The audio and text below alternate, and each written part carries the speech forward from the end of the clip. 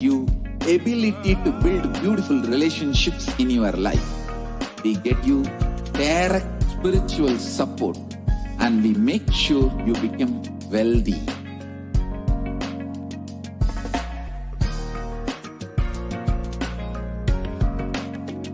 We won't stop giving you just good life. We will literally not stop till you live enlightened life. Manifesting the state of Paramashiva, space of Paramashiva, powers of Paramashiva, being of Paramashiva.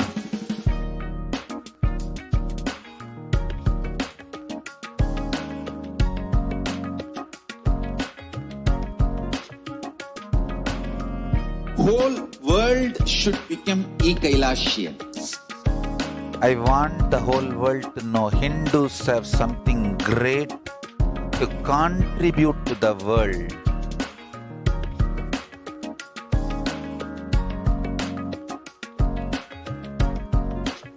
We have something great to contribute to the world. Let us do that.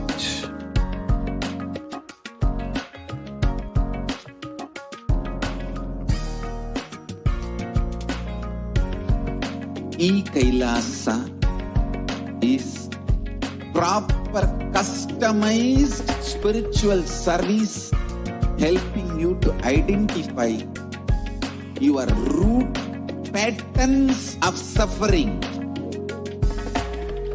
We have perfected the science of helping every individual from every cultural, religious, nationality background.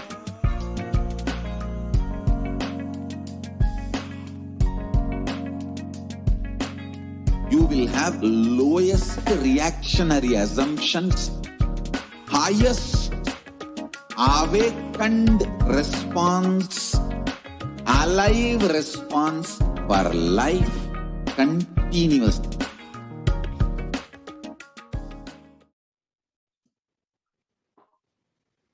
Nithyanandam Paramasukadam Kevalam Yanamurtim Dvandvatitam Gagana Sadrisham Tattvamasya Dilaksham Ekam Nityam Vimalamachalam Sarvadi Sakshi Bhutam Bhavatitam Trigunarahitam Sadgurum Tam Namami. Nithyanandam, everyone. I welcome all of you who have joined us today and are watching us right now on YouTube, Facebook, and many other social media platforms. I welcome all of you today for the Parashakti Akashic readings.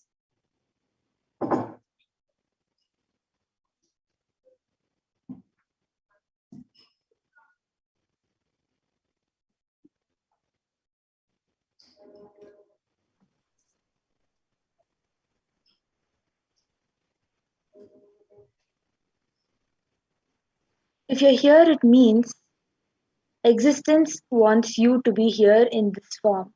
You're not an accident, you are an incident.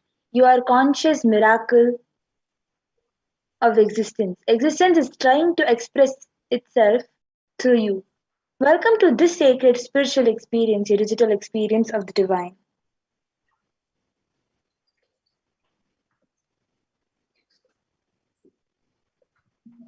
And this may be what you think as your first time in the presence of a divine cosmic being. Not the first time this energy has graced the planet Earth. And if you're watching this now, it is not a coincidence but a cosmic intervention in your life to make you manifest what you want.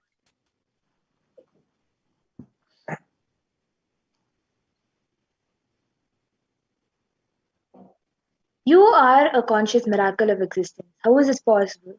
How has this worked before?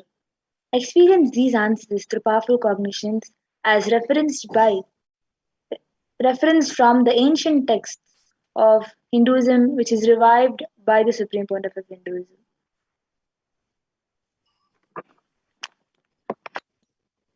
Now let's see Devi Parashakti. Who is Devi Parashakti? The Divine Cosmic Mother.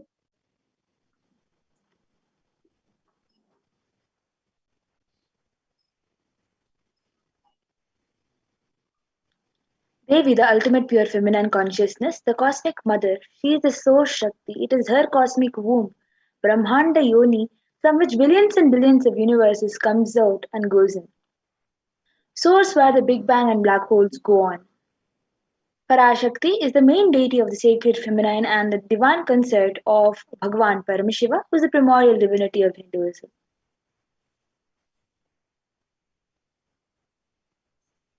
And the first and foremost relationship is mother, the ability to relate, and even the idea to relate starts with the mother. How to relate starts with the mother. So understand that your idea and your ability to relate starts with the mother. A mother is a too important way to connect with what you think as life. And in the Vedic tradition, it is our rishis were aware that your ability to connect with the mother should be directed to the cosmos. It should inspire and it should awaken your higher consciousness. It should inspire you to reach your higher consciousness. And connecting with life as or through the mother is the most sweetest, most beautiful, and most easiest form to ever connect.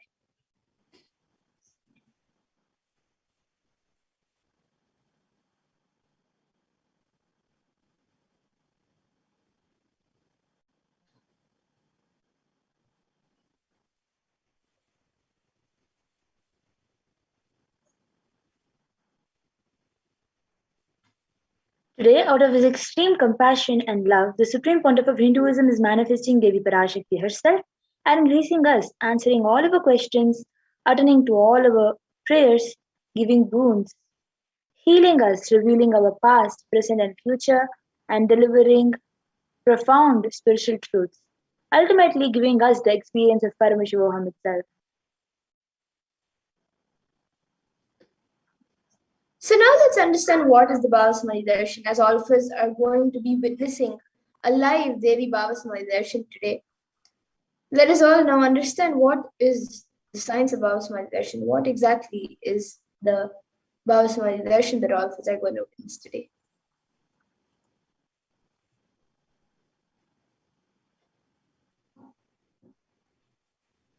So, what is Samadhi? Sama is oneness, and Adhi means source. So samadhi means one with the source, and bhava means attitude or aspect. So bhava samadhi means being one with the source through this aspect.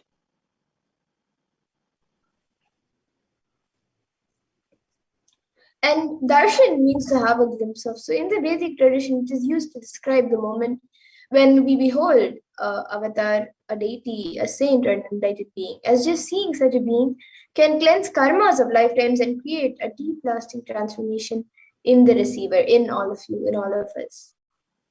And it is a powerful subconscious vibration that is present around an avatar at all times, and he simply radiates darshan just as the sun continuously radiates light. And this, the auspicious moment when you are able to catch it, it becomes the moment of darshan for you. And that moment raises you to the next level of subconsciousness and gives you a superconscious breakthrough, which is like hitting a reset button on your being.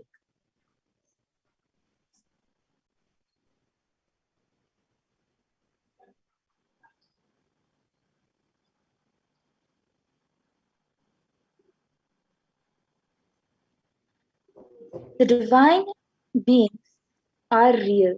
They manifest from Kailasa, the space zone, through the deities and the incarnations. The manifest through Archavatara deities in temples and through Bhava Samadhi Darshan in the Nijavatara, who are the incarnations.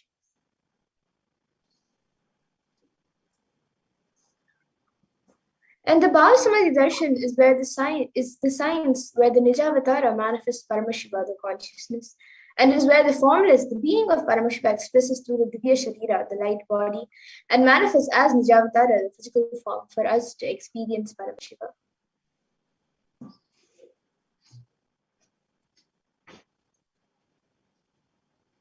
Devi Parashakti expresses through the being of Maharajarajeshwari and manifests through the Nijavatara physical form, Devi Meenakshi.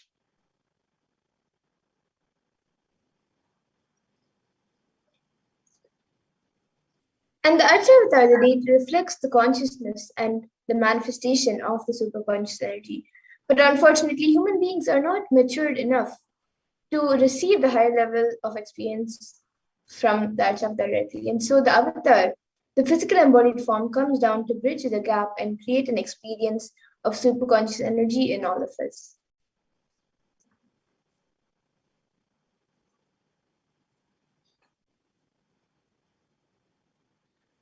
Bhava Samadhi awakens your Kundalini Shakti, which is the latent potential energy in every human being. This influx of superconscious energy visibly slows down the process of aging and improves your immunity to diseases. During the darshan, the whole brain comes alive, turning into a superconductor of conscious energies that helps with healing, empowering, and transforms our lives. And during the Bhava Darshan, our neurons also mirrored that of the Avatar. So mirroring neurons is a natural phenomenon which happens in every human being. And this mirroring of neurons activate the process of all the observed movements or information of the Avatar just by seeing. And that is, the entire body can silently and without moving receive what is happening elsewhere through a process of direct observation, experiencing the superconscious energy radiated by the Avatar.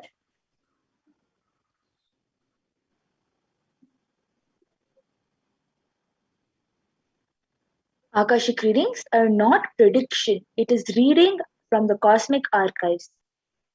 Beyond space, creation and destruction happens simultaneously. In the dimension of time starts the past, present, and future. And because Akashic records are stored in the Akasha, the space dimension, there is no past, no present, and no future. That is why what you call as happened, happening, and what is yet to happen are clearly already recorded in the archives. And now let's have a small introduction and see who is the supreme point of Hinduism, the one who is giving us this great science of the Bhava Samadhi Darshan.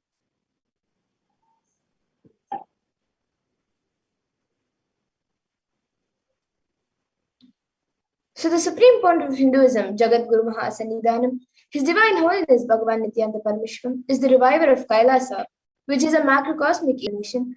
And the supreme point of Hinduism is the 1008th incarnation of Paramashiva as per Hinduism, recognized by his predecessors who are enlightened masters and adepts. And the supreme point of Hinduism has made this science of power manifestation, yoga, and temple-based universities a lifestyle for humanity.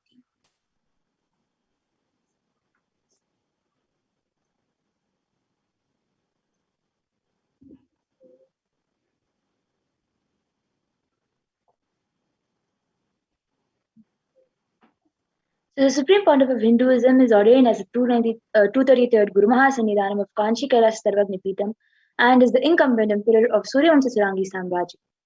The present 293rd Guru Mahasannidhanam of Kailas Sunata Shramala Pita Sarvagnipitam and is the present Mahamandaleshwar, the supreme spiritual head of the Mahanirvani Akhada, the largest apex monastic order.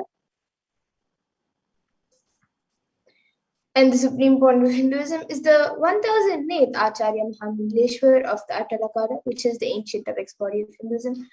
The present 23rd Guru Mahasannidhanam of Dharma Mukti Swarga Paramadinam and is elected as the supreme point of Hinduism of over 1,000 Hindu leaders.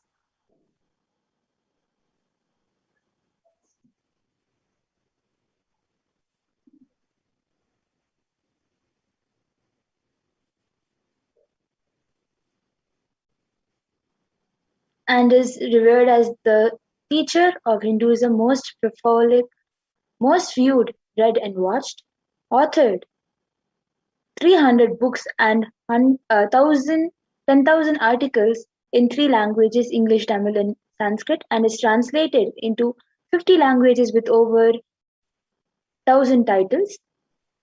Over 20 million copies of books and articles sold, read and downloaded, over 10,000 hours of discourses, and reached and enriched 1 billion plus lives digitally, and is respected as the commentator of all sacred scriptures such as Upanishads, Bhagavad Gita, Shiva Sutras, Brahma Sutras, Yoga Sutras, Ashtavakra Gita, and Jain Sutras, and more. And the supreme point of Hinduism is also honored as the leader of Hinduism, the most awarded, internationally recognized Hindu leader. and is the reviver of 108 ancient Hindu sampradayas, including the Rudrakanyas and Rudras, Rishis and Rishikas, Bhairavas and Bhairavis and Sannyas, and is the establisher of the largest Hindu university, the Kailasas Nithyananda Hindu University in the world with satellite campuses in 150 countries, and is the establisher of 1,000 plus Kailasa enlightened ecosystems, and is also the founder and reviver of over 100 Sarvanya Pitas, and the collector of the largest Hindu library with over 1 million books, 1 million palm leaf scriptures, and over 20 million digital books. And with that, we will now be moving to the next segment of this program, where we will be seeing a live demonstration of the extraordinary Shaktis given as a gift to humanity through the science of Diksha.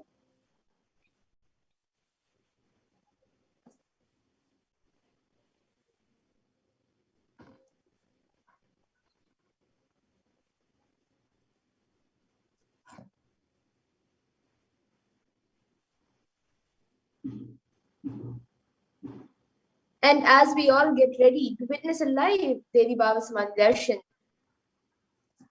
we will be learning about who is Devi Parashakti and much more. So now let's get into the next segment, where we will be seeing the manifestation of extraordinary Shaktis.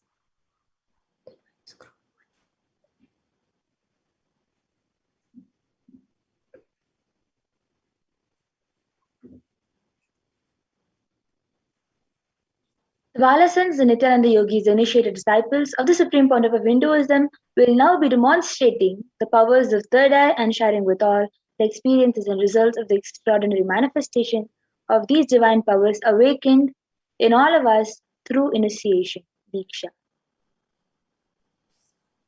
And in today's Bhava Samadhi Darshan, all of us will also be receiving the initiations into the third eye awakening and various other powers with the blessings and grace of the Supreme Pontiff of Hinduism. And all of you will be manifesting the following powers of third eye, which is seeing with eyes blindfolded, as well as many other powers. And for those of you who might be wondering where the third eye is located and how it works, the third eye is a cosmic browsing center located between the brows, which upon initiation, one can effortlessly express powers and see through the third eye just as we would with your two eyes.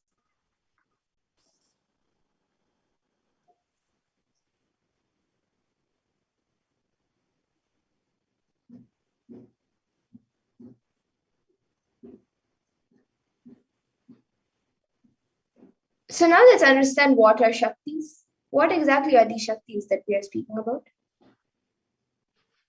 Yes. So in the Vedagamas, the source scriptures of Hinduism, Paramashiva reveals in elaborate detail that every human being is hardwired to be able to manifest 463 plus extraordinary Shaktis, the divine powers. Manifesting powers, Shaktis, are described as a system, method, and science for human beings to explore the various possibilities in powers and have access to various states of consciousness. Shaktis manifest from the fundamental cognition that you are a divine and you need to manifest divine, and not from the cognition that you are a man and you need to reach divine. And so many of you might have heard the term Siddhis, as it is a common term used for any type of extraordinary manifestation. So let's look at the difference between Shaktis and Siddhis. Shaktis expressed from the space of enlightenment as a side effect of feeling connection with the divine and high integrity with the Guru and are a source of enlightenment, whereas Siddhis are powers that manifest from tapas or penance for enlightenment and are on the path of enlightenment.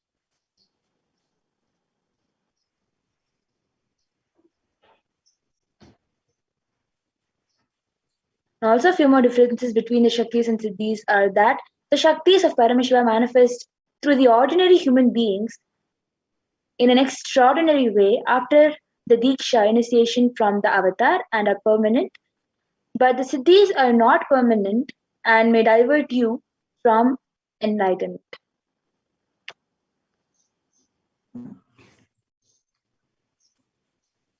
And the source of all these Shaktis, Paramashiva, is the primordial divinity in Hinduism, the ultimate reality and cause, which is self-effulgent, Swayam Prakasha, all-pervading, unchanging, beyond time, space, form, and causality.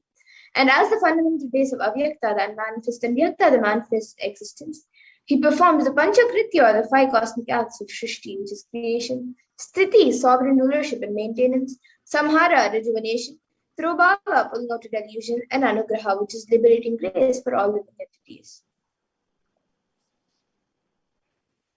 The avatar of Paramashiva, the source of all these Shaktis, the Supreme Pontiff of Hinduism, Jagadguru Mahasannidhanam, His Divine Holiness Bhagavan Nithyananda Paramashivam, as the 1000th living incarnation and representative of Paramashiva and the reviver of the Kailasa, the ancient enlightened Hindu civilizational nation, the great cosmic borderless Hindu nation.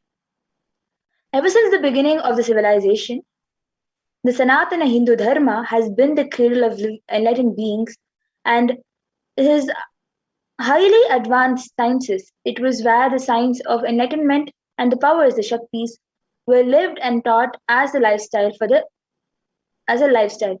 For the first time in the modern day, the Supreme Pontiff of Hinduism is reviving these yogic sciences and transmitting it to the world at a record-breaking pace which was never accomplished before. And all of this knowledge and these sciences of our manifestation are passed down from one generation to the next through Diksha, the initiation by enlightened gurus. And this science of passing down from one generation to the next, where the lineage of gurus, the science is passed down, that is called the Guru Parampara in Sanskrit. And the Supreme Pontiff of Hinduism, being recognized as an incarnation by his gurus at a very young age, was trained and taught these sciences to revive the knowledge repositories and initiations for billions to manifest the science of our manifestation from the disciplines of Vedanta, Tantra, Sri Vidya, Yoga and Yoga powers, Mantra Shastra, Siddha Vidya, science of Aushadha, Advaita, Bhakti Yoga, Paramashivoham, and many such others.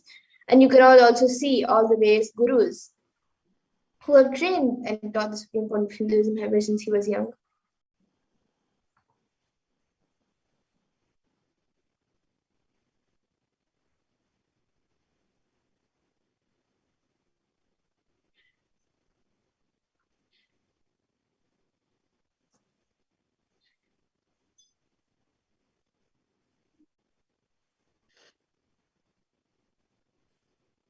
So manifesting Shaktis,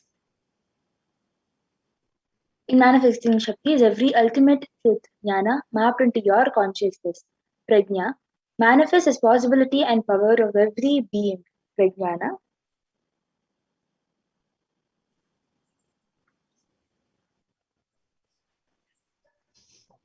And the science of power manifestation is authenticated through four aspects of evidences or pramanas. So the first is the Shastra Pramana, which are the eternal, unchangeable truths revealed in the source scriptures. And then the next is the Apta Pramana, which are the experiences and results of the Aptas or authorities of Hinduism, where the Vedic rishis and scientists have time tested and verified these sciences. And the other two evidences are Atma Pramana, or the account of the Supreme Pontiff of Hinduism, Jagadguru Mahasannidhanam, His Divine Holiness Bhagavan Sri Nithyananda, this millennium's avatar's own personal experience of these powers, and the Pratyaksha Pramana, or the empirical evidence from the observations and all the scientific experimentation.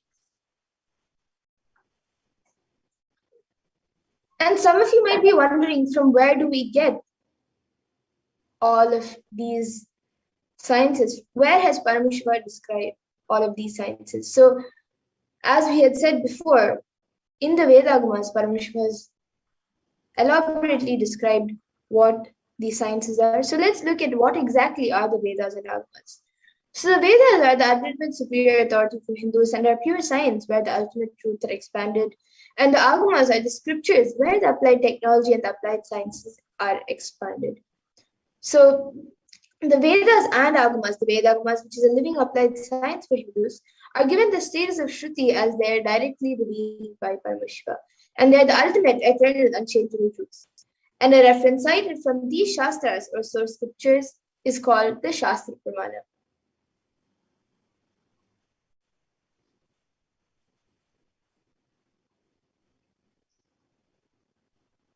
So now, let us get ready to witness a very unique and exciting demonstration of these powers after going through all the evidences, the Pramanas, the Shastra Pramana, Apta Pramana, Atma Pramana, Pratyaksha Pramana, and last but not the least, the Sakshi Pramana, where all of us also will be doing the demonstration of this power.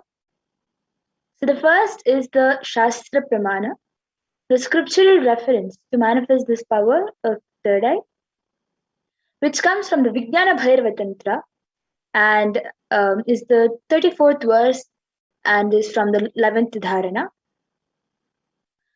Kapalantarmanonyasa tishthanmilitalochanaha kramena manasodardhyat lakshaye lakshamuttamam.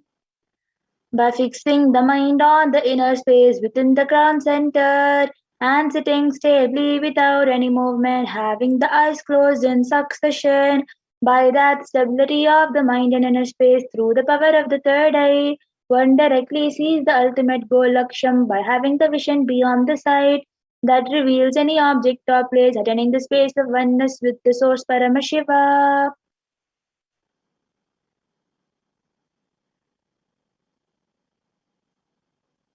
The next is the Apta Pramana, where Bhagavan Krishna initiates Arjuna into the power of third eye. न तु मां शक्यसे द्रष्टु मनेनैव स्वचक्षुषा दिव्यं ददामि ते चक्षुः पश्य मे योगमैश्वरम्.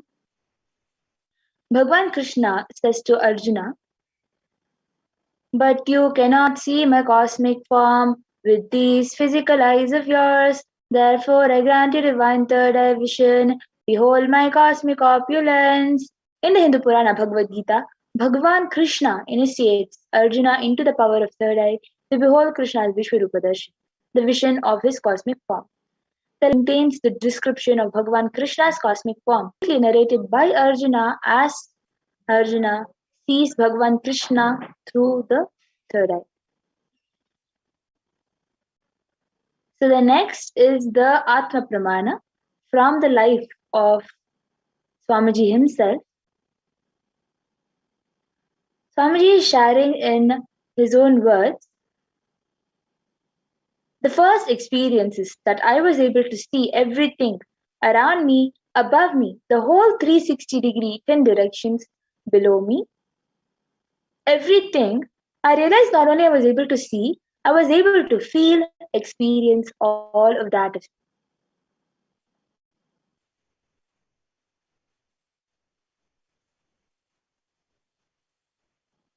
The next is the Pratyaksha Pramana, where the study measures and compare metabolic cell activities of the brain in conscious and meditative open third eye state using the positron emission tomography.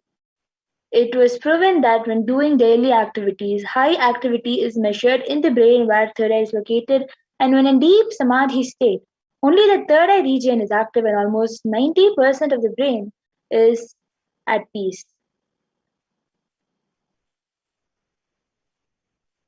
The next is the Sakshi Pramana, which is where the initiated disciples of the Supreme Pontiff of Hinduism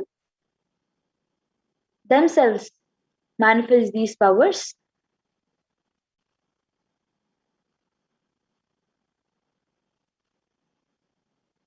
This rare sacred science of third eye awakening is being made available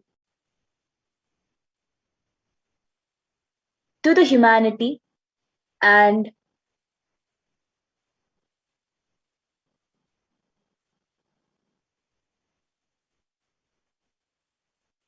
for their ultimate enrichment and conscious evolution by the Supreme Pontiff of Hinduism as a living incarnation of Paramashiva. The Supreme Pontiff of Hinduism embodies the most profound yogic states that surpass all bounds of time, space, and matter. The Supreme Pontiff of Hinduism is gifting this pure great science of third eye awakening along with many other spiritual sciences through initiation. Diksha, millions of people have been initiated by the Supreme Pontiff of Hinduism and are experiencing the profound results as extraordinary manifestation in their everyday life. So now we will be having the live demonstration of this power of third eye, where we'll be seeing with the eyes blindfolded, we have with us Ma Madhura, who will be manifesting this power of third eye reading. So Ma Madhura, you can show the eye band in the front of the camera. So as you all can see, this eye band, it is a sheet which has a sponge attached to it. So why is the sponge used on this eye band? The sponge is very easily, it just sticks to the skin. So the sponge, when it is put on the eye, the socket will just stick onto the eye, and the sponge will stick onto the eye around the eye socket. So this way, you will not be able to see anything. There will be no light that will be able to enter inside the eyes, and because of no light, you will not be able to see anything at all. And the strap on the eye band will just hold the eye band tightly onto the eyes. So this eye band will be put onto Mamadura's eyes by a volunteer. So even if she wants to adjust, it will not be her. It will be a volunteer who will be helping her with adjusting. It will be put tightly in a way that no lights will be able to enter. As you all can see, the socket is being kept on top of the eyes.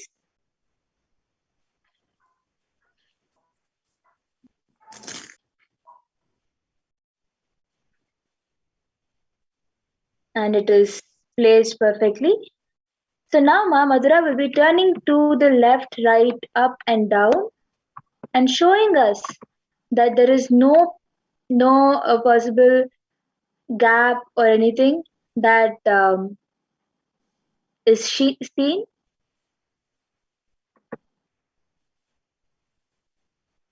So now, whoever wants can comment anything that you want, random numbers, random sentences, and anything that you want, any random words, any language, any emojis, whatever you want, you can comment. And Ma Madhura will be letting Paramashiva flow through her third eye and reveal whatever Paramashiva is revealing to her.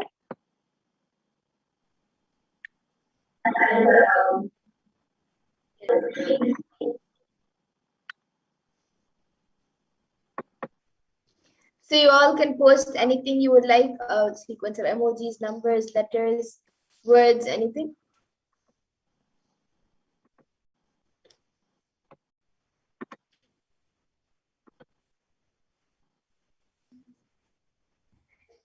Yes, so we have the last comment from Silanji, who has put hi, then a tree emoji, a flower emoji, and a moon emoji.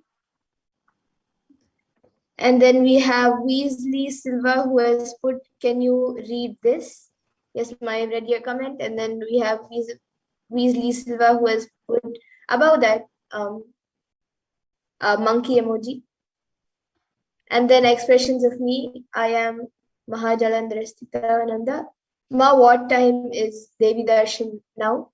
B and when? So yes, Ma, 7 p.m. IST is the darshan. The program will be starting at 3 p.m. IST. So you can join, it will be on Zoom rooms. So you can join your assigned Zoom room at 3 o'clock p.m. IST, as the program will be starting at 3 p.m. IST. And the darshan will be at 7. We have a scroll also going down. So if there's any changes, it will be updated. And Ma Weasley Silva has now put, JK, I know you could read this.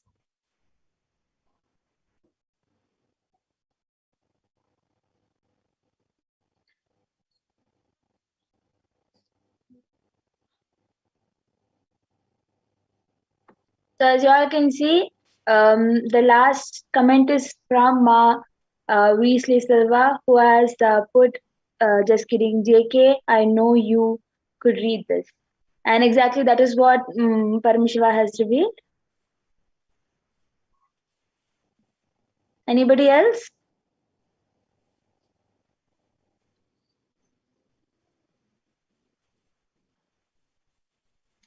You can put anything, even put a different language, and I can read it, or I can trace the same thing. I can write it or draw it on a piece of paper.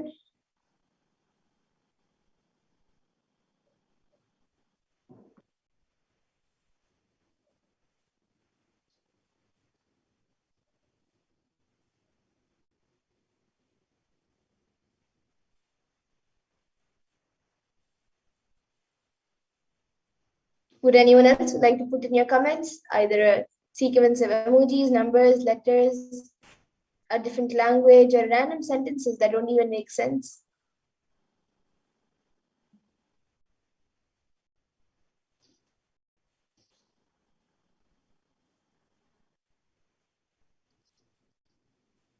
Yes, we have Marcela, and she has put Ichbinda, which I think is a different language, or random letters. And then expresses of me, I am Mahajalandra Santa, has put thank you, Ma Mathura. And yes, Ma, you're welcome. And if there's any updates, it will be put on the scroll so you can watch the scroll. And then now Rajaya has put something in Tamil, and then Ma and Namaskar emoji and a star emoji. So maybe I can draw the first few letters that Rajaya has put, or I can even draw the entire word. So I have here a sheet of paper. It is completely empty. And we have Ma Weasley Silva, who has put another emoji of two things. One is yellow and one is green. I'm not exactly sure what that is. So yes, I have plain paper with me here, also you can see. And I'll be drawing or rewriting what Rajaya has put in Tamil.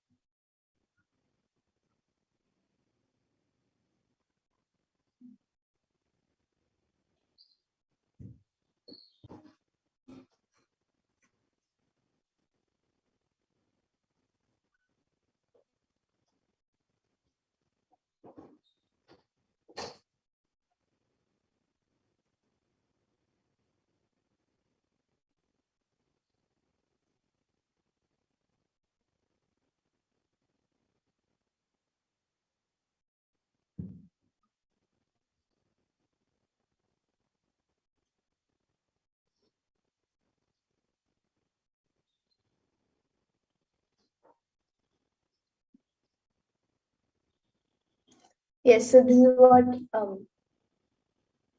Rajaya has put. So as you all can see, whatever Mamadura has written is exactly what Rajaya has commented. Yes, Mamadura, absolutely correct. Yes. And Rajaya has also put, after Ma Weasley Silva's comment, we have Rajaya, who has again put willkommen zum ansare Paramashivoham. And then a 3 stars emoji and a namaskar emoji. He put the same 2 emojis as the previous comment, but In the previous comment which he has written in Tamil, it is first the Namaskar emoji and then the star emoji, and then this comment is first the star emoji and now the Namaskar emoji. Yes. And then Rajaya has put Superma and then 3 Namaskar emojis and 3 thumbs up emojis.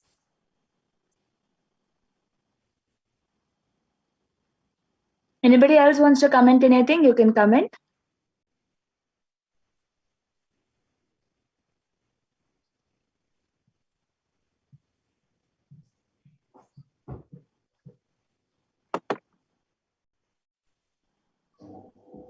So now request the volunteer to help Mamadura remove her eye bands. You can see that Yes. the eye band is being...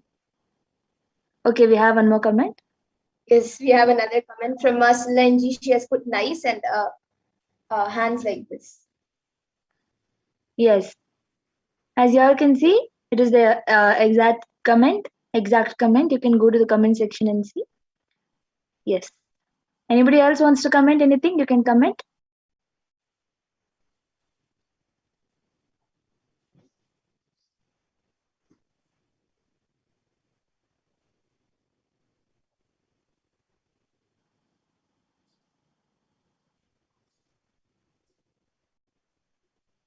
Okay, so we'll now be moving to the next power of body scan. I request the volunteer to remove the eye band. Yes. So as you all can see, the eye band is being removed in front of you. And Yes, it but I is think before that we have Darshini Nithyananda who has put a Namaskar emoji. okay. So now the eye band will be removed right in front of everyone.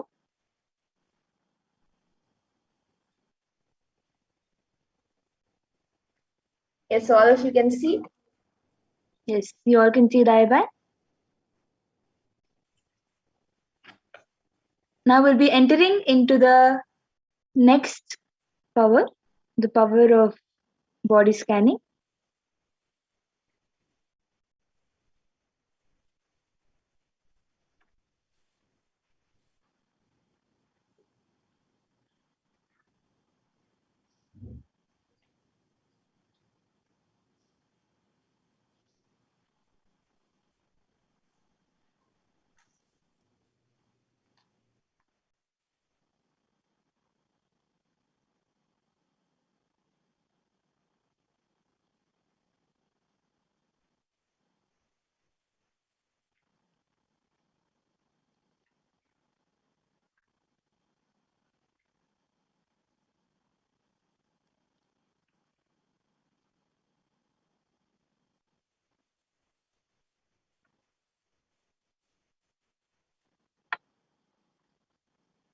Yes, request the volunteer to please project the next slide.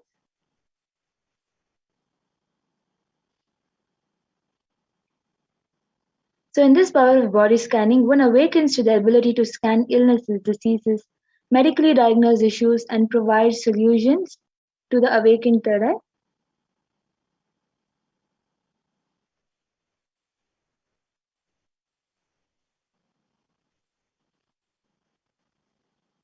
So the Shastra Pramana, the scriptural reference to manifest the power of third eye,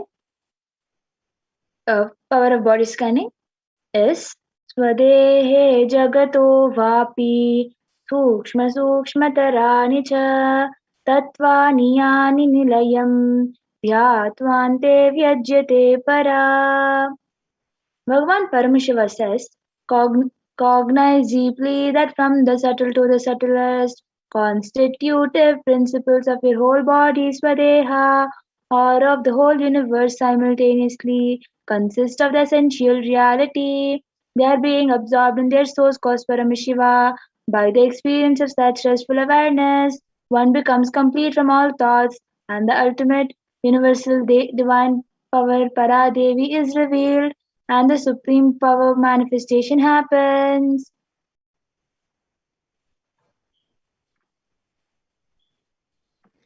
And the Apta Pramana for this power of body scanning comes from the life of a Siddha, whose name was Teriyar. And Teriyar was one of the prominent disciples of Agatyar. And one day, a man suffering from severe headache comes to Agatyar for healing. So then Agatya uses the power of body scanning and he reveals that there is a small terai, a type of frog, sitting in the person's brain. And so Agatya immediately instructs Tereya, his disciple, to perform an open head surgery and remove the frog.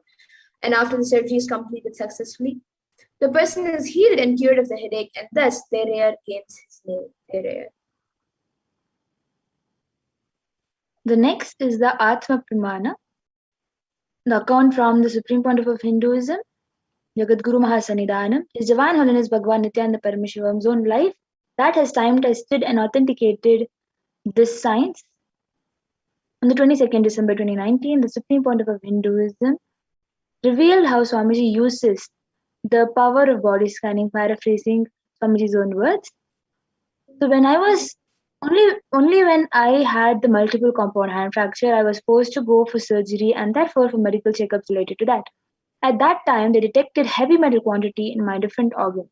It was revealed that I had been poisoned without our knowledge. I immediately used diagnostic methods instead of medical facilities to study the body condition due to the poisoning. Through body scanning, I found out what the problems imbalances had happened and where balance has to be done. I used allopathy as a second opinion to verify my findings. And now all of you can see the Sakshi Pramanas, the sharings of few of the thousands of disciples who have been initiated into these powers. They have shared their experience of how they have manifested the power of body scanning. And now all of you will be witnessing a live demonstration of this power of body scanning. So if you would like a body scan, you can put your comments in the YouTube comment section and we will be doing a body scan for you. So you can put your comments requesting for a body scan in the comment section. Yes, so Ma Marlena has requested for body scanning and Ma Wesley Silva has requested for a body scanning for her mother who has given permission. So Ma Madhura, you can do for Ma Marlena the body scanning. And Ma Wesley Silva, will you be able to tell your mother's name, Ma?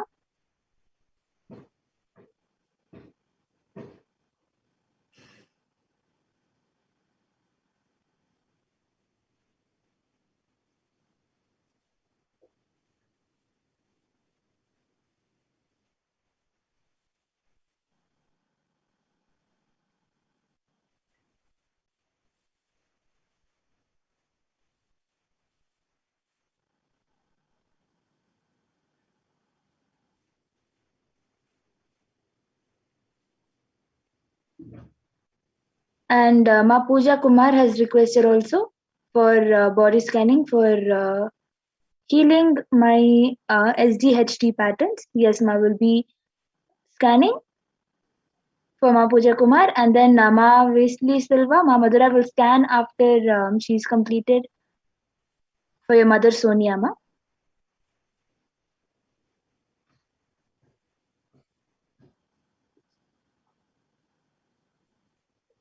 Yes, okay. So Marlena, for you, Ma, I was able to see that there's a lot of physically you're quite fine. I was able to see, but there's a lot of you are going through a lot of confusion, and that is putting a lot of stress on your body, and that is creating a frequent headache. Like every 3-4 days, you get a really bad headache. And I was able to see that if it continues, then it could become like a migraine problem. But I was able to see to heal that as and to prevent the migraine itself. I was able to see from now, at least for the next 2 months, start watching satsang every day. And if it's live, then please watch the live. If it's recorded, then you can still watch the recorded satsangs on NTV itself. But if due to some work or you were not, if you were busy during the time of satsang when it was on NTV, then you can either see the recorded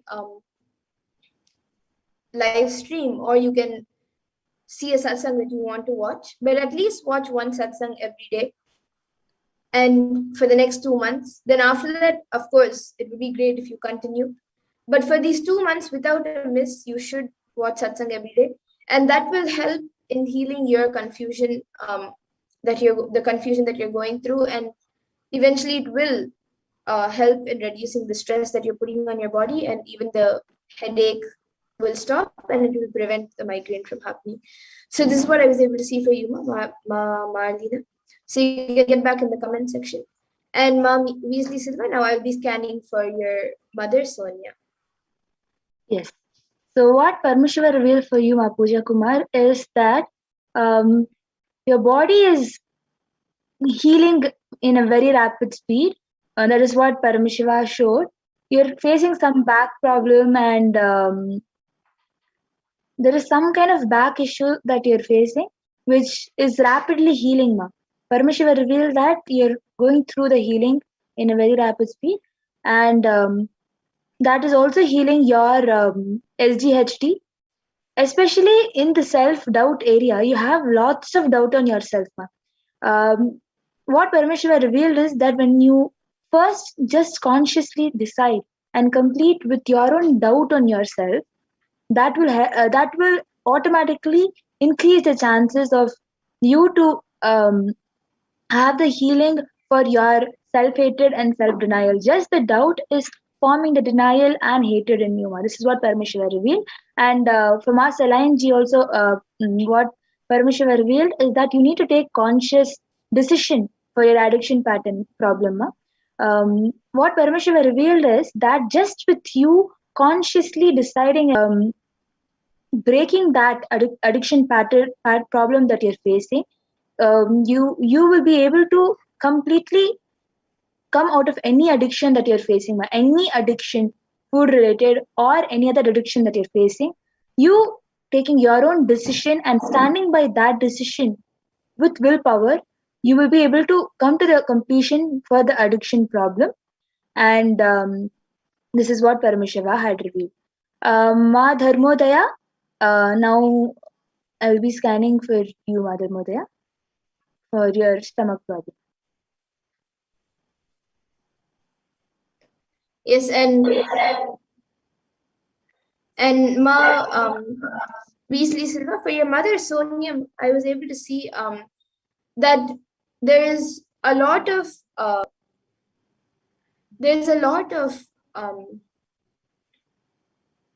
she's going through a lot of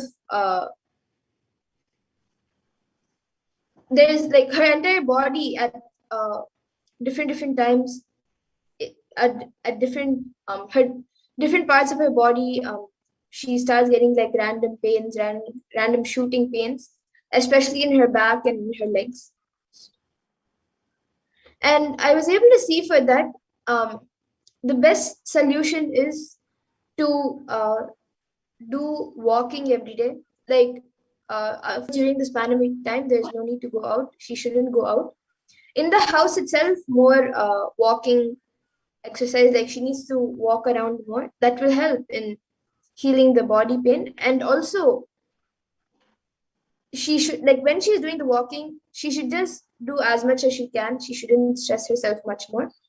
And if she's tired, if her body is physically tired, then she should take rest. This is what I was able to see for her. No? And you can keep a Swamiji picture under her pillow when she sleeps. That will also help in healing her entire body. This is what I was able to see from Ma Sonia.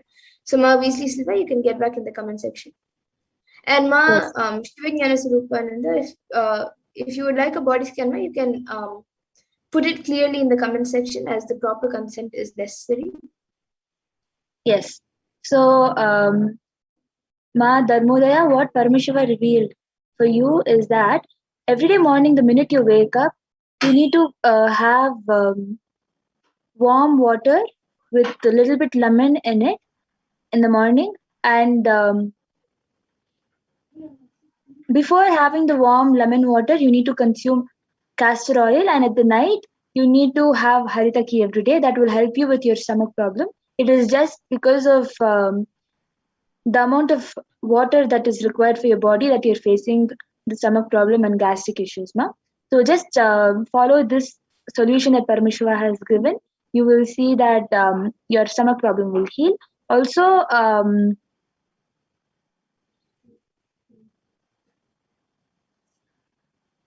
chant the Mahavakya every time the pain comes up. Ma. This is what Paramashiva had revealed.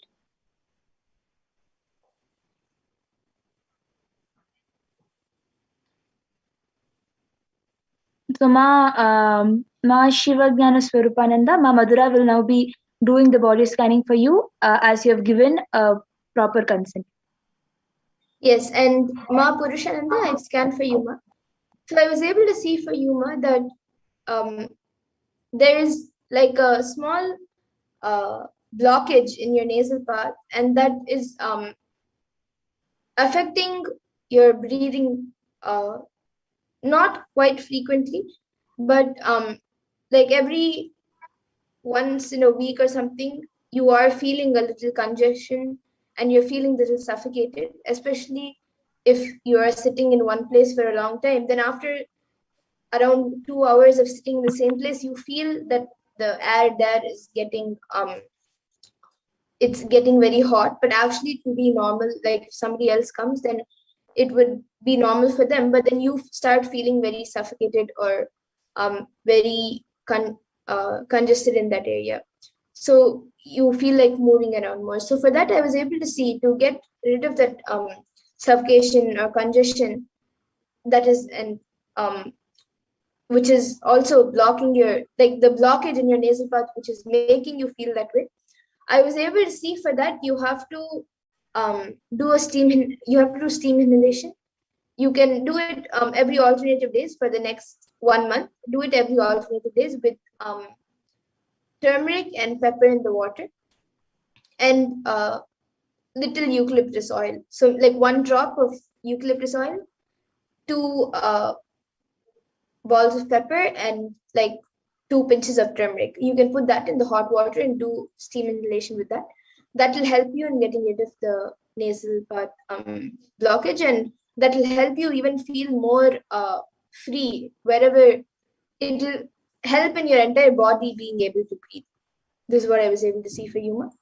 And yes, now I'll start the scan for Ma Shivajnana Swarupananda.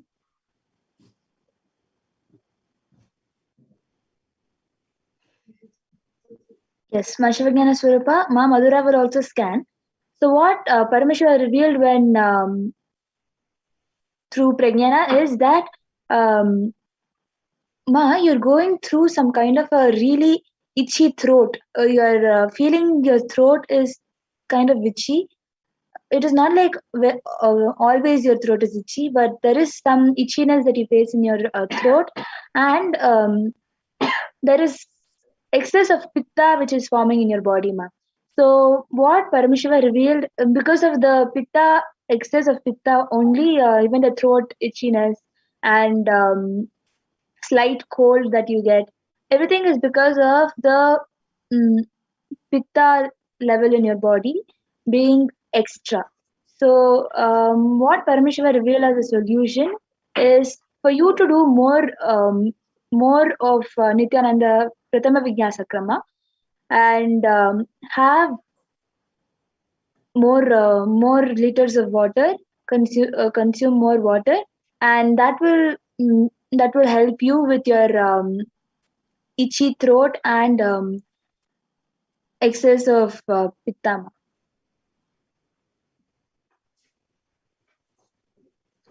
Yes, and Ma Purushananda, actually, almost literally exactly what Ma Prajnana shared is what I was able to see. It is because of the excessive pitta that is creating like a itching sensation in your throat. And I was also able to see that that is actually creating a lot of tiredness in your body. And you are getting, usually if you saw maybe 3-4 weeks ago, you would have been more active than how you are right now. You are getting more tired and more less active in the past 1 month. And that is actually because of the excess pitta in your body. So I was able to see for that, drink lemon juice. You can of course also do the solution that Ma that Paramashiva revealed to Ma Pragyana, and also what I was able to see is to drink lots of lemon juice. So this is what I was able to see for the moment. And Rajaya has asked for a scan for the root pattern. Ma Pragyana, you can quickly do that. Yes, and Ma Dharmodaya has gotten back saying thank you. Even Ma Purushananda has gotten back saying yes. Thank you, Ma, for getting back.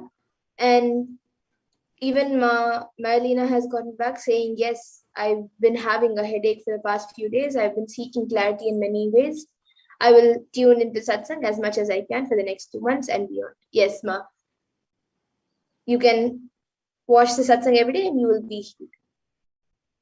Yes, so Rajaya, what Paramashiva revealed is the pattern of you postponing is what is making you get stuck and not discover you as who you are. The root pattern is that any decision you make, any ideas or decisions that you make for yourself, instead of doing it immediately, you just postpone. Oh, maybe after 2 days I can do it. Or maybe after 1 week I can do it. Maybe tomorrow, or maybe 1 hour later. Every decision that you take, you tend to postpone. That pattern has started when you actually did something that you have decided, and you can look back. It is somewhere in your age of 8 or 7. It is around that time you did something actually what you thought, but it was not recognized, or people actually did not appreciate you for what you have done. So because of that, from that time, anything you decide for yourself or for others, or just an action that you decide, you tend to, oh, maybe I'll just do it later. Anyways, it's not going to be that useful or anything. I'll just do it later. So this is the root pattern that has started from the time you were just 8 years old or 9 years old, and it has just been continuing that, okay, just I'll just do it later. So when you look back and do the completion swapurnatva for yourself, you will see that the postponing pattern will just disappear, and whatever you decide, you will just make it happen, Aya. Yes, so Rajay, you can get back in the comments. And now with that, I see even Ma Mahajalandra is asking for a scan, and Ma Dharmodaya is asking for a scan for your dad. Today, in the interest of time, we'll be moving on to the further segments, but every day at 2 a.m. IST and 4 p.m. IST, we will be having this power manifestation segments and many other segments where we will be learning more about the Parashakti. So you can again join us during the power manifestation segment, and of course during the other segments. And you can request for a body scan, and we will be more than happy to do a body scan for you.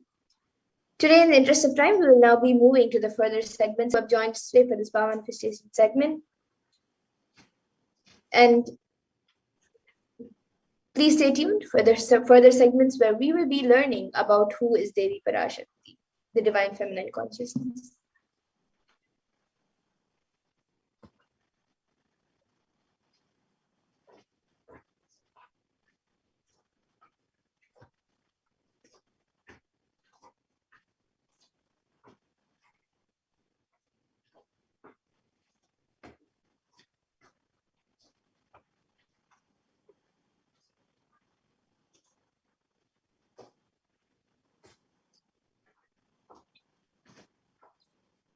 Yes, so now in this next segment, we will be learning about who is Devi Parashakti, the divine feminine consciousness. Parashakti herself is the divine feminine consciousness. So we'll be learning who she is, and we will also be learning how to receive her.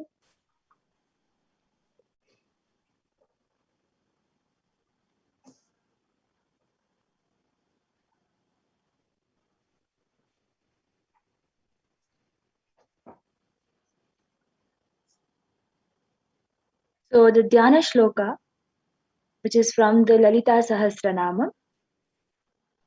Sindurarunavigraham trinayanam manikyamauli spurat taranayaka shekharam smitamukhim apinavakshoruham पाणिभ्यामलिपूर्णरत्नचषकं रक्तोत्पलं बिभ्रतीं सौम्यां रत्नघटस्थरक्तचरणां ध्यायेत् परामम्बिकाम्.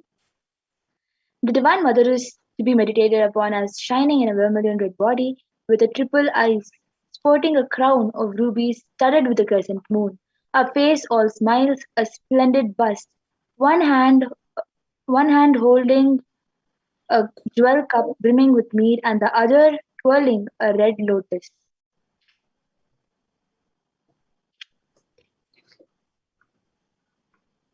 And another Dhyana shloka which also comes from the Lalita Sahasranam. Arunam karunam tarangatakshim dhritapaşankuşapuşpabanachapam animadibhiravritam ayukaihirahamityeva vibhavaye bhavani. And the translation for this verse is, I meditate on the great empress. She is red in color and her eyes are full of compassion. She holds the noose, the goad, the bow, and the flowery arrow in her hands. She is surrounded on all sides by powers such as Anima of the rays, and she is the self within me.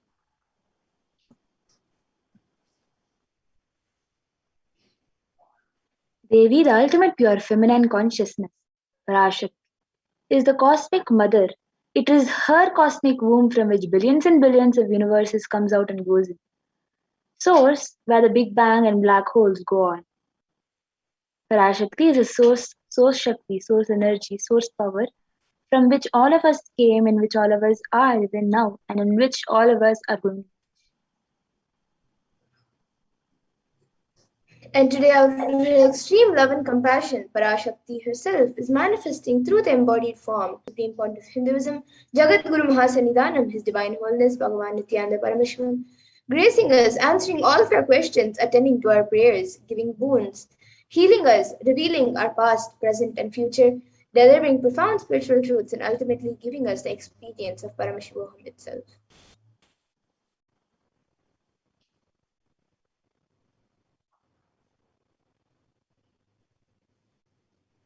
In the words of Devi Parashakti herself, raising as Omkara, expressing as the Vedas and Agamas, blossomed as Srinkara, filled as Parashodasi, living in 40 triangles, the Kailasa Swamini who is in Kailasa, Sri Purachintamani, Parashodasi, sitting as part of Paramashiva Parameshwari, who rules the world, Paramashakti, Manonmani, Meenakshi, as Nithyananda, I took Nijavatara here, to give good boons to everyone to bestow all goodness, Hiranyagarbha Swarupini, Brahmanda Yoni, Shami, Chandramauli, Rapala, Aparna, Uma, Parvati, Savitri, Navayavana, Samrajulaksh, Parashodasi Meenakshi. Taking the form of Nithyananda, I came here as Nijavatara. With great compassion and blessing, listen people, to do good to all of you, I took the form of Nithyananda and came down as Nijavatara. And Devi Parashakti also beautifully tells, raising in Omkara, blossoming as Shiva, manifesting as source of existence, powers of existence, expression of existence. From the oneness of Om, blossoming into two as Prakriti and Purusha, blossoming as three Shaktis, Icha, Kriya, and Jnana, growing as four Vedas, expanding as five Panchabhutas, beyond six chakras, filled as Gotras of seven Rishis, expanding as 8 directions, existing as 9 Grahas, blossoming as 10 Indriyas, being as 11 Nidras, creating all the worlds, bringing life to tell and make truth blossom and to do good. Parashodasi Meenakshi, in the form of Nithyananda, I came to bless every one of you.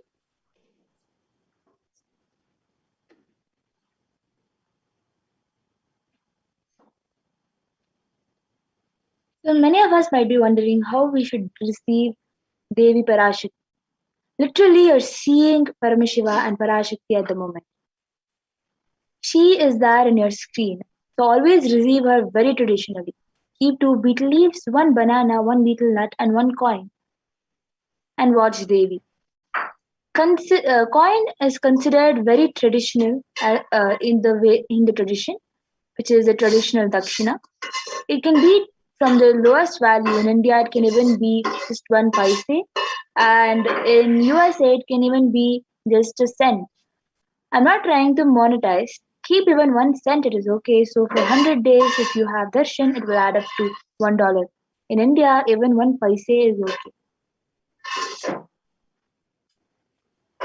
And once the darshan is over, once you offer that the Devi and the darshan is over, you can do namaskar and eat the banana, the betel leaf, and the betel nut, taking it as prasadam immediately. And the coins that you collect, you can send it to the LA temple for the further procedures. And for some of you might be wondering, how does betel leaf and betel nut will benefit you, whether it's physically, mentally, or emotionally? How will it benefit you?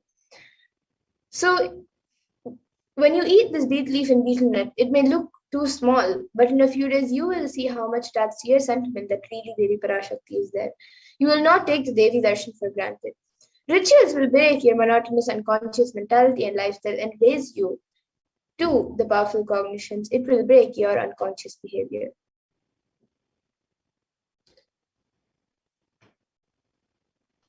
So just like how it is projected, you can place the banana, betel leaf, and some betel nuts on top of the betel leaf, and place the coin on the tray, on the plate, and keep it in front of the screen. And if you want, you can add some coconut and kumkum and vastram and some flowers in the plate also. Vastra means the sacred cloth, unused cloth. So you can place, and after having the darshan of Devi Parashakti, you can have the banana, betel leaf, and betel nut as prasadam.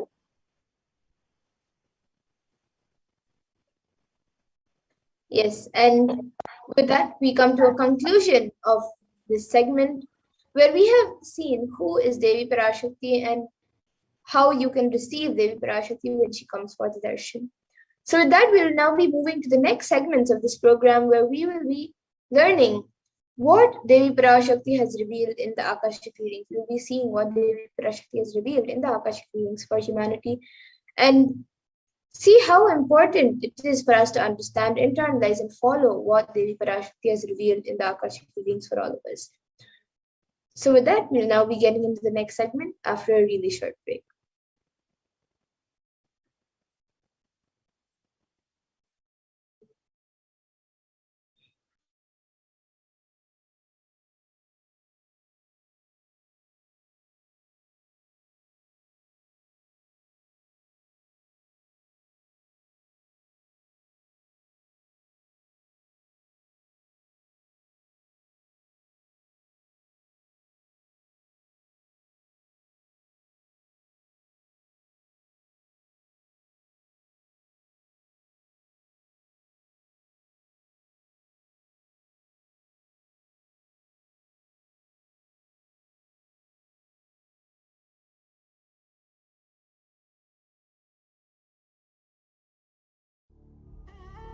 What I mean by the word e-Kailasa, listen intensely.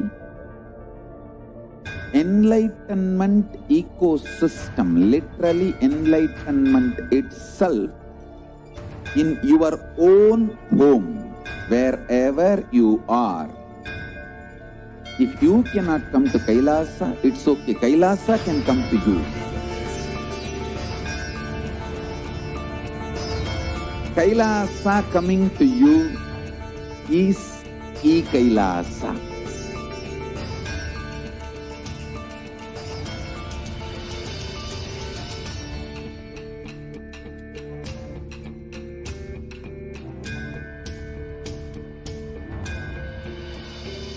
I will revive Hinduism. I am a Hindu revivalist, not by any revolution, but by evolution.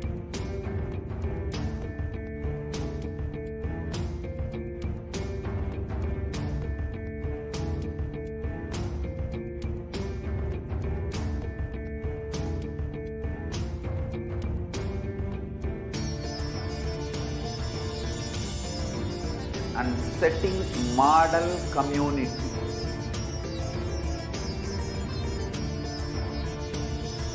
Kailasa and ecosystems, Sarvanya Pitas all over the world.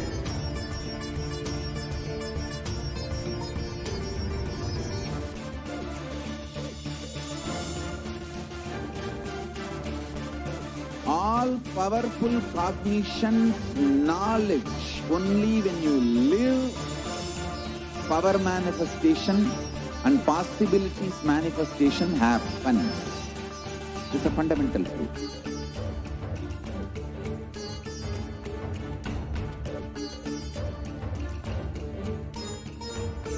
Hinduism cannot live exclusively as one sampradaya. No.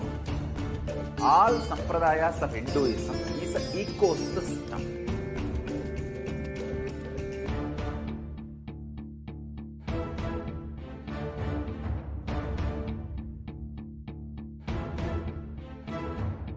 So don't keep quiet thinking that if one sampradaya is attacked, only that sampradaya is going to be affected. All of us are ecosystem.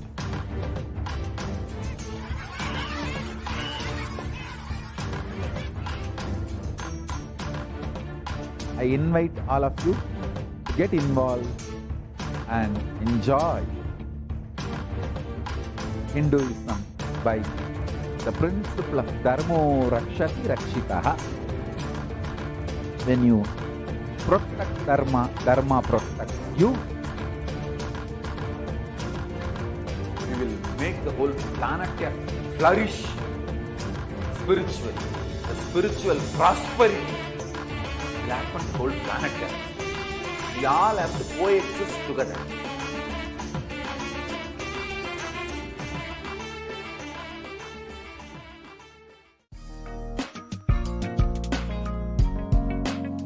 We get you health. We get you ability to build beautiful relationships in your life. We get you direct spiritual support, and we make sure you become wealthy.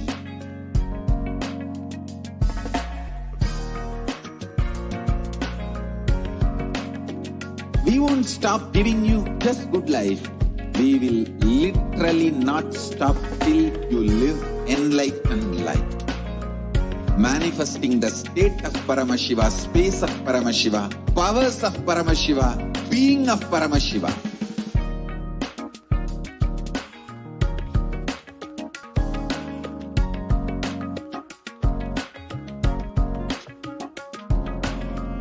Whole world should become Ekailashian. I want the whole world to know Hindus have something great to contribute to the world.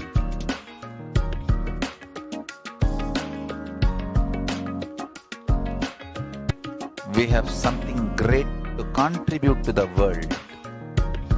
Let us do that.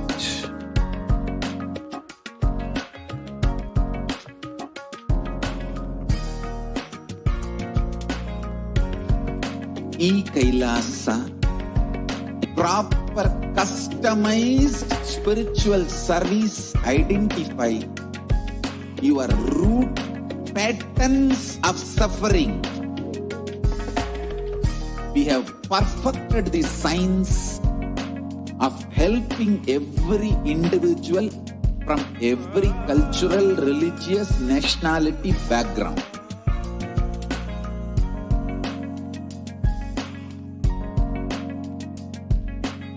You will have lowest reactionary assumptions, highest awakened response, alive response for life continuously.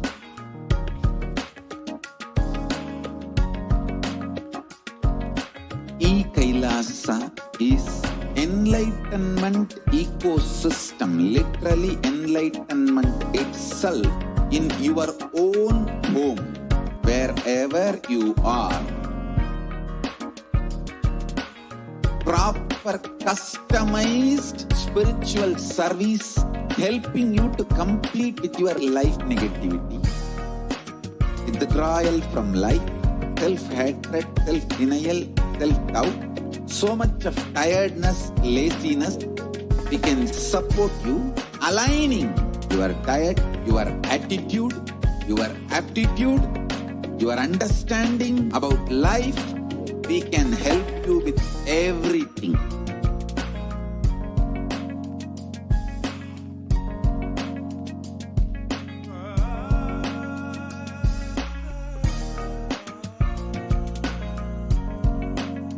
If you are interested in enlightenment, we will immediately bring this to you. If you are not interested, we will explain the whole science, inspire you and make you interested in enlightenment science. We need to cater this enlightenment science to the whole world wherever they are. Because enlightenment is the birthright of all human beings. Kailasa is responsible to provide that to all human beings.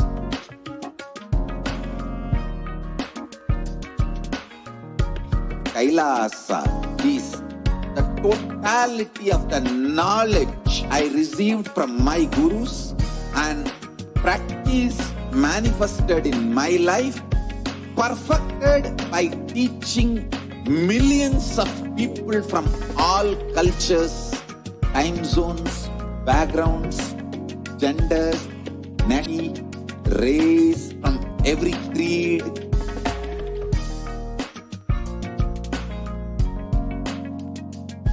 So this absolutely perfected knowledge available to you, served to you in your home without even you moving out of your couch, free of cost.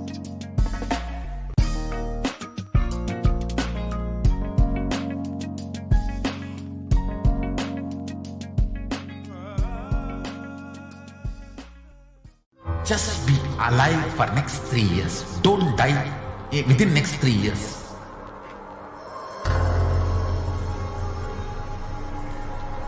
Just don't die within next 3 years.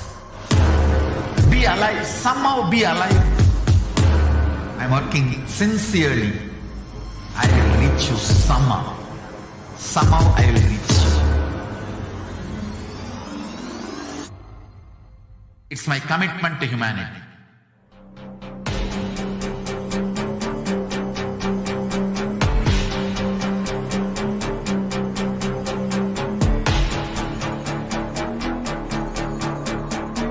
Just don't die within next 3 years. I will reach you wherever you are, whichever corner of the world you may be. I will reach you with enlightenment.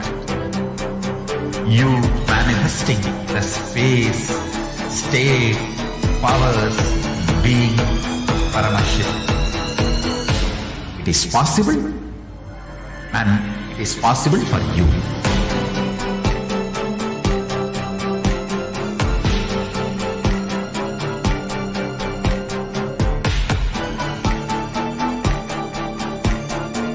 Paramashivoham with enlightenment science. I know he is going to do the job. Just be alive for next 3 years. Nothing else. What I mean by the word e-Kailasa, listen intensely. Enlightenment ecosystem, literally enlightenment itself, in your own home, wherever you are. If you cannot come to Kailasa, it's okay. Kailasa can come to you.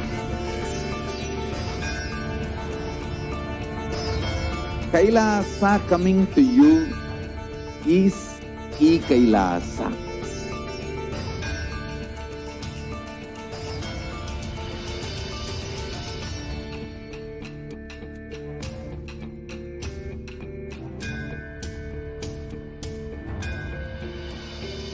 I will revive Hinduism. I am a Hindu revivalist, not by any revolution, but by evolution.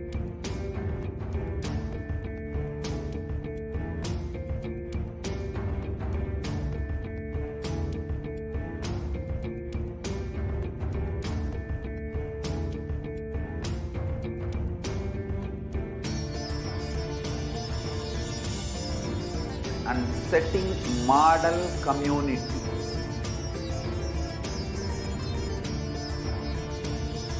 Kailasas, enlightenment ecosystems, Sarvanya Peethas all over the world.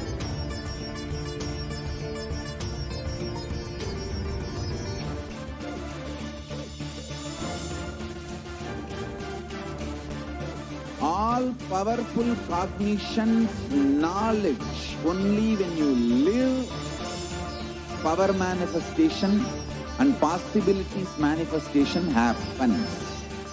It's a fundamental truth.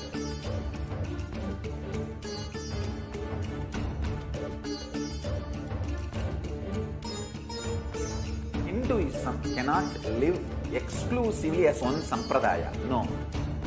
All sampradayas of Hinduism is an ecosystem.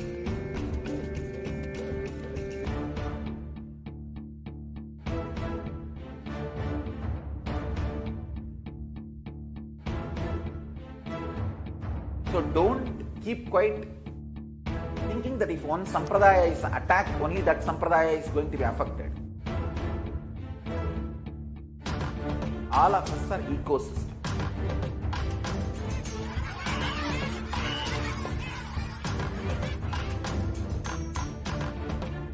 I invite all of you to get involved and enjoy Hinduism by the principle of Dharmo Rakshati Rakshitaha. Nithyananda, welcome back, dear viewers. Now we will be entering into the next segment where we will learn some of the revelations made by Devi Parashakti. Devi has continuously been blessing us, revealing secrets of the universe and continuously guiding us through this pandemic. So let's now see some of the revelations made by Devi Parashakti for humanity over the last several months. The first revelation that we'll look at is the revelation that Devi made on the universe and how the universe is constantly expanding and exponentially expanding. So let us look at that revelation now. உன் கேள்விக்கு உன்மூலமாய் உலகெங்கும் இருக்கும் இந்துக்கள் எல்லோர்க்கும் அளிக்கின்றேன் உத்தீரம். 8 வாழ்க்கை பத்தீரம். நன்றாய் கேளுங்கள்.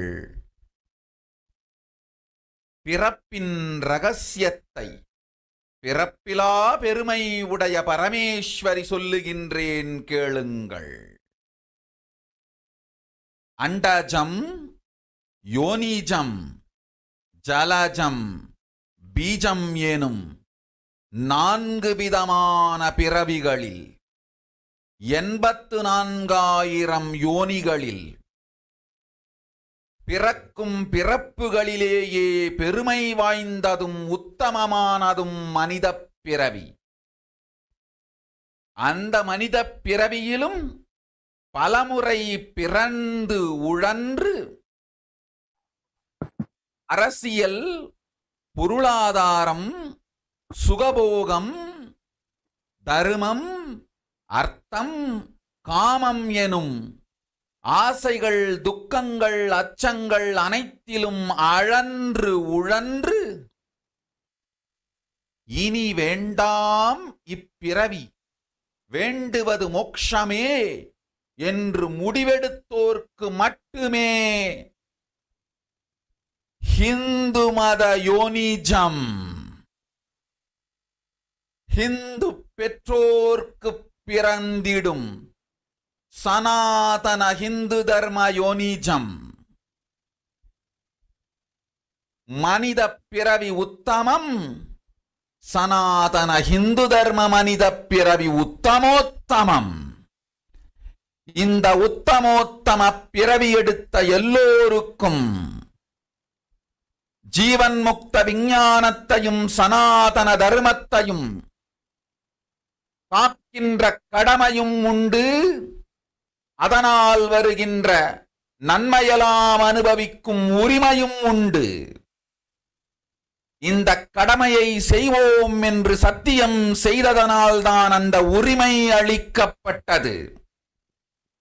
பூமிக்கு வந்தபின் மனம் மயங்கி மதிமயங்கி சனாதன தர்மம் காக்க மறந்ததனால் மாயை அவர்கள் உயிரை பறிக்கின்றாள். நன்றாய் புரிந்து கொள்ளுங்கள். உயிரை கொடுத்தாலும் தர்மத்தை காப்போம் என்று உறுதி எடுத்தவர்க்கே சனாதன ஹிந்து தர்ம யோனிஜம் அளிக்கின்றேன் யான். உடல் பெற்ற பிறகு ஊழிப் பெருவலியால் ஆசை அச்சங்களை உதறவிடாது, உதறியும் விடாது சனாதன ஹிந்து தர்மம் காக்க மறந்தோரை உயிர் வாழத் தகுதியில்லாதவர் பட்டியலில் உடனடியாய் மாயை சேர்க்கின்றாள். அதனால் ராட்சசர்களும் அசுரர்களும் தானாகவே இவர்கள் உயிரை எடுக்கின்றார். நன்றாய் புரிந்து கொள்ளுங்கள். உயிரை கொடுத்தாலும் தர்மம் காப்போம் என்று நிற்பவர்க்கு நிலைத்திடும் வீரஸ்வர்க்கமும் கைலாச பதவியும் எக்காம் காக்க மறந்த உத்தமோத்தம ஜனனமான சனாதன ஹிந்து ஜனனம் பெற்ற மக்களுக்கு இல்லை வேறு கதி. சனாதன ஹிந்து தர்ம மனித ஜனனம் உத்தமோத்தம மனித ஜனனம். உங்கள் உரிமை உலகில் அதிகம், உங்களுக்கு கடமையும் உலகில் பெரிது. தர்மம் காத்தாலே கடமை, தர்மம் காக்காதார்க்கு உயிர் வாழும் உரிமை இல்லை.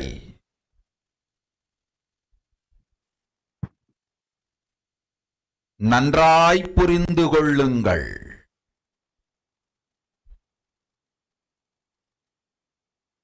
உத்தமோத்தம பிறவியான சனாதன ஹிந்து தர்ம பிறவி எடுத்த எல்லோரும் புரிந்து கொள்ளுங்கள். உங்கள் வாழ்வின் முதற்கடமை தர்மம் காத்தல். தர்மம் காக்க தர்மம் உங்களை காக்கும். சனாதன ஹிந்து தர்மம் காக்க மறந்திட்டால் வாழும் உரிமையை நீங்கள் இழந்து விடுகின்றீர்கள். அதற்கு மேல் வாழ்ந்தென்ன அழிந்தென்ன? பூமிக்கு பாரம் குறையட்டும் என்று அசுரர்களும் ராட்சதர்களும் உங்களை உண்டு தீர்க்கின்றார்கள். அதையும் மாயை கண்டு சும்மாவிருப்பாள். ரகசியத்தை, பிறவியின் ரகசியத்தை உலகிற்கெல்லாம் உத்தரமாய்ச் சொல்லிவிட்டேன். புரிந்து வாழ்வில் நடந்து உயிரை பத்திரமாய் பார்த்துக் கொள்ளுங்கள். அன்னை சொல்லும் அருள் சத்தியம் இது. ஓம் ஓம் ஓம். So let us look at the Parashakti revelation translated into English. Listen, Andajam, Yonijam, Jalajam, Bijam. Like this, in 4 types of birth, in 84 lakh yonis, in all these births, the most greatest birth of them all is human birth.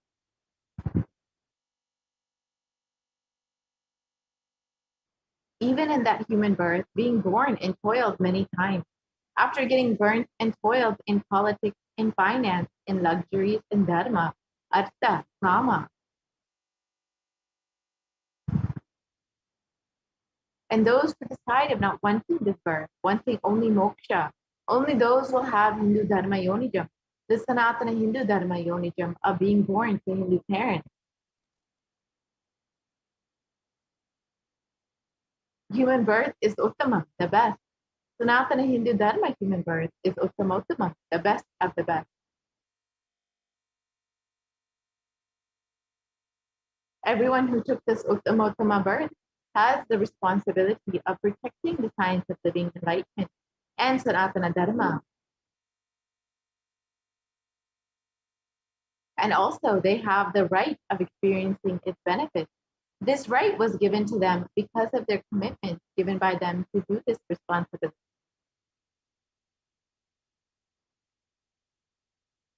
After coming to Bhuloka, by getting mentally deluded and forgetting the Dharma, protecting Sanatana Dharma, Maya, she is taking away all their souls.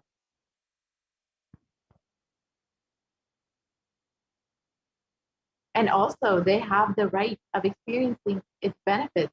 This right was given to them because of their commitment given by them to do this responsibility.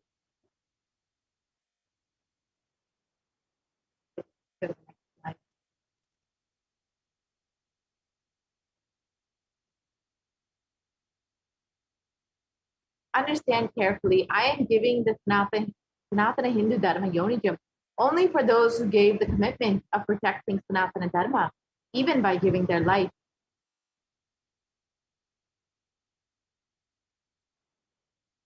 After getting the body because of painful delusion, not dropping fear and greed, for those who forgot to protect Sanatana Hindu Dharma, Maya, she will immediately add them all to the list of those who are not worthy of living. Therefore, Rakshasas and Asuras are automatically taking away their life. Understand properly, for those who understand that even by giving their life, they will protect Dharma, will permanently have Virasvarga and Kailasa Padavi.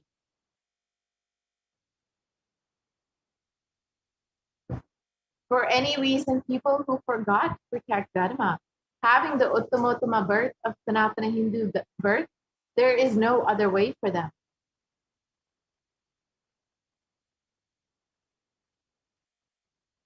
Sanatana Hindu Dharma human birth is Uttamottama human birth. Your rights in this world are immense. Also, your responsibility is large. Protecting Dharma is responsibility. Those who do not protect Dharma, they do not have the right to live. Understand properly. All those who took the Uttamottama birth, which is Sanatana Hindu Dharma birth, all of you understand. The first responsibility of your life is protecting Dharma. If you protect Dharma, Dharma will protect you. If you forget to protect Sanatana Hindu Dharma, you lose the right of living. After that, what bothers whether you live or get destroyed? Asuras and Rakshasas will eat you, so that the burden on earth is reduced. Seeing that, Maya, she will keep quiet.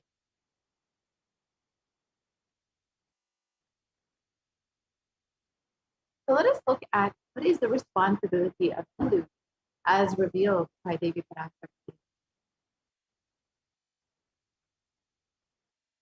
Hinduism represents one of the most ancient yet progressive indigenous spiritual traditions and is an open framework model of civilization that stands for global peace, vegetarianism, non-violence, yoga, worship of nature, temple-based living, manifesting spiritual powers, and the inherent divinity of every being.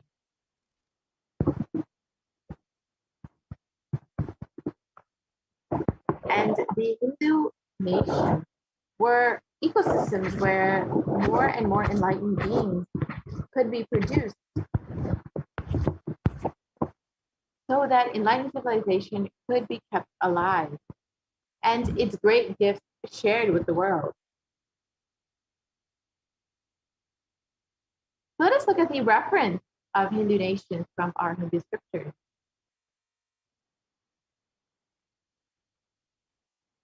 The Ramarajya, the Hindu nation ruled by Bhagavan Rama, was described in the Valmiki Ramayana in the Yuddha Kanda.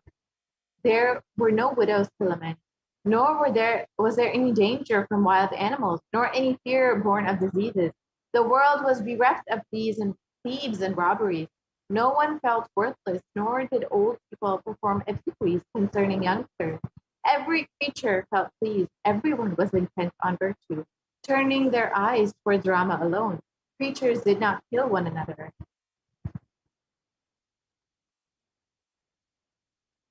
And the description continues on. People survived for thousands of years with thousands of their progeny, all free of illness and grief. The trees were bearing flowers and fruit regularly without any injury from pests or insects. The clouds were raining in time, and the wind was delightful to the touch. Every caste was performing their own duties, satisfied with their work and bereft of any greed. People were intent on virtue and lived without telling lies. All the people were endowed with excellent characteristics. All were engaged in virtue. You can see the description of the Ramarajya, the Hindu nation ruled by Bhagwan Rama, was pure prosperity for every person, whether the upper caste or the lower caste. Everyone was happy, everyone was prosperous in the Ramarajya.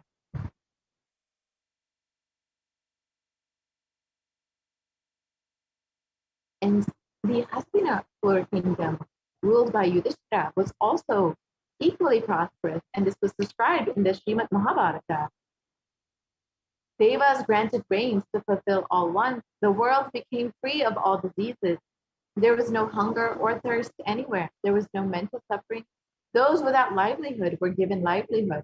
There was abundance all around. There was no worldly worries left for anyone. There was no cause to fear either. Happiness on earth was in fact, and this was the description of the Hastinapur kingdom, one of the great Hindu nations that once existed in our Vedic civilization. Again, you can see how each of these kingdoms was purely based on dharma and was prosperous because it supported every being, every creature, and everyone felt fulfilled in this kingdom.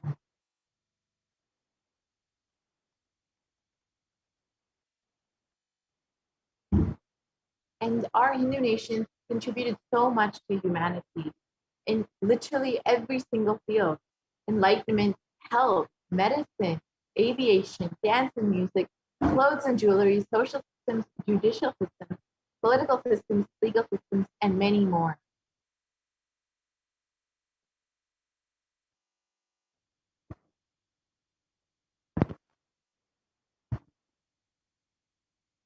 So how were our Hindu nations destroyed?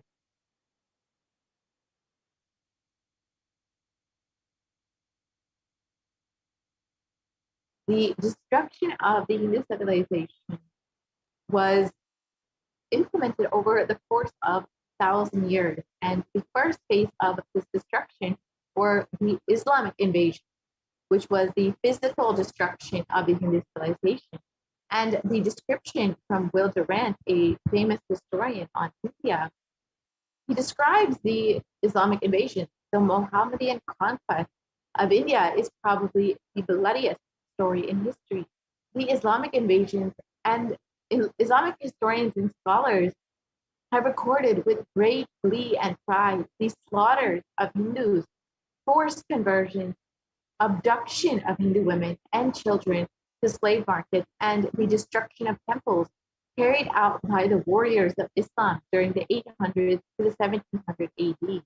Millions of Hindus were converted to Islam by sword during this period, and millions more were raped and murdered and dismembered.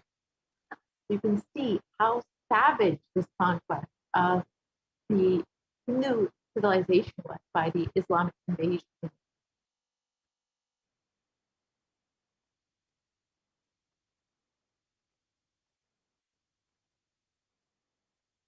And their description of the law prescribed for Hindus that was conveyed to Khilji in their legal system described Hindus are like mud. If silver is demanded from them, they must with greatest humility offer gold. If the Mohammedan desires to spit into a Hindu's mouth, the Hindu should open it wide for that purpose. God created the Hindus to be slaves of the Mohammedans. The Prophet hath ordained that if the Hindus do not accept Islam, they should be imprisoned, tortured, and finally put to death, and their property confiscated. To keep the Hindus in abasement is especially a religious duty because they are the most inveterate enemies of the Prophet. Again, you can see pure hatred and prejudice that the Islamic invaders had against the Hindu civilization.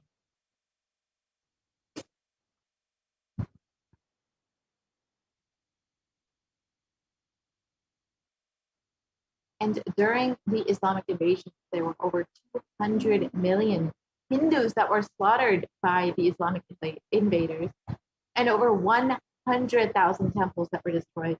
Over 1 million deities and scriptures were also destroyed. And the description, the conquering armies burnt villages, devastated the land, plundered people's wealth, took Brahmins and children and women of all classes and flagged them with thongs of hide, rawhide, and carried a moving prison with them, and converted the prisoners into obsequious Turks.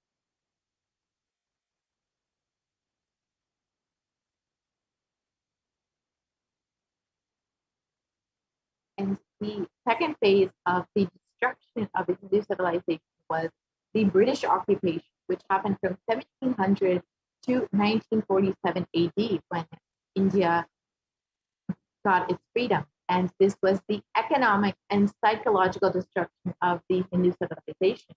And again, Will Durant, a famous historian, described, "I have seen a great people starving to death before my eyes. And I am convinced that the exhaustion and starvation are due not, as their beneficiaries claim, to overpopulation and superstition, but to the most sordid and criminal exploitation of one nation by another in all recorded history." And this here is Will Durant's description of the artificial famine and specifically the Bengal famine, which was an engineered famine by the British invaders at the time. And here you can see the photos of the children that were literally starved to death in the name of politics.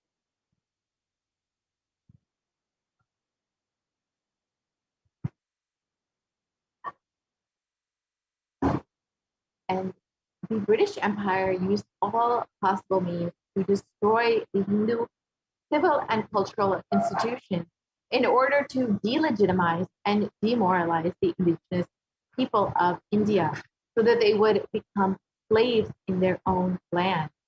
And this included discriminatory laws to Indians that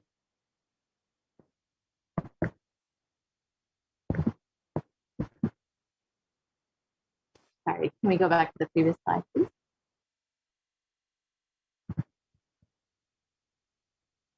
This included discriminatory laws to instill feelings of racial inferiority, engineered famines to starve natives into submission, and they annexed Hindu kingdoms to undermine the native rule, and mistranslated Hindu scriptures to instill anti-Hindu narratives intentionally.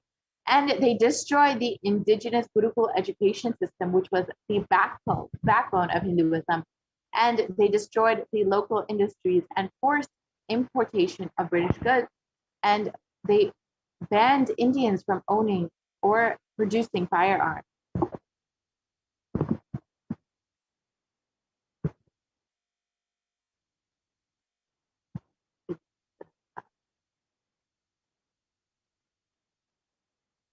And during the British occupation, over $45 trillion was looted from India over the course of 200 years, and over 45 million Hindus were put to death due to artificial famines and imposed poverty by British policies. And over 680 native kingdoms were usurped by the British Raj. And Shashi Tharoor of the Indian Parliament has described the British came to one of the richest countries of the world, and over 200 years of exploitation, looting, and destruction reduced it to a poster child of third world poverty.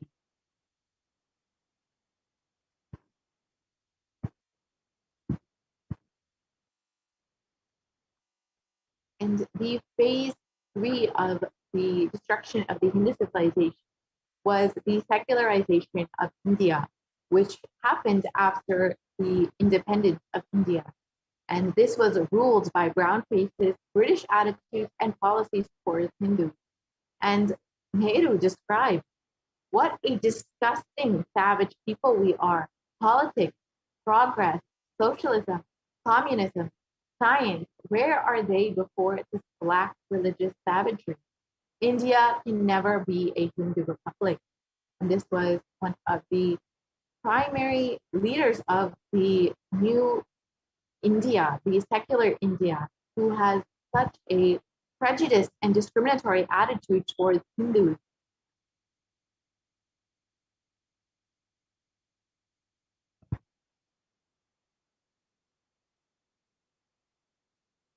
And the first law minister of India and the principal architect of the Indian Constitution has described, if Hindu Raj does become a fact, it will no doubt be the greatest calamity for this country. No matter what the Hindus say, Hinduism is a menace to liberty, equality, and fraternity. It is incompatible with democracy. Hindu Raj must be prevented at any cost. And again, one of the primary leaders, one of the people who shaped the nation, the secular India that we know today, again, has such a prejudice against Hindus, has such a discriminatory attitude towards Hindus, literally creating this caustic environment for Hindus and a completely anti-Hindu so-called secular India.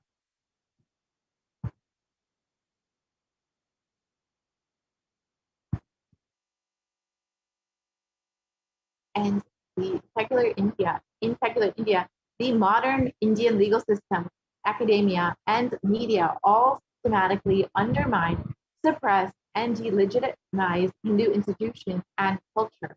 And this includes, in India's constitution, it is established that the government control of temple land and properties and schools and other religious institutions of Hindu is not applicable for other religions. And in Article 26 to 30 of India's constitution, it discriminates against special rights and benefits to non-Hindus and scholarship. And there are several anti-superstition laws within the Indian constitution. And this directly discriminates against Hindu practices. And Hindu kingdoms and self-government were completely abolished under the secular India. And contributing to this completely anti-Hindu so-called secular India was the mainstream academia and media that portrayed Hindus as sexist, racist, backwards, and suppressors, and the completely negative portrayal of Hindus in Bollywood and TV as well.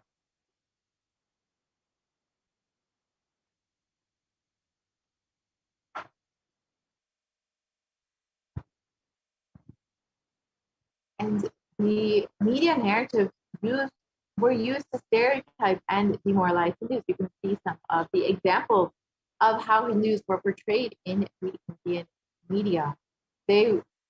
Bollywood and other mainstream media outlets consistently portray Hindu gods and gurus as cartoonish, dishonest, corrupt, and sex fiends in a manner that was similar to the British imperial propaganda.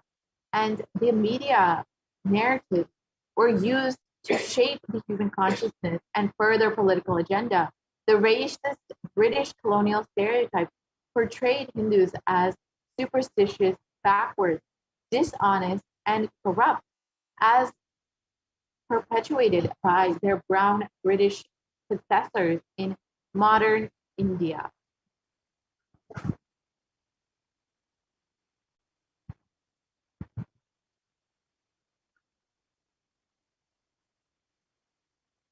So let us understand what is the need for the revival of Hindu nations and how Hindu nations can be revived.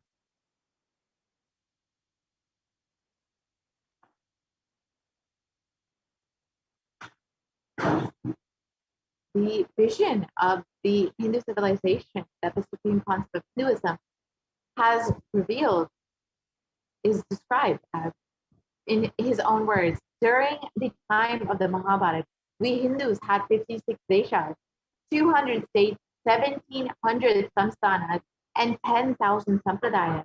In all 56, we Hindus are persecuted. Now we have lost all 56. The last to fall was Nepal. I am the collective voice of all the persecuted Hindus. I will revive and rebuild a Hindu nation built on the Vedagamic principles as a refuge for all the practicing and aspiring Hindus, a safe haven for all the persecuted Hindus.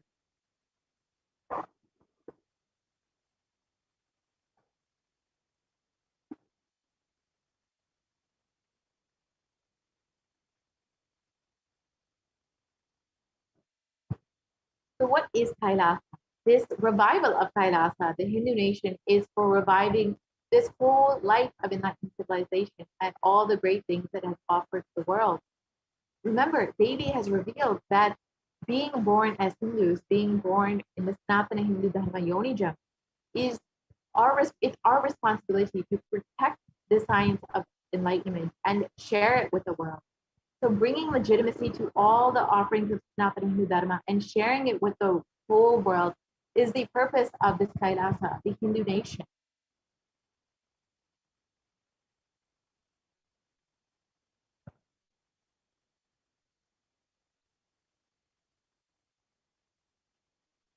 The administration of Kailasa. Kailasa is the revival of the cosmic constitution. Kailasa is the model nation of how enlightened civilization should be living and administered. Politics, judiciary, education, economy, everything will be revived as per Paramashivoham, as he revealed in the Vedagamas, the Sanatana Hindu Dharma scriptures.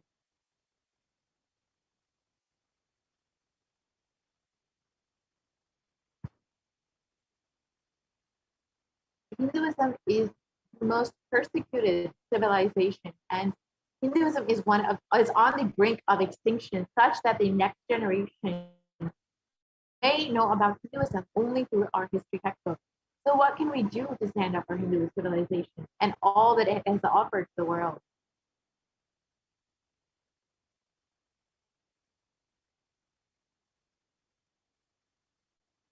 Today, Hinduism is a political orphan, and unfortunately, the preservation and restoration of Hinduism's spiritual and cultural heritage is nearly impossible without a national identity.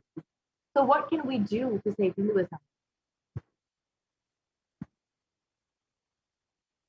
Let us reclaim our Hindu identity.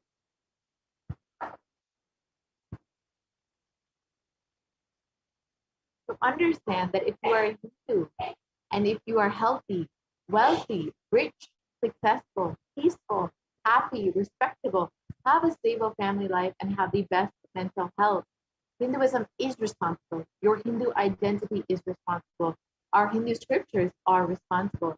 It is the Hindu scriptures which gave us the best mental setup. All the best things we have, Hindus have. The Hindu scriptures are responsible.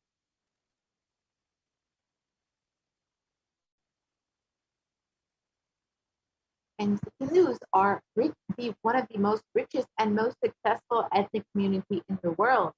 Our Hindu scriptures, our Hindu lifestyle, our enlightened masters are responsible for this. Our Hindu thought currents are responsible for this. And here you can see an article that was published in the Hindustan Times, which reports that Hindus were among the most educated religious groups in the US. And this is according to Pew Reports.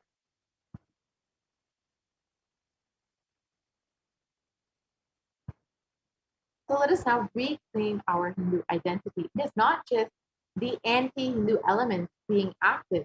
It is the responsible Hindus being inactive that is responsible for this whole destruction of Hinduism.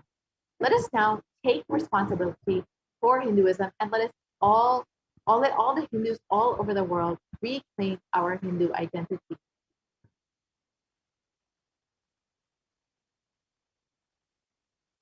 What is the responsibility of Hindus? Devi has already revealed that it is our responsibility to protect Hinduism, to protect this science of living enlightenment, and share it with the world. That is why we were given this Sanatana Hindu Dharma Yonijam, the best human birth, the best of human birth. And it is the responsibility of Hindus to revive this enlightened civilization again and again and give all the gifts of the enlightened civilization to humanity. The revival of the enlightened civilization, the Kailasa, the Hindu nation, is the survival need of humanity right now.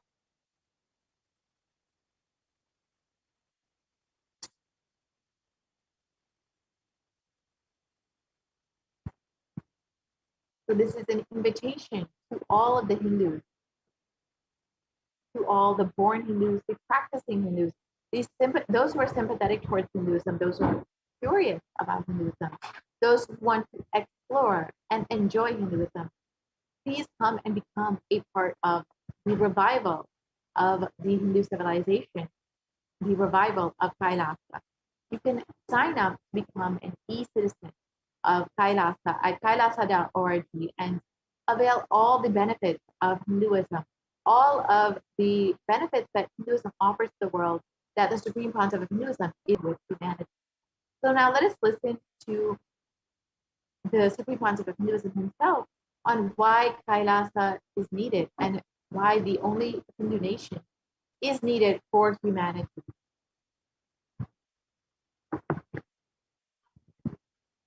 Contribution. Hinduism, Veda Agamas have great things to contribute to the world. Like the great power manifestation science, the ancient culture and arts, the ancient lifestyle truths, the ancient medical practices and medicinal knowledge, the ancient indigenous cultural heritage and jewelry, perfume, dance, music. In every level, Hinduism has so much to contribute. Veda Agamic traditions have so much to contribute. To share all this with the world, to contribute to the world.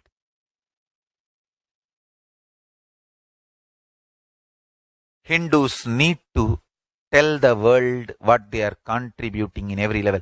The brand of Hinduism itself is enriching and empowering and enlightening. Hinduism is all about enlightening the world. Empowering, enlightening, enriching the world. Contributing.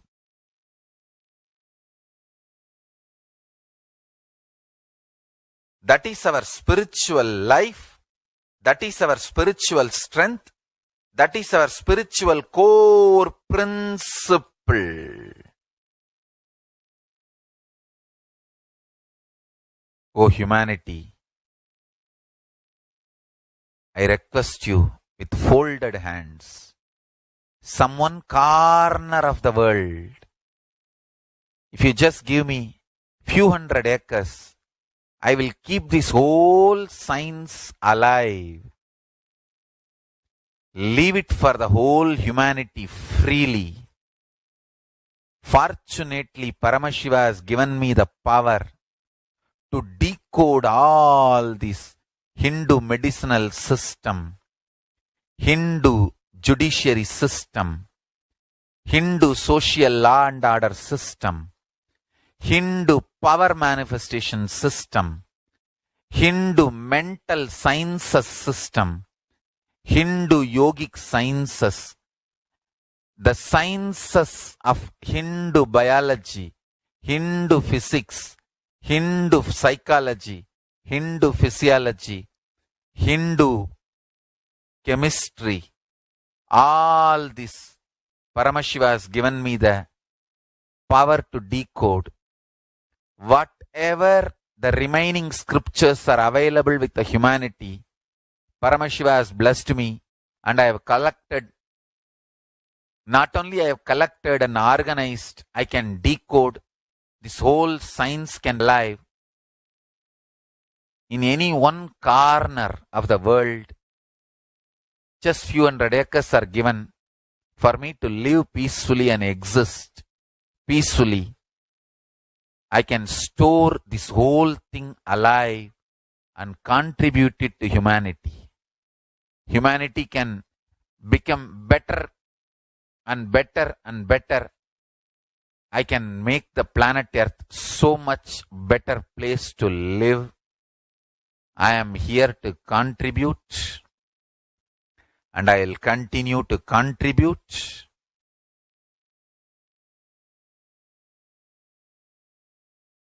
As long as I am allowed to live, I will contribute. I have collected all the remaining available scriptures, maybe 2 crore books.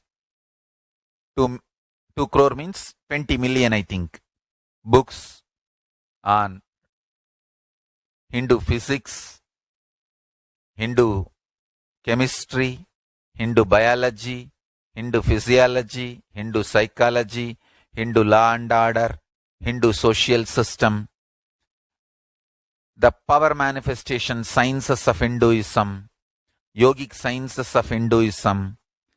I have collected, and Paramashiva has given me the blessings and power to decode. I have decoded and continuing to decode them.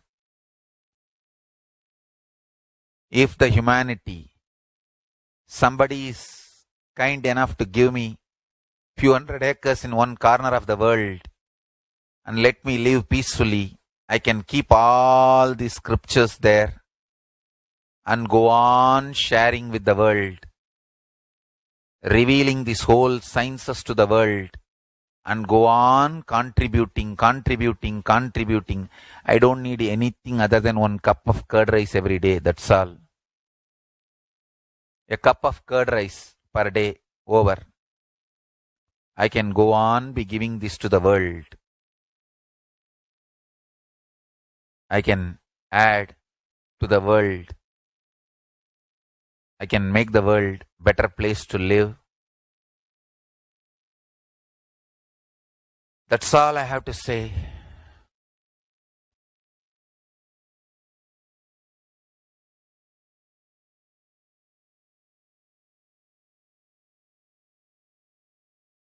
Thousands of medicines are described detail in ancient Siddhanta. Paramashiva has given me the power to decode them and properly translate and map them to the modern day human language. And I am ready to work 20 hours a day. I just need few hundred acres where I can sit peacefully and keep this library, run a Gurukul where thousands of people can learn this and share it with the world. Understand?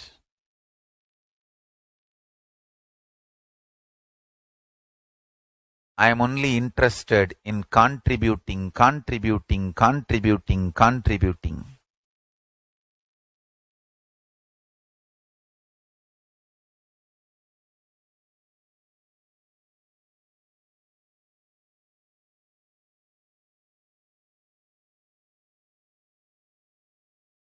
If we can decode all this great knowledge, whole world can prosper from this knowledge. Whole world can enjoy from this knowledge. If I prosper, I will only create a university. I will not create anything else. If the Hindus prosper, they will only create education institutions. Because Hinduism is all about giving, contributing. If I prosper, I'll create university, that's all. Kailasa is all about university, to decode the ancient sciences and share with the world. Understand? Every day I am sitting and going on decoding, writing notes on my books and writing details on my books. Whether it is making human beings manifest powers, and I have also now started downloading and decoding the science of making animals manifest powers. Whether making people manifest powers, healing,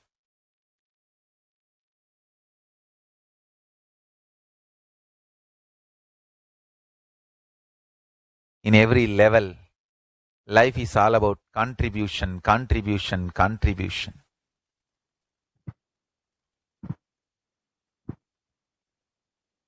Now that we've heard why we make creation and what is the responsibility of Hindus after being given the Uttama birth of Sanatana Hindu Dharma birth, Contribution. the e-Kailashin at kailasa.org/e-passport. And you can sign up today for your e-passport and avail all of the benefits that Hinduism has, that the Supreme Pontiff of Hinduism has been continuously sharing with the world. So with this, we will be concluding this segment of the program and be entering into the next segment of the program, which is the offerings that we can make to Devi Parashakti. Devi has been continuously blessing us, guiding us, literally holding our hand through this pandemic. So if you would like to show your gratitude, your love for Devi, you can stay tuned for the next segment and understand some of the offerings that you can make to Devi. We will be right back after a very short break.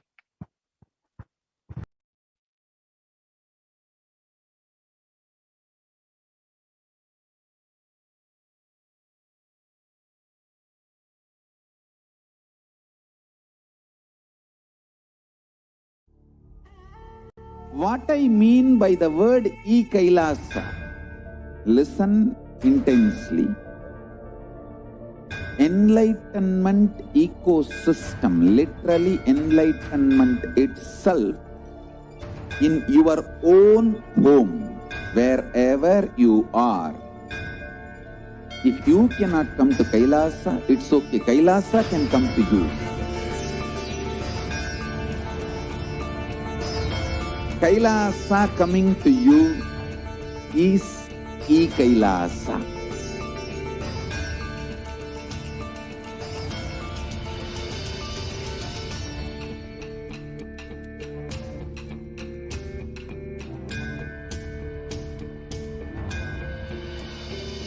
I will revive Hinduism. I am a Hindu revivalist, not by any revolution, but by evolution.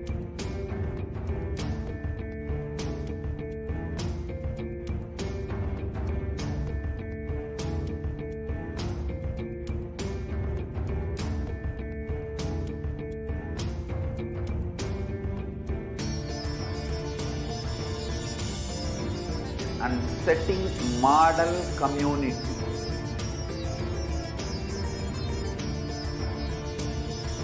Kailasas, enlightenment ecosystems, Sarvanya Pitas all over the world.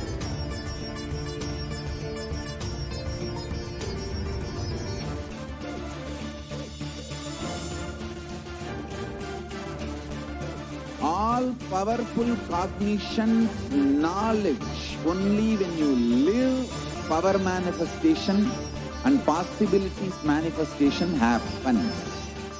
It's a fundamental truth.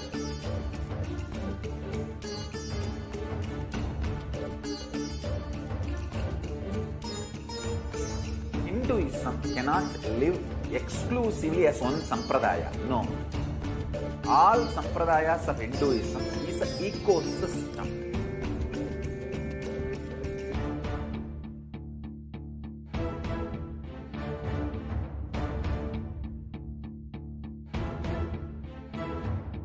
So don't keep quiet thinking that if one sampradaya is attacked, only that sampradaya is going to be affected. All of us are ecosystem.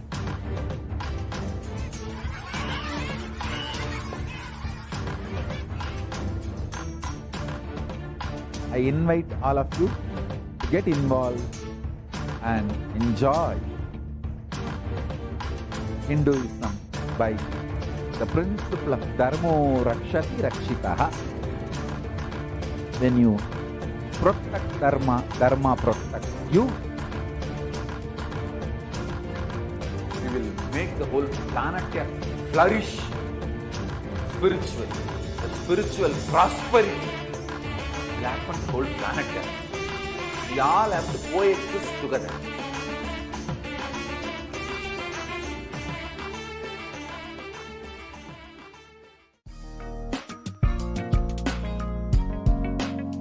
We get you help.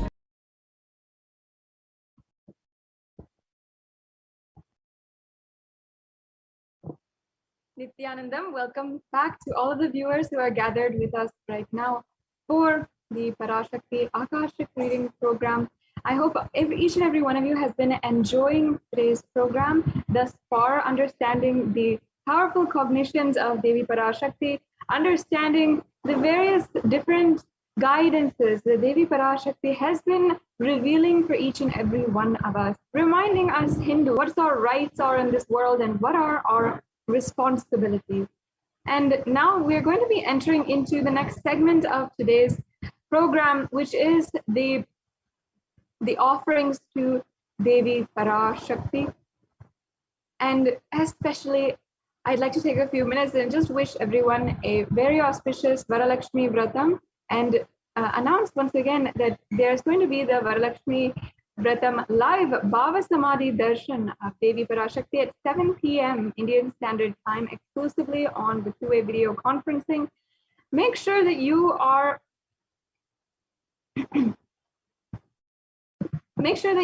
registering and that you are ensuring that you can be participating in this program. It's such an auspicious day to be able to even participate and also make an offering.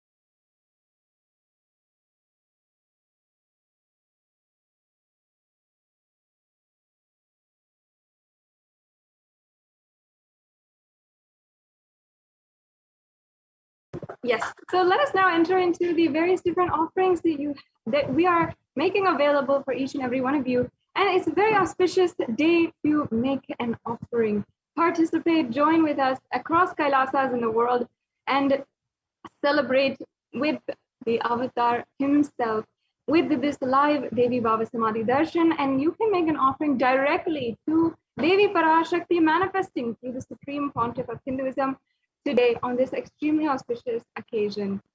Across the world, this is the day for empowering women, the women of the household, the women of our communities, the women of the nation, and the feminine consciousness of the whole universe itself. So this is the day that we appreciate and we offer our worship to the divine feminine consciousness. Let us do so through the live Devi Bhava Samadhi Darshan, and today make an offering to Devi Parashakti. Understand that offerings are a giving of a divine gift, pure love, devotion, and oneness. And these three concepts, these three ideas or powerful cognitions, if you might want to call them, are actually very profound ideas. And some of us, especially in our day-to-day lives, have no idea, no concept of this, and are not continuously reminding ourselves of these greater ideas. While we might have a small idea, a humanly level understanding of what is pure love, devotion, and oneness, for most of us, it is still very much alien. Pure love, many of us don't believe it exists. Devotion and gratitude, many of us remember once a day, once in a year, to be grateful for everything in our life. And oneness isn't even something that we feel is possible for many of us. But understand that it is only through gratitude that we can experience the higher reality. And we have become so accustomed to asking in our lives, to just continuously asking for something, and everything has become a negotiation. In the Guaranteed Solutions book that the Supreme Pontiff of Hinduism authored, and is available for you if anyone wants to read it, but in that book, in the chapter From Discontentment to Gratitude, there's a beautiful story that Swamiji relates to all of us on this very topic. He narrated that one day a man was praying to God, and he was asking God, please give me $10 million. And I promise if you give me $10 million, I will donate 2% of that to, I'll donate 20% of that to your shrine and to you. And if you don't believe me, please take 2 million for yourself and give the rest 8 million to me.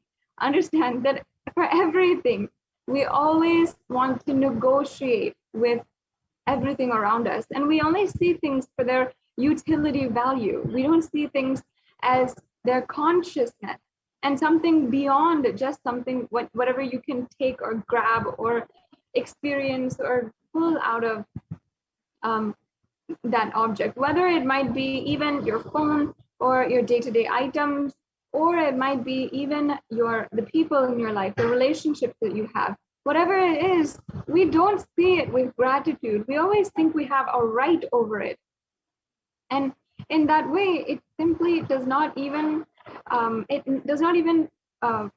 into our minds that we should be grateful for it and all of existence. Everything has become a negotiation nowadays. And you'll see that not just the people in your lives, but also the different items. In our consumeristic society, we go through an iPhone a year. We go through so many different kinds of devices. And even the consumeristic society is making that more and more possible to be more greedy in our lives and not take a moment to see what is really needed to become sustainable. The entire society, our entire social system nowadays is all about simply taking and using natural resources, and not even in our households, even in what we teach our children, showing 1 ounce of gratitude. And even when it comes to prayer and our relationship with God, it has become a negotiation. Another example that Swamiji himself had narrated from the Guaranteed Solutions book is one day a king was offering his prayers in court just before he went to give alms to all the beggars and to meet everyone, all of his subjects in the court. And the beggars were all witnessing him giving the prayers, and one of them actually had the gall to come out and say, why should I ask for anything from you? I don't feel like asking anything, because you're begging and asking. This is not why I came to you in the first place. That's exactly how each and every one of us is even having relationship with God. We are continuously asking, and our prayers itself is becoming asking, and never turning towards gratitude, never turning towards being grateful for everything that existence has already given us. And in fact, there are 2 different types of religions and different types of relating with the divine and existence that are there in the world. One is the religions of prayer, and the others are the religions of gratitude. Understand that a religion of prayer, when you're continuously asking and praying for something, you will not transform in your life. It does not pave the path towards transformation. Only religions of gratitude actually can pave a path towards experiencing the ultimate, towards transforming yourself, because it literally gives you that possibility. It paves the way towards you experiencing oneness with the entire world. So that is the religion of Sanatana Hindu Dharma. And each and every one of the offerings today will ultimately make you experience oneness with the divine. And they're not a way for you to show to, or like for you to ask, be greedy about something, or it's not a way for you to be fearful of God or anything like that. It is a way that we can show, we can simply resonate with the pure love for the divine. We can offer our gratitude, and we can ultimately, we will experience the oneness with the divine, with the existential energy. So every single offering that you will be introduced to today is a very powerful jumping board into oneness. And once again, Sanatana Hindu Dharma is not a religion of prayer, but a religion of gratitude. And you will see that each and every one of these offerings today are very profound offerings that we can do out of our ultimate love and gratitude for the divine. So before we enter into the segment, I would like to first show my love, my gratitude, and start the segment off with the Dhyana Shloka of Devi Parashakti. This Dhyana Shloka is a beautiful remembrance of Devi Parashakti, her grace, her resilience, descriptions of her, which can literally put you in the divine remembrance of Devi Parashakti. So let me first chant the Dhyana Shloka.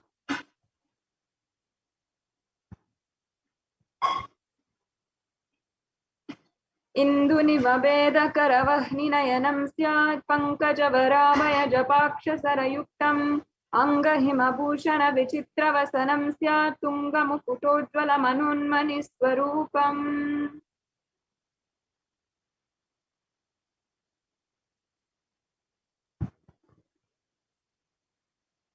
And the English translation. Moonlight face holding the Vedas on hand, fire in eyes with lotus flower, gracing and blessing hands in one hand with the Japamala, beautifully decorated with jeweled ornaments and wonderful clothes and shining bright crown. Her name is Manunmani. And now I'll be chanting the next Dhyana Shloka.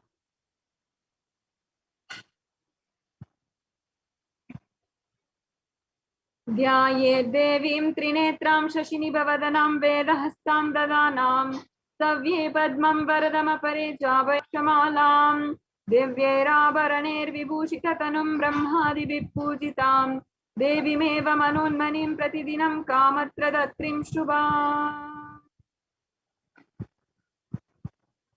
And now the English translation once again.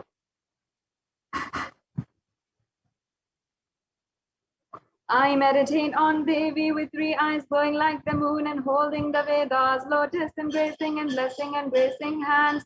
She is wearing beautiful ornaments and she is worshipped by Brahma and other many gods and showers auspicious boons for all actions every day.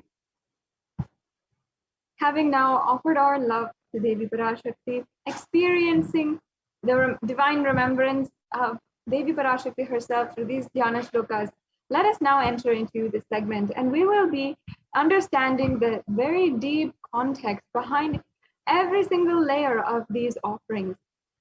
As I was describing before, every single thing is a jumping board in Sanatana Hindu Dharma. Every single thing is a jumping board towards oneness and towards enlightenment itself. And when you are taking a part of these offerings, you are a part of the divine Leela of the Avatar himself, of the Supreme Pontiff of Hinduism, and for the purpose of enlightenment. And we'll see that every single layer by layer, the context behind these offerings are all offerings of that will help us, gear us, and align us towards enlightenment itself. It has no other lesser context, and it is a way that you can experience the ultimate. So here we have the significance of the divine element gold. And today we have many offerings that are in gold itself, and it has so much of extreme significance of literally immortalizing your sacred sentiments into the whole, into literally the entire history itself. That is the power of gold. And here we have the verse from the Atharva Veda, where it is speaking on the virtue and power of gold. It says, triply born by birth is this gold, from atoms of Agni is one. It becomes dearest to Agni, one fell away from the Soma when it was heard. One they call the seed of virtuous and powerful Apaha. Let that triple gold be for your long life. And gold is a divine element. In our society nowadays, we see gold as having social value and also having economic value. We see it as a way that we can give gifts to place value in our relationships. If we want to say, I love you, we give gifts of gold. In a marriage, we exchange gold rings. And we often give it as a way to show our love. And in the society, even, we often give it to the people with the highest pedestal, the people with the we want to award and recognize for their great talents, for being the best of their profession, whatever it might be. We give a gold award or a golden trophy or a golden medal.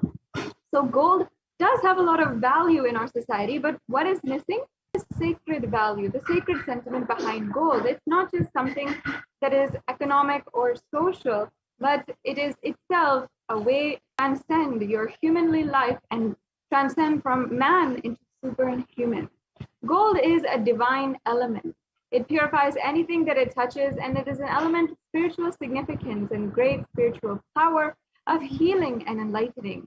The vibration of gold has the power to infuse sattva energy and positive thought currents in anyone who wears and anyone who sees operates in its vicinity.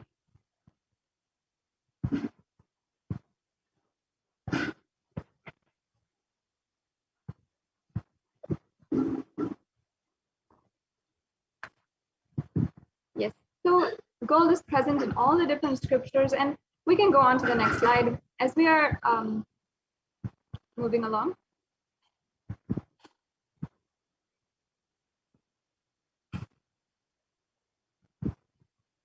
Yes, so there is so much of significance in gold, and it is such a beautiful way that you can immortalize your love, especially considering that even the jewelry which was offered to Devi Meenakshi in her physical form thousands of years ago is still today offered to Devi Meenakshi in her to her deity in the Meenakshi Amman temple in Madurai. So just like that, you can offer this to Devi Parashakti, who is embodied in the form, manifesting through the form of the supreme pontiff of Hinduism. So here we have the first offering, which is the E-Hundi offering.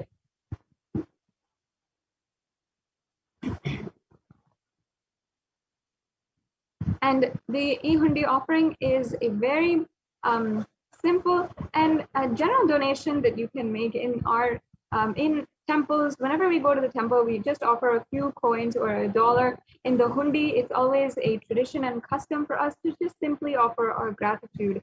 That is our custom. That we don't just see gratitude as something that we do once in a year, but every single day, every single time we go to the temple, morning and evening. So you can offer the E-Hundi offering as well. And here we have the verse from the Lalita Sahasranamam, where it shows where Devi Parashakti is described. And I'll now be chanting that verse. Bhakti Priya, Bhakti Gamya, Bhakti Vashyabhaya Paha, Shambhavi Sharadaradya, Sharvani Sharmadayini. And the verse translation says, Devi is fond of true devotion and is realized through true devotion. She can be won over through true devotion, and she removes all fears. So you can offer this equanimity offering, and all of your fears can simply be removed by the grace and the blessings of Devi Parashakti. The next offering here is the Sankalpa chanting. This is a very powerful offering of a powerful mantra that is chanted before every single ritual, and it's in itself an offering, and it literally invokes the energy, and it makes sure that you are literally manifesting whatever you want in reality. We have the verse here that says, the goddess enchants this universe and she herself gives birth to this universe. So we're offering this mantra to Devi, who enchants this whole universe. And out of our gratitude, we are making this offering, and she's literally showering on us with all the blessings and her grace. The next offering is the Sahasranama Swarna Kasu. And in the Lalita Sahasranama, verse 731, Devi Parashakti is described as Nama Parayana Prita, or she who likes the repetition of her various names. And this is the offering of the 1008 names of Devi Parashakti. And it's a very special and unique archana which is offered to the Mahameru of Devi Parashakti, especially during this time of Varalakshmi Vratam. Today, you can make this offering. It's a really, really special offering to do, especially during this time, offering gold to Lakshmi herself, the one who pours in all different forms of abundance. We offer our gratitude to her and give our gratitude to the form of gold, in the gold coin. So now the next offering we have is the Mukta Anguti, and the verse here I'll now be chanting. Muktahara nalasa kirita ruchiram purnendu vaktra prabham shunjannu purikin kini manidaram padma prabhava suram sarvabhita palapradam girisutam vani rama sevitam meenakshim pranatosmi santatamaham karunyavaram nidhim. The English translation says, I bow down to the goddess Meenakshi, whose crown has garlands of frozen face shining like the full moon, who wears anklets that are studded with gemstones and has small bells, who is shining like the splendor of a lotus, who grants all wishes, the daughter of the mountain, who is worshipped by goddess Vani and Rama. I remain ever bowing to the goddess Meenakshi, the ocean of compassion. So this is the offering of the finger ring with the pearl, the symbol of compassion, which is literally an offering to the very one who is the embodiment of compassion itself. So you can offer this Mukta Anguti as well. We have next is Swarna Padma Pushpam. In the Kamikagama, there's a beautiful verse, one of hundreds of crypto references for this offering, where it says all the kalashas should be wound around with suitable thread and covered with new cloth. They should be adorned with lotus flower made of gold.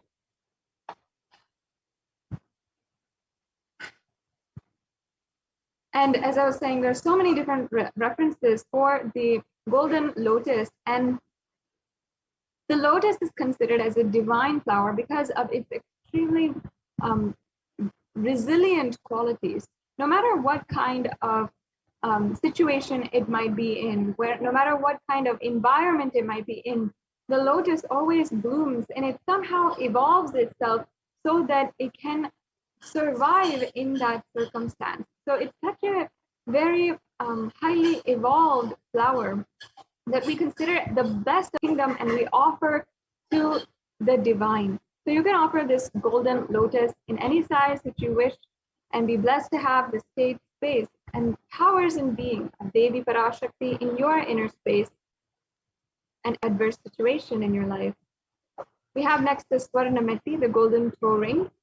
And Devi Parashakti's very toenails have the power to simply remove any of your pain, your suffering, the ignorance in your mind, whatever it is. Understand, you don't need to even see Devi Parashakti's whole Vishwarupa Darshana. You don't have to see her whole form. You don't have to have darshan of her whole form. It is enough just to see just the last inch of her whole form and have the grace of her last inch and be able to become enlightened itself. And here in the glory of Devi Parashakti, which is composed by Sri Adi Shankaracharya in the Saundarya Lahari, it is describing the greatness of even her very feet. It says here, I'll now be chanting this verse. Nakhadiditi samchana namajjana tamo guna padadvaya pravajala parakrita saroruha. You whose brightness from toenails destroys the darkness of ignorance from the minds of your devotees who prostrate at your feet. You whose brightness from your 2 feet overpowers that of the lotus flower. So you can offer this Swarnamati, adorning the very sacred feet of Devi Parashakti, who gives us the enlightenment experience itself, just from the grace of her toenails itself. We have the next offering, which is the Mang Tika, the golden hairline jewelry.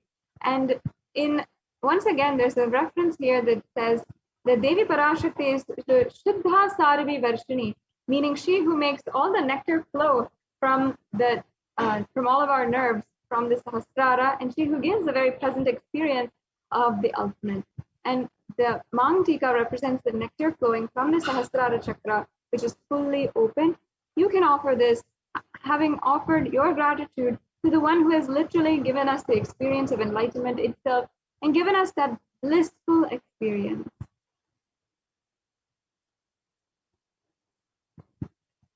Finally, we have the Pratyaksha Pada Puja, another very, very auspicious offering.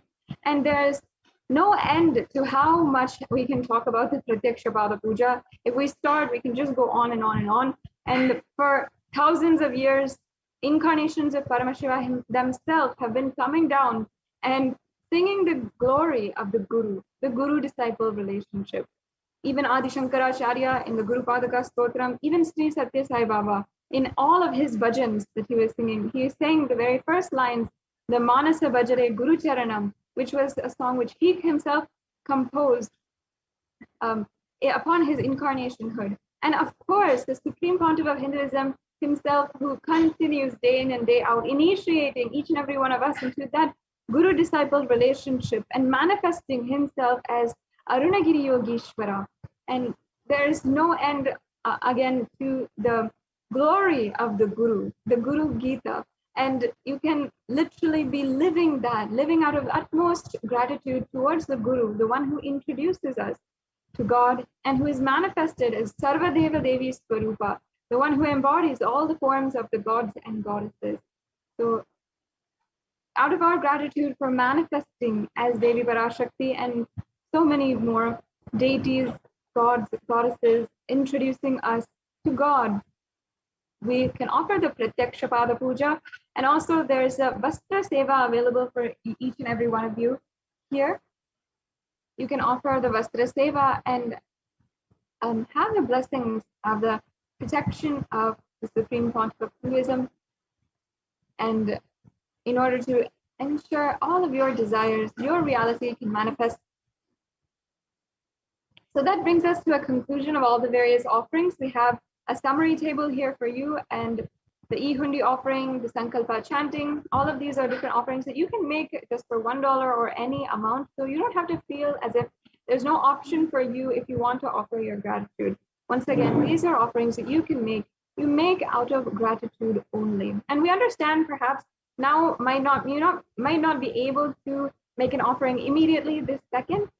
If you'd like to plan for an offering, of course, I insist and encourage each and every one of you, especially on this auspicious occasion, you can make an offering to Devi Parashakti and literally see that fulfillment in your life of offering your gratitude on this extremely auspicious occasion as the auspicious muhurta, the auspicious time of the Devi Bhava Samadhi Darshan is fastly approaching each and every one of us.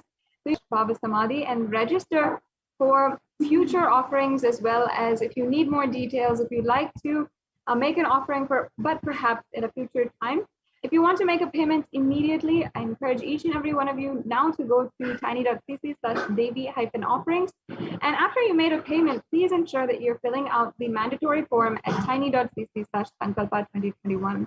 And before we go on to the next segment in today's program, the very exciting next segment of today's program, a very, very significant segment that we like to share with each and every one of the viewers every single day. We have here, as you can see, we can just walk through the few steps of how to make a payment. So this is the payment gateway. And if you go to tiny.cc/Devi-offerings, you can make sure that you can go to this link. It'll show up like this, and then you can select in the drop-down menu which offering you'd like to make and add that to your cart. And yes, as you can see, then it'll lead you to your cart. You can review the items on your cart, make sure that you don't have multiple of the same offerings here, and then you can go to proceed to checkout and then fill out the billing details and the payment details. And as you can see, there's available payment types, the accepted credit card types and debit card types. And so that's it. That's a very simple process. It's just 3 clicks away from you to make your offering out of gratitude today. And we also have here the Sankalpa Names 2021 form, which you can fill out and ensure that you are filling out here as well. And so this form will ask for your payment order number and also your city, your different details, and it'll ask for your name as well as the names of the people on behalf of whom you're going to be offering today, or you're going to be making an offering. And yes, and here we have the registration form. For any of you who is at least even if 1% of you, the smallest percent of you wants to make an offering, I highly invite each and every one of you to register at this form. And you can ensure that you're getting all the details you need and you are manifesting the offerings that you want to make. And finally, before we go on to the next segment, I'd like to briefly show each and every one of the viewers how you can make a donation or an e-hundi offering through the YouTube Super Chat. The first step here is to go to the live YouTube video. And I can see many of you are, yes, we're already here. So make sure that you are joining the HDH Nithyananda YouTube channel as a member. And then go to the YouTube Super Chat. You can see that in the chat, there is an option to select Super Chat. Then you can adjust the amount of offering you'd like to make. You can offer as little as $1 and up to how much ever you want today. And you can offer your love, your gratitude to Devi Parashakti. Devi Parashakti is manifesting herself on this most auspicious occasion. Let us simply offer our gratitude and be able to resonate, deeply offer our love to Devi Parashakti for manifesting in our lives.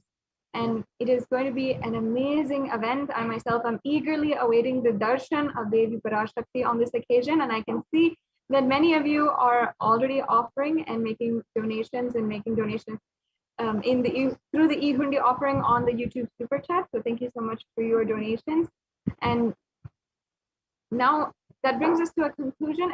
Also, you can see that you can offer a super sticker, which is a very cute and fun way to offer your love towards Devi Parashakti, who is manifesting for each and every one of us through the digital platforms today. So with this, we are now coming to a conclusion of this segment of today's program. As usual, it's always been such a joy to be able to share with each and every one of you the offerings that you can make to Devi Parashakti. I sincerely hope that you do take time, offer your gratitude, and you will see how much Devi Parashakti showers in your life. Now we'll be moving on to the next segment of today's program, where we will be joined by a representative from Adi Kailasa Sarvajnapeetham.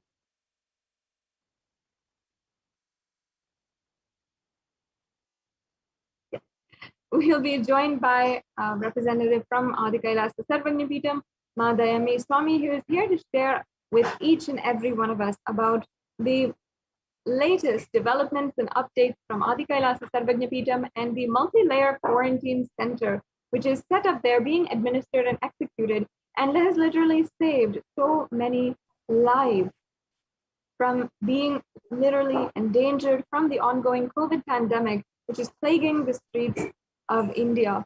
And this solution brought revived from Sanatana Hindu Dharma by the Supreme Pontiff of Hinduism has literally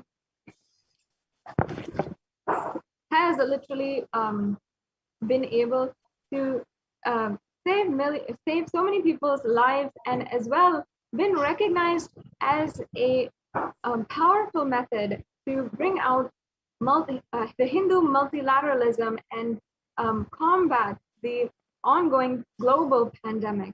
So here we have Madhayami Swami, who is joining with us now for going into the next segment, and I now invite her to guide each and every one of us on the various different updates and developments on the multi-layered quarantine center that's happening in Adi Kailas Sarvigna Peetham.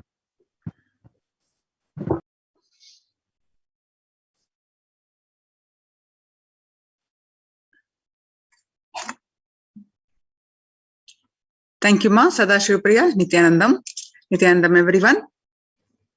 So welcome to this segment. In this segment, we are going to see the Kailasas, de facto spiritual embassies and COVID care protection centers with the blessings of the Supreme Pontiff of Hinduism. Let's start with the Sadguru Vandanam. Nithyanandam Paramashivoham Kevalam Jnanamurtim Dvandvatitam Gagana Sadrusham Tattvamasya Dilaksham Ekam Nityam Vimalamachalam Sarvadi Sakshibhutam Bhavatitam Trigunarahitam Sadgurum Tam Namami.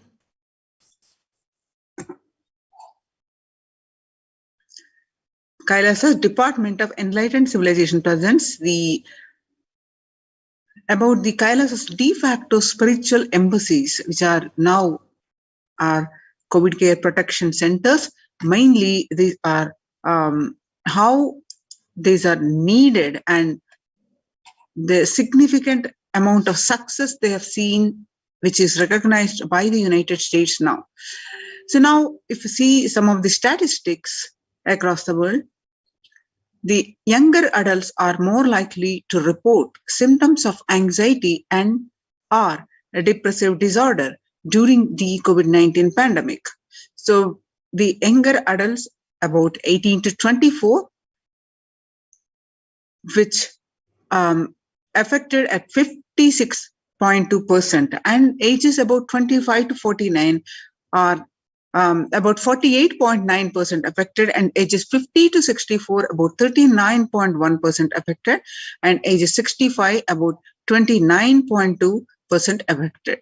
So the average share of the adults reporting symptoms of anxiety disorder and or depressive disorder in what it used to be in 2019 in a 6 months period, which was 11%. Now in January 2011, according to the Household Pulse Survey, it spiked up to what it was for a 6 months period in 2019, 11%. Now it spiked up to, in just 1 month at the beginning of this year, in January, 41.1%. That clearly shows how much the pandemic raised the anxiety and depressive disorder, especially in young adults. So how are you feeling? So what employees say, they feel more than half the time at work. 34% say they are tired, and 34% say they're stressed, and 27% say they are burnt out, and 22% say they are discouraged, and 19% say they are distracted, and 17% say they are depressed. So stress in America, according to a 2020 research, a national mental health crisis. Nearly 8 in 10, that is about 78%, say the coronavirus pandemic is a significant source of stress in their life. Nearly 7 in 10, which is 67%, say they have experienced increased stress over the course of the pandemic. 1 in 4 essential workers, which is 25%, diagnosed with the mental health disorder since the start of the pandemic. More than 60,000 US healthcare workers have contracted COVID-19. About 300 have died. And of the health workers who treated patients during the China COVID-19 outbreak, 50% showed signs of depression, 45% showed signs of anxiety, according to a preliminary research by the JAMA Network Open, according to the ABC News. And the self-reported mental health among the pregnant women and the new mothers. What it was before the pandemic, the depression level is 15%. Now, during the pandemic, the depression level raised up to 40.7%. Then, what the anxiety levels, what it was, and about 29% before the COVID-19 pandemic. Now, during this pandemic, it raised up to 72%, according to the Helios. US cases of depression have tripled during the COVID-19 pandemic. A large study finds a dramatic increase in the number of adults in the United States reported symptoms of depression during the COVID-19 pandemic. The numbers of adults experiencing depression in the United States have tripled. According to a major study, the researchers estimate that more than 1 in 4 US adults now report experiencing symptoms of depression. Before the pandemic, 8.5 of US adults reported being depressed. That number has risen to 27.8 as the country struggles with COVID-19. The world today, COVID-19 impact on mental health at the workplace, which say burnt out ages. Young adults, about 22 to 25% say they're 89% say they burnt out. 83% in the age group 26 to 37, and about 73% within the age groups of 38 to 54, and about 62% in ages 55 to 74. So it's clear that young adults are the worst hit during this pandemic. So now let us see what are the contributions from Kailasa's Department of Human Services with the blessings of the Supreme Pontiff of Hinduism, Kailasa's enlightened civilization presents. What is Kailasa? Kailasa is Department of Religion and Worship, Department of Human Services, and each of Kailasa's temple ecosystems consider the right of happiness to be the highest fundamental right of all humans, in fact, all beings. The ultimate goal for Hinduism and Kailasa, led by the Supreme Pontiff of Hinduism, Jagadguru Mahasannidhanam, His Divine Holiness Bhagavan Nithyananda Paramashivam, is the material and spiritual well-being and prosperity of humanity. Kailasa is a place where everything related to super consciousness is revived. All the sampradayas, the sampradaya is a multiple arms and sects of Hinduism, each exploring the science of awakening the individual's peak possibility and a unique, time-tested, foolproof way. All the sampradayas, all the spiritual ecosystems created for enlightenment will be revived, reviewed, and established in such a way it never gets lost again, and they forever serving the humanity. Now you see the glimpses where the Supreme Pontiff of Hinduism tirelessly worked to establish the Kailasas ecosystems across the world.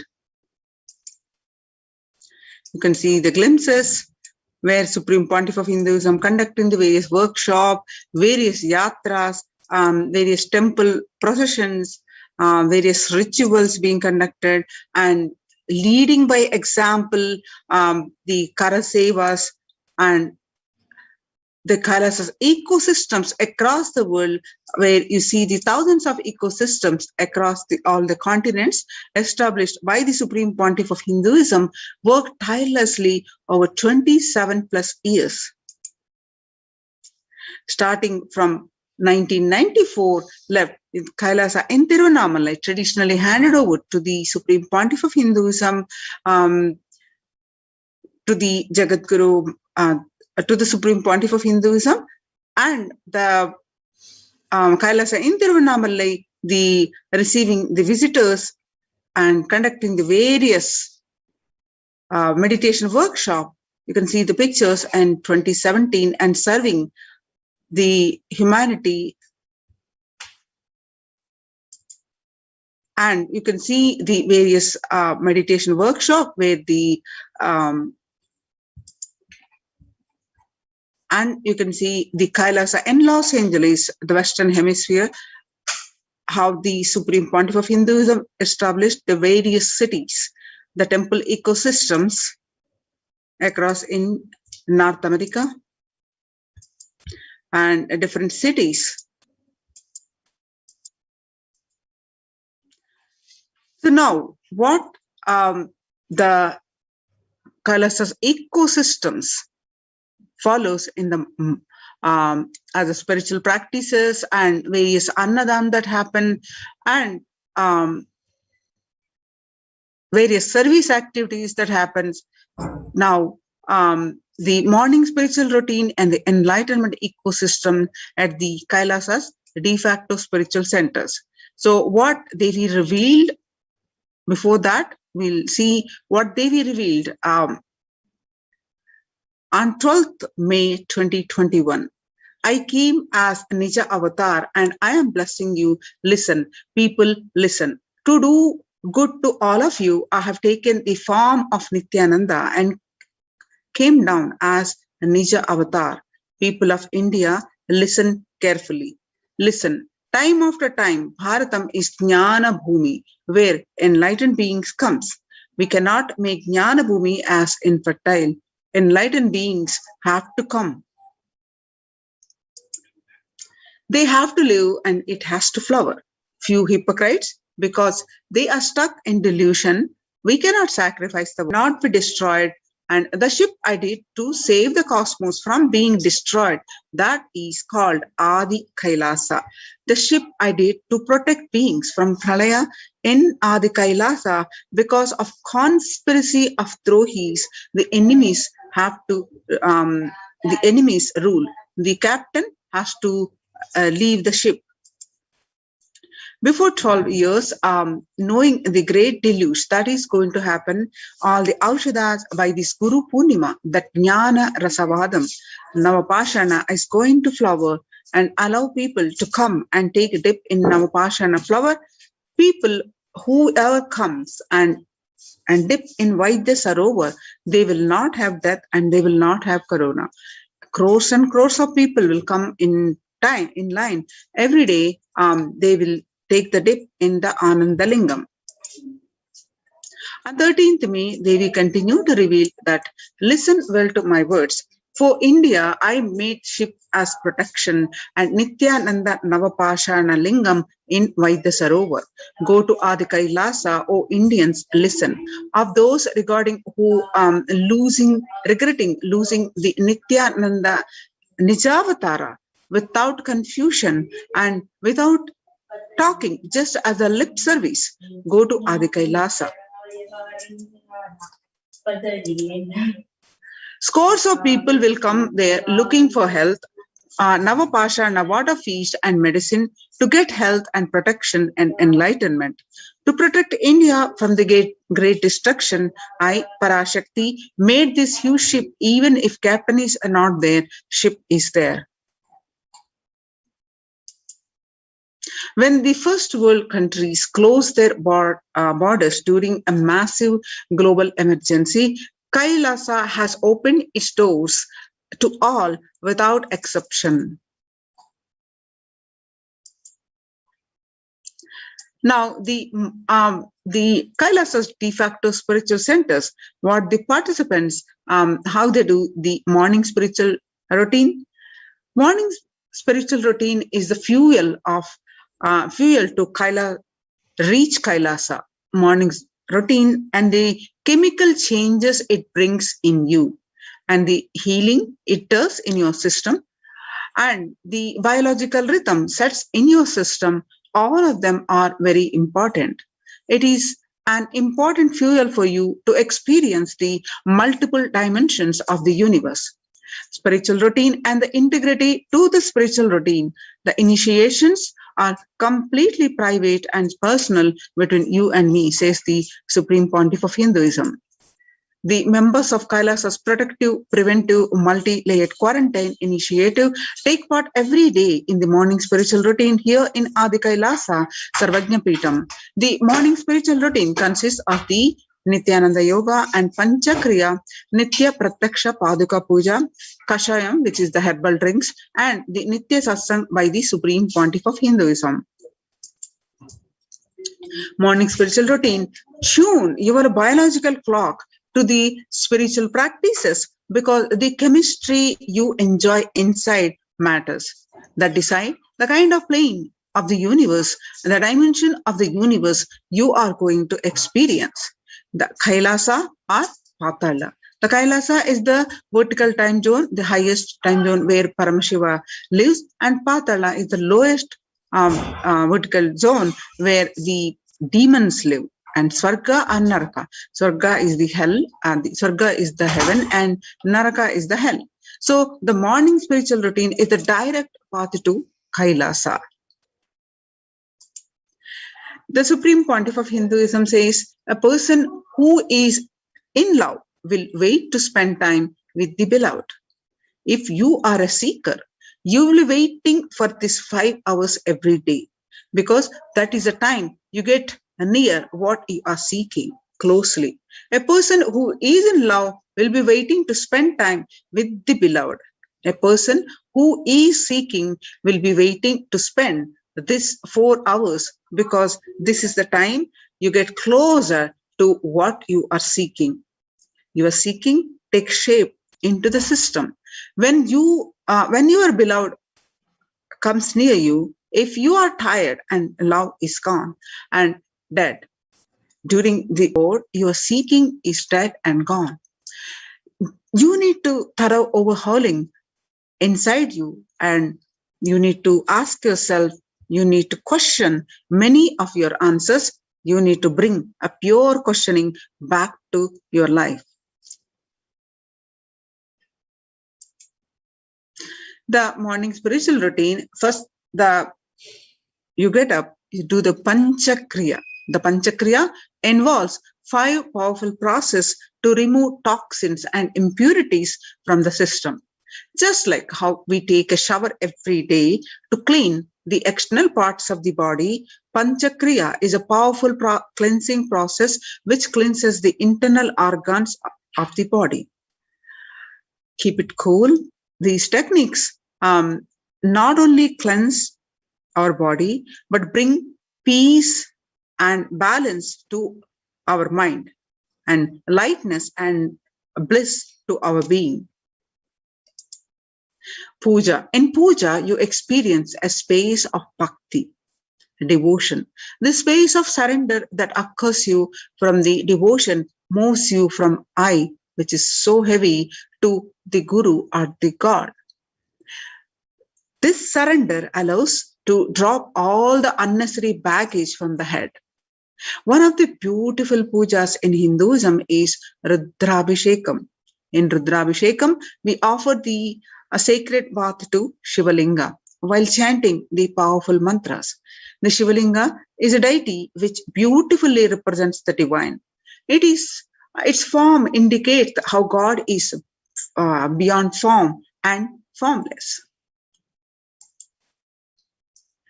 When we sit down and connect with the God by performing the Rudrabhishekam, praying, O Sadashiva, O Paramashiva, I know you are the source of everything. You are everything, and you are in this Shivalinga, and you are in this body. And let me connect with you. Let you reveal yourself to me. When we sit in that bhava, when we sit with that context and do the action of Rudrabhishekam, we experience bhava samadhi. The only Bhava Samadhi can give us the higher taste and higher joy in life. Rudrabhishekam is a beautiful ritual which allows us to experience Bhava Samadhi of Shivoham, that I am divine. Morning spiritual routine makes one manifest Shaktis and spiritual powers with when you practice with integrity and authenticity to morning spiritual routine. If you just follow this morning 5 hours enough, you will have Vak Shakti. Vak Shakti is whatever you say will manifest. All the Shaktis manifesting in you, because all the obstacles for manifesting Shaktis, tiredness, boredom, pitta, fatigue, everything will be churned out in that morning 5 hours. The morning yoga is the most powerful mandala process, Shaktipata, melting your being, and then sitting and listening to the sacred truths, constantly inspiring, engaging, alive, awakening, just this morning 5 hours. If you can bring integrity and authenticity, all the obstacles stopping you from power manifestation will disappear. You can perform all the spiritual practices by yourself, like the morning yoga, Nitya Puja, but there will always be a risk of losing initial inspiration and excitement after a few days or after a few weeks. Living in the enlightenment ecosystem, even if your boredom or tiredness try to pull you down, Sangha will support you, help you by giving the wake-up call and supporting you to complete your incompletions. In Sanatana Hindu Dharma, we had at least 10,000 sampradayas, religions, spiritual traditions, keeping this enlightenment science alive. Each Hindu sampradaya is a spiritual ecosystem created for developing the enlightenment science alive. Every monastery, every adhinam, every mutt, every temple, every Veda Patashala, every Sarvajna Pita is a lineage, sampradaya, created to keep the ecosystem of spiritual enlightenment alive. These spiritual ecosystems, some may be in these, some may be Shakta, some may be Yoga, some may be Vedanta, some may be Tantra, some may be Shakta Vedanta, some may be Shaiva Tantra, some may be Yoga Vedanta, some may be Yoga Shaiva, some may be Vaidika Shaiva, all kinds of permutation and combination. Each temple, each mutt, each monastery, each adhinam, each Veda Patashala, each Sannyasa Sampradaya is the spiritual ecosystem created to keep the enlightenment science alive of that Sampradaya. So join in these COVID care protective Kailasa's temple-based ecosystems.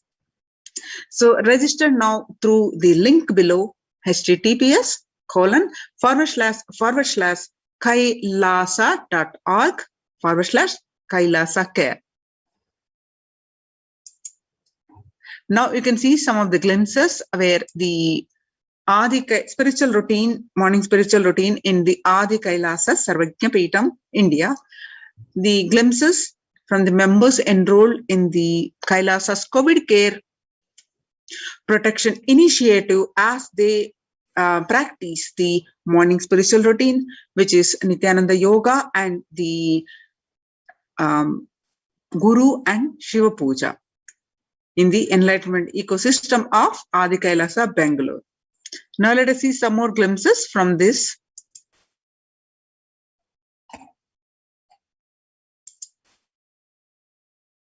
You can see some more glimpses.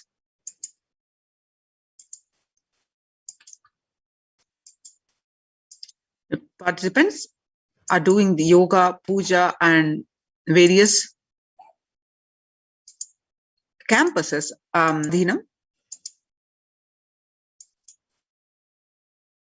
So join the COVID care protection centers. Register now through the link below, https://kailasa.org/Kailasa care.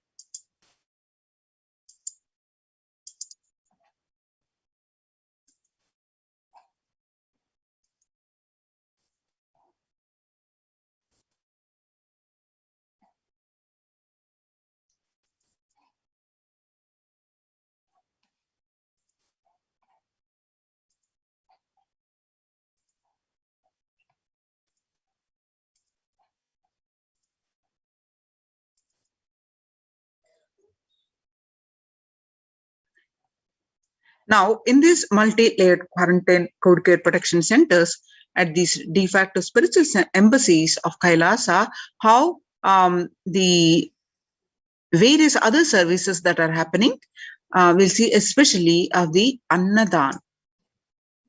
So, if you see the statistics of the pandemic, what is effects of the statistics actually, the need for the Annadan, it is very clear. COVID-19 is creating a hunger catastrophe in India. The pandemic has led to increase in global food insecurity, affecting vulnerable households in almost every country. It has exacerbated the existing inequalities, pushing millions of people in the vicious cycles of economic stagnation, loss of livelihood, worsening of food insecurity, and the World Bank estimates that 71 million people will be pushed into extreme poverty as the across the globe as the result of the pandemic. The World Food Programme estimates that an additional 130 million people could fall into this category of food insecure, who were classified as such by the 2019 State of the Food Insecurity in the World report. Hunger in plain sight. The COVID-19 worsened the plight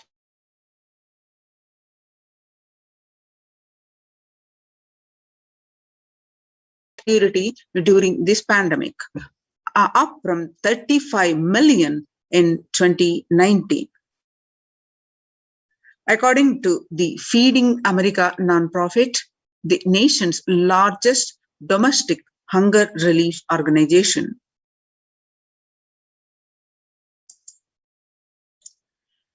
Child malnutrition and hunger skyrocket in Haiti as COVID-19 is infection spike.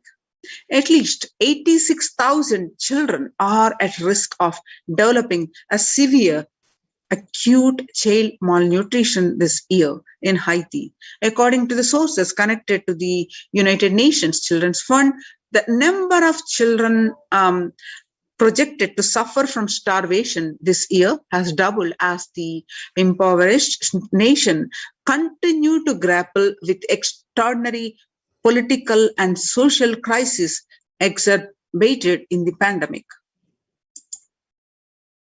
Refugees are paying the highest price in the COVID-19 pandemic. The vulnerable groups such as refugees are paying the highest price in COVID-19 pandemic. We are seeing the alarming trends that show many refugees around the world are unable to pay for food or rent and are struggling to access healthcare and education. Prices like price hikes and the local markets and further displacement caused by the campfires have pushed many families further into food insecurity. During the April and May, around 30,000 refugees in Cox's Bazar camps raised questions and concerns, with 63% seeking services, including the urgent food relief and shelter. Just over one third, that is 37%, requested health or medical care. Famine risk spikes amidst the conflict, COVID-19 and the funding gaps. The World WFP,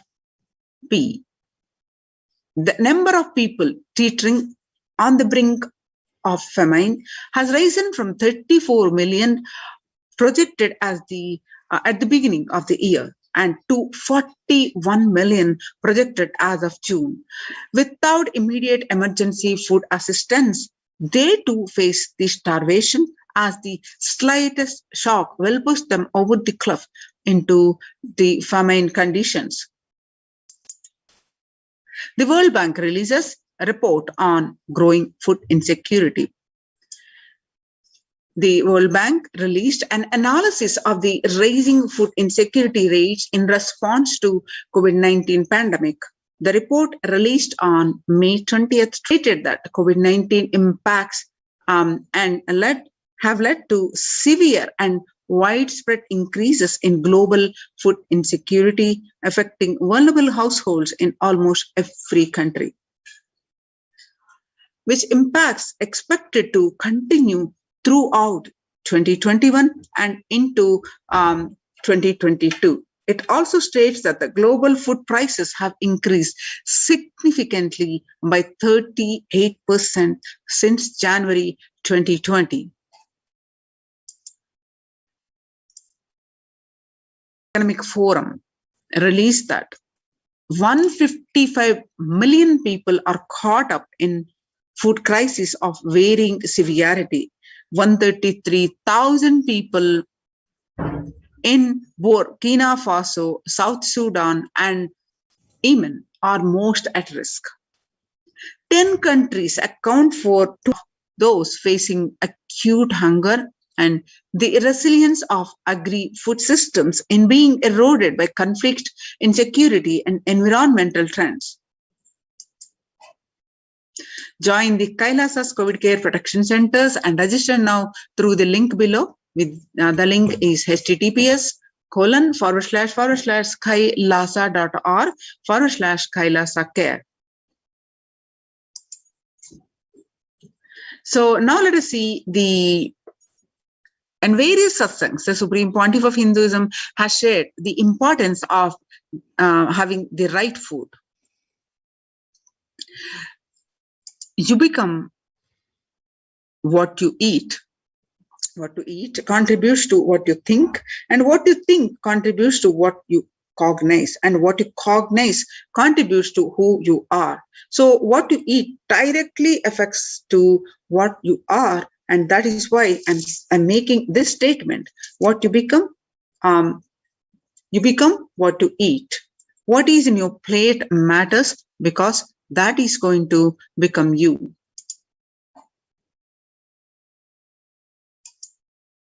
Violence-based food derived from killing animals and life-negative, chemical-based toxic food both harm the system equally. Organic vegetarian food is not just for health. It gives you an inner space, physical system, psychological flow, and to develop the highest psychology, not only your physical system, even your physiological flow needs to cooperate. And your brain is constructed for all those higher things. When you don't explore the higher things and keep your brain engaged for survival, if you don't explore the higher dimensions of your consciousness, you will force yourself into the drugs and try to explore the hallucination, imaginary, illusory dimensions of the universe. So make vegetarianism as a lifestyle. The human body is naturally Indian food. the inner mechanism you like feeling, thinking, words, everything is designed to function with vegetarian food. It is like having a generator which can handle only 220 volts current, or a UPS which can handle only 220 volts current. But it is given a 20,000 volt current. What will happen? It will just get fused. The food without anxiety, fear, depression, biomemories, if they are consumed by a person, the energy with which they think, the energy with which they utter the words, the energy with which they act, the energy with which they fuel, everything will be aligned to the natural source of energy. It will align to nature, which is the inner potential energy.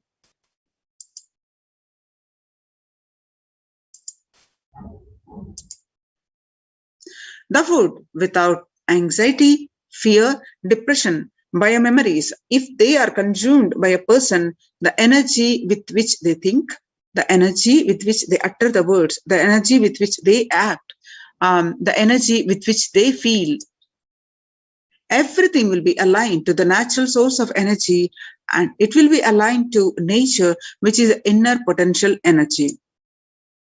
Kailasa's Annalayas serve the free, organic, vegetarian sattvic meal for all, eliminating hunger. The developmental, economic, social, and medical impacts of malnutrition and famine have a critical impact on the individual, familial, community, national, ultimately on the geographical level. When the ongoing COVID-19 pandemic triggering an alarming spike in food insecurity, the United Nations have given warnings of famines of biblical proportions. In 2020 alone, 690 million people were estimated to be pushed into food insecurity. The access and availability to organic food has become of utmost importance. Through the Kailasa's Department of Agriculture, the Supreme Pontiff of Hinduism, Jagadguru Mahasannidhanam, His Divine Holiness Bhagwan Nithyananda Paramashivam, has committed to the distribution of free organic food to everyone, not just since the beginning of his public life, but from his very upbringing itself. Kailasa's Annalayas, the food bank established by the Supreme Pontiff of Hinduism across the globe, distributes and serves free, vegetarian, organic food for public of all caste, creed, religion, race, gender, and social standing. Under the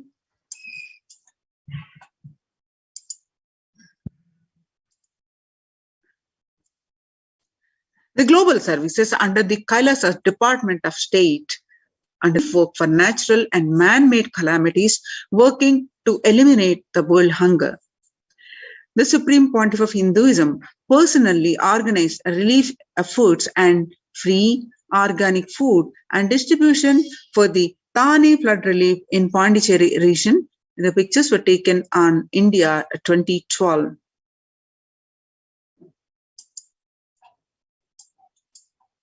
The Supreme Pontiff of Hinduism always say, you will receive the food supply chain. We will revive the food supply chain of Kailasa. Before you get hungry, food will be ready. Continuous Annadan. I'm not giving any fantasy. It is already becoming a reality, says the Supreme Pontiff of Hinduism. Now you can see the Supreme Pontiff of Hinduism. The pictures show that the early days of Kailasa's spiritual mission, where the Supreme Pontiff of Hinduism offering Annadan, providing free organic vegetarian meals on Kartika Deepam, Tiruvannamalai, India. And you can see even without even with a fractured hand, the Supreme Pontiff of Hinduism, Jagadguru Mahasannidhanam, His Divine Holiness Bhagwan Nithyananda Paramashivam, engaged in his selfless work day and night, inspiring the peacekeepers of the sovereign order of Kailasa to engage in selfless service, leading the nation of Kailasa by example. In 2011, the Supreme Pontiff of Hinduism had a multiple compound fracture with the bone protruding out of the skin. And so the two steel implants were fastened in 2011, and that got removed in 2013 as the bones had healed completely. And you're seeing this picture soon after the surgery.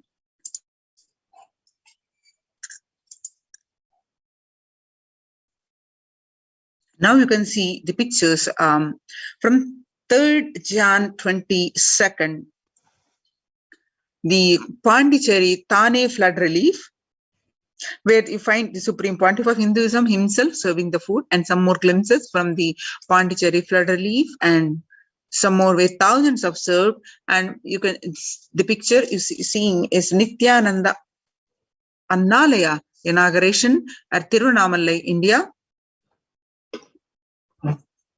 Pictures are taken on 9th September 2011. And the Arogya Yoga Health Workshop in Tamil Nadu, India, were 25th November 2005. And you can see this picture on Nithyananda Spurana Meditation Workshop, Salem, India, taken on 12th December 2007, where the Supreme Pontiff of Hinduism serving him to one and all thousands of devotees who are taking part of this workshop. And the Nithyananda Spurana Meditation Workshop at Tiruvannamalai, India, way back in 2012, 20th September. And the Kartikeya Deepam celebration, Tiruvannamalai, India, where on 27th November 2012, where the lakhs of people are fed with the celebrations. And you pictures that you're seeing the Inner Awakening Meditation Workshop, Tiruvannamalai, India, where pictures were taken on 10th May 2017. In the Kalpataru Meditation Workshop in Tiruvannamalai, India. And these pictures are from Bandara Feast, served for respect monks, with the pictures taken on 5th May 2016, and the Kalpataru Meditation Workshop, where the thousands attended the Kalpataru free meditation workshop and were fed the Annadanam free organic sattvic meal. The pictures were taken on 28th April 2006. The pictures you're seeing where the Arunachala Sarvajna Peetham Tiruvannamalai were are taken on 11th March 2017, where the thousands were fed the free organic sattvic meal. And the picture that you're seeing from Tiruchengodu Sarvajna Peetham on 18th August 2019, where every day continuous Annadan happens at this Adhinam. And the Annadan distributed during the Guru Purnima, traditional celebration of Guru, on the Kailasa in Houston. The pictures are taken on 6th July 2019. And the picture that you're seeing, Sadashivoham meditation workshop, where in the Kailasa Sarvajna Peetham, the pictures are taken at 8th December 2016, where the Supreme Pontiff of Hinduism himself serving the free organic sattvic meals to all the participants. And the Annadan services continues in the midst of the COVID-19 crisis. The pictures were taken in Madurai, India, and on 30th May 2020.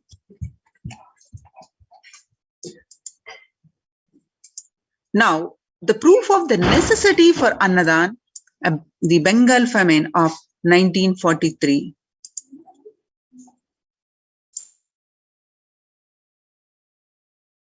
What I found in researching the Bengal famine was that Churchill did several things that greatly aggravated the death toll. India was being used extensively for the war effort. Indian resources, Indian soldiers, and Churchill repeatedly refused to acknowledge the fact that the extent to which India was used could lead to famine. Viceroy to India, Archibald Wavell, called the Bengal famine one of the greatest disasters to have befallen people under British rule, and said the reputational damage was incalculable. During one government discussion about famine relief, Secretary of State for India Leopold Amery recorded Mr. Churchill saying that any aid sent would be insufficient because Indians bred like rabbits.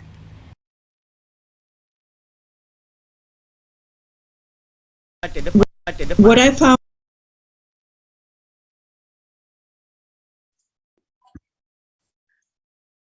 in 1943 to 1944, the man-made famine of Bengal, as per the existing records, 3+ million were murdered. The Prime Minister of the world's biggest empire, controlling the 1/3 of the mankind, claimed they could not do anything about the people dying of hunger because Hindus bred like rabbits and the famine was their fault. In 2016, the Ujjain Kumbh Mela, the peacekeepers of Kailasa served the organic food to over 3+ million. The peacekeepers of Kailasa, under the leadership of the Supreme Pontiff of Hinduism, Bhagavan Nithyananda Paramashivam, has served more than 1 billion free meals in past 26 years and are determined to end hunger and poverty in all its forms.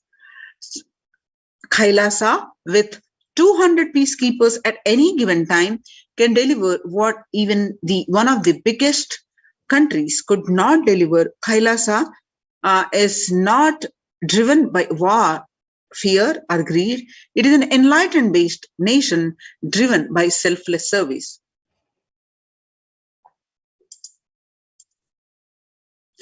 The Vedagamas, the source of Hindu scriptures, declares Annam Bahu Kurvita, which means let us produce food in large quantities. Through the widespread distribution and promotion of free, healthy, organic food, Kailasa's global peacekeepers, led by the Supreme Pontiff of Hinduism, serve such that we may achieve food security, improve nutrition, and promote sustainable agriculture globally. Annadan is the vision to end poverty and hunger in all its forms. Join now in Kailasa's COVID care protection centers. Register now through the link below, https://kailasa.org/Kailasa-care.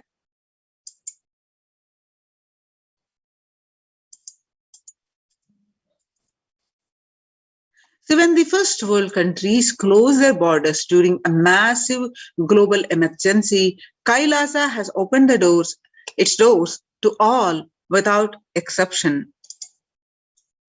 The free COVID care centers opened across India are Adi Kailasa in Bidadi, Bangalore, Salem Adhinam in Tamil Nadu, Tiruvannamalai Adhinam in Tamil Nadu, Rajapalayam Adhinam in Tamil Nadu, Puduvai Adhinam in Pondicherry, Pattanam Adhinam in Tamil Nadu, Srirangapadi Adhinam in Tamil Nadu, Sripuram Adhinam in Hyderabad and Madurai Adhinam in Tamil Nadu, and Avattipalayam Adhinam, Erode, Tamil Nadu, and Huzur Adhinam in Tamil Nadu, and Baroda Adhinam in Gujarat. Kailasa rushes to aid India as India finds itself on the verge of COVID-19 third wave. The multiple free COVID care protection centers opened across India. The various social services offered during the pandemic in Kailasa's de facto spiritual embassies across India. The spiritual services offered during the pandemic and Kailasa's de facto spiritual embassies across India, and also the cosmic revelations on the global pandemic. The free social services offered during the pandemic in Kailasa's de facto spiritual embassies across India, which includes the medical care with allopathy, Ayurveda, and Siddha medicine, infrastructure to accommodate thousands, and the accommodation for multi-layered quarantine and emergency ambulances, which is ICU on wheels, and the personal protective medical equipment, security management through food banks and organic farming. Join the Kailasas COVID Care Protection Centers. Register now through the link below, https://kailasa.org/Kailasa and you can see the groceries collected. See some of the glimpses where how at the Adi Kailasa Sarvagyapeetham prepared for the participants of the COVID care protection centers. You can see the groceries collected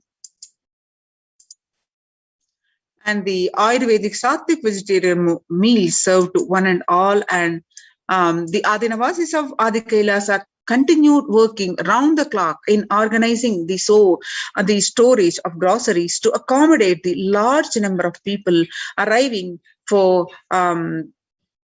Kailasa's COVID protection initiative. The banana plantain in Adi Kailasa Sarvagyapeetham, a glimpse of the self-sustainability lifestyle being cultivated in multi-layered quarantine facilities.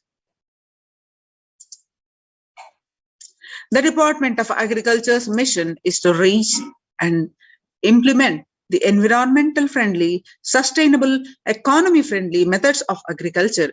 The next pasture of land were prepared by de-weeding, irrigation, and preparing of manure. Adinavas is working full swing in helping facilitate all the requirements needed to accommodate the hundreds of people coming in for protection from the COVID-19 pandemic. As the third wave of COVID hits the world, the material and emergency response team raises their preventive measures, and each individual is guided to take at least 11 minutes of vaporization before meal and receive their supplements.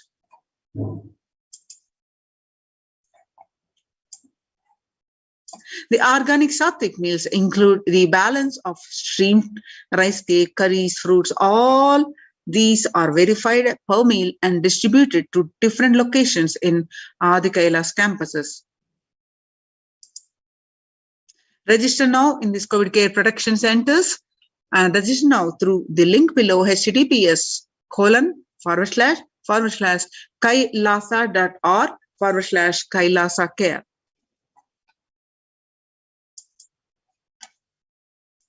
Now, these efforts of the Supreme Pontiff of Hinduism on these Kailasas COVID care protection centers were recognized by the United Nations.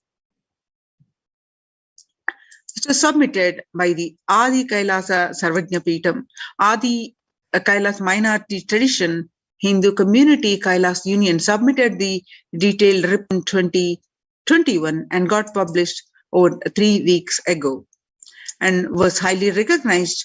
The recommendations suggested by the community, the Kailasa Union.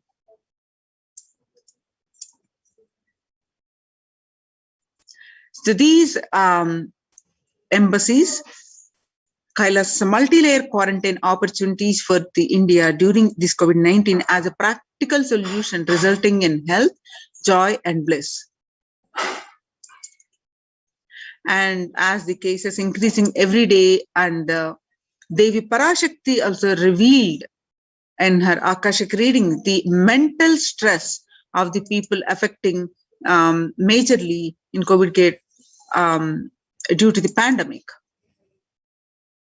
And they were advised to go to Adi Kailas, and the unemployment rates increased, and the raising food, world prices,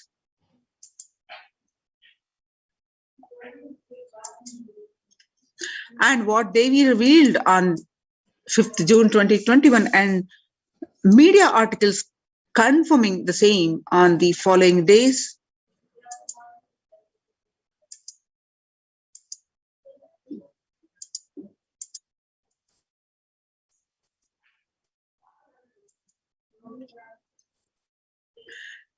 The UN released to CNN that it is now crystal clear that mental health issues and needs must be treated as a core element of our response to and recovery from COVID-19 pandemic. Now, we have just seen the Kailasa's de facto spiritual embassy participants doing the daily spiritual routine, which includes the yoga. Yoga greatly improves mental, spiritual, and physical health. People who practice yoga experiences less anxiety, less depression, and fewer symptoms of post-traumatic stress disorder. Yoga also improves well-being, including the increased gratitude, relatedness, acceptance, centeredness, empowerment, and self-esteem, compassion, and self-awareness, and hope.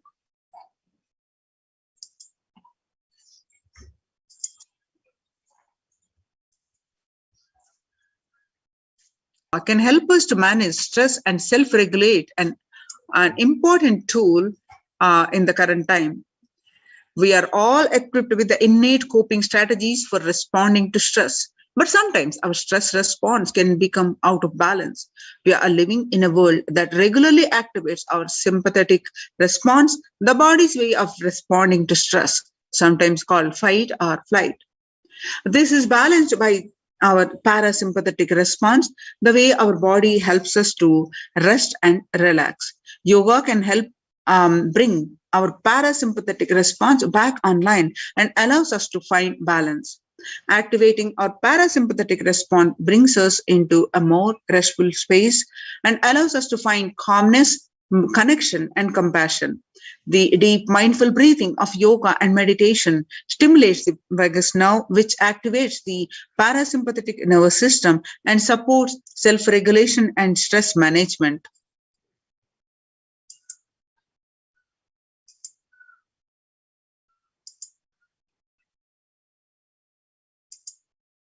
Yoga is now being used as an empirically based treatment, often in the combination with the interventions, which benefits for both physical and mental health. Many clinicians are recommending yoga as it may help support the effectiveness of the traditional treatment approaches. When we actively choose a tool of self-care, we better equip ourselves to survive and seek resilience in different circumstances. While it is but one tool, yoga offers the potential for connection and well-being, even in these challenging times. Spirituality benefits mental health. Research shows that the individuals have better mental health if they belong to a particular community or have religious beliefs. Spirituality can help people in many ways. First and foremost, spirituality or religion can help find people find meaning in their lives, which is instrumental in improving one's spiritual mental health. Research shows that individuals have better mental health if they belong to a particular community or have religious beliefs. Spirituality can help people in many ways. First and foremost, spirituality or religion can help people find some meaning in their lives, which is instrumental in improving one's mental health. In addition to endowing meaning to life, it has the potential to improve mental, physical, and emotional well-being as well. It has been a source of relief and comfort from various challenging issues for thousands of years.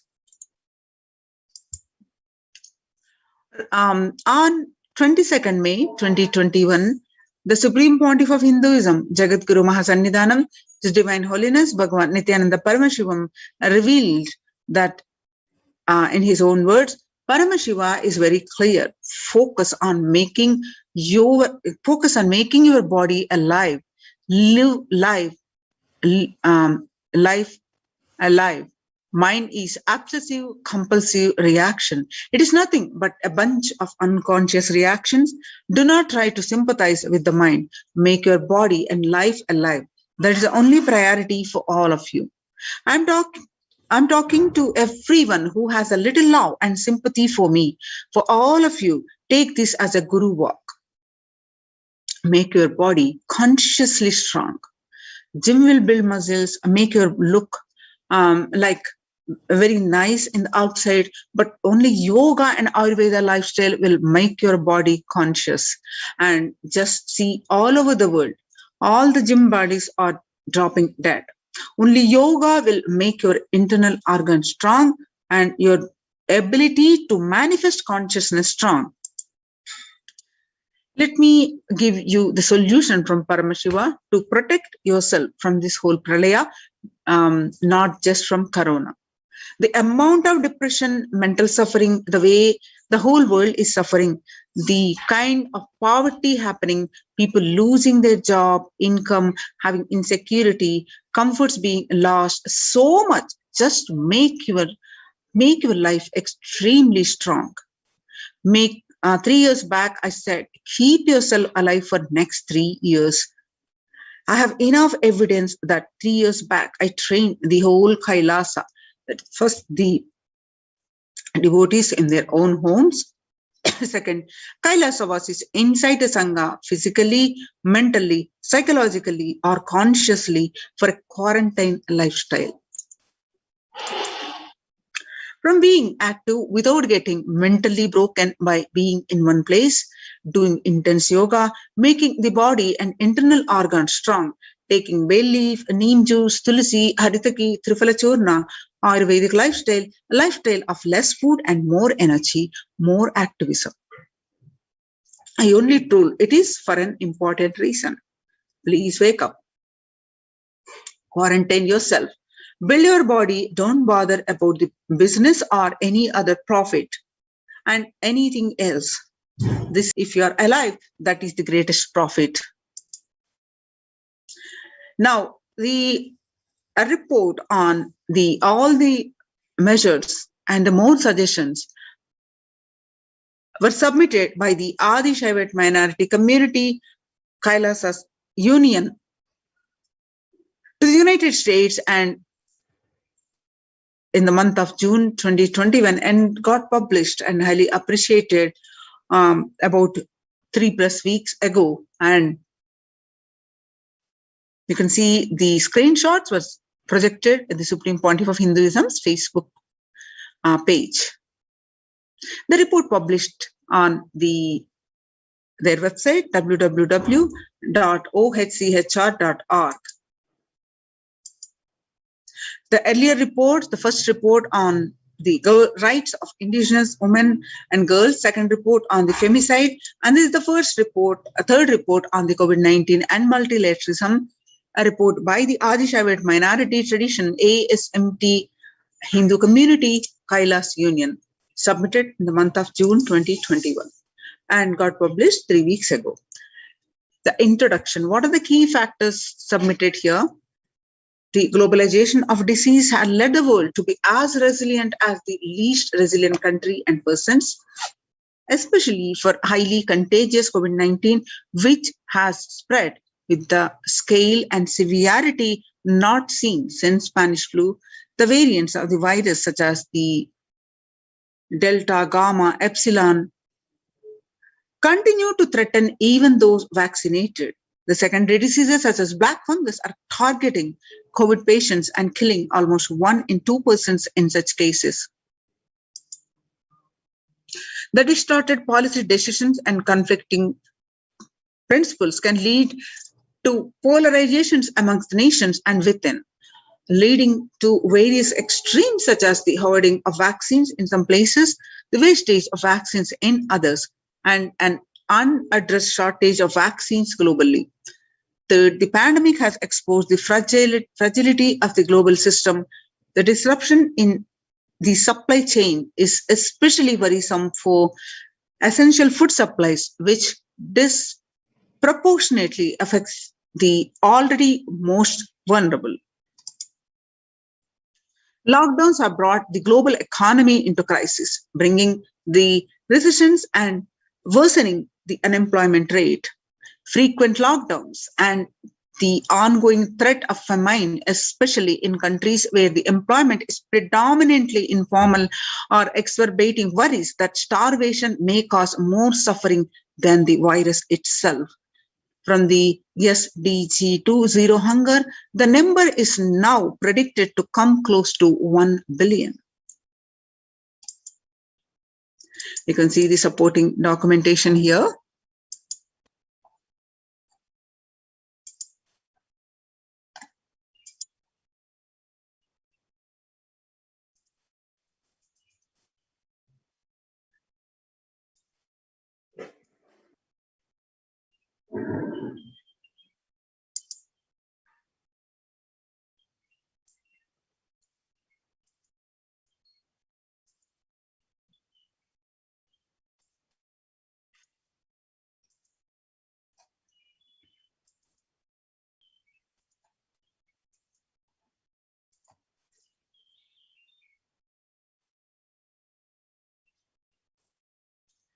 The sovereign order of Kailasa worldwide, inspired and guided by the vision of the Supreme Pontiff of Hinduism to save lives. One of a kind humanitarian charitable service massively mobilized to provide protection and preventive COVID care in this testing time of global meltdown. Through this initiative, Kailasa has been consistently supporting people through free food banks, the annadans, and free medical care and many more services. The impact of mental disorders and lack of spiritual strength during a humanitarian crisis are often difficult to assess and inflict lasting damage. To assuage this, Kailasa is offering spiritual programs, temple events, and various spiritual healings online.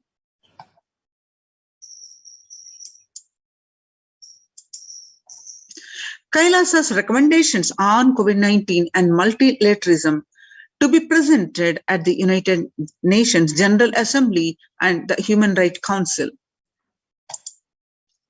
Kailasa's report and recommendations on an international treaty on COVID-19 got accepted and published by the United Nations. Surviving the highly contagious COVID-19, where the world is only as resilient as the least resilient country, and the persons required through multilateralism, the governments, organizations, and people to collectively address the crisis. Kailasa has been successfully providing grassroots solid solutions to multifarious ways, including providing sustainable community livings with multi-layered quarantine, educating citizens on individual pandemic management, leveraging best of difficult systems based on charity, barter, and money, providing food security and traditional Hindu medicines. These are the unique contributions have been recognized by the United Nations and got published in their website www.oschr.org. So join the COVID Care Protection Centers. Register now through the link below, https://kailasa.org/Kailasa Care.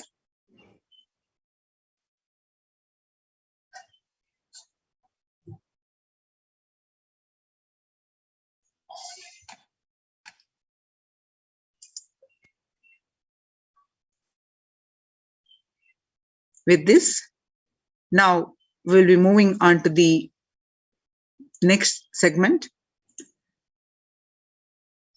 of the satsang by the Supreme Pontiff of Hinduism.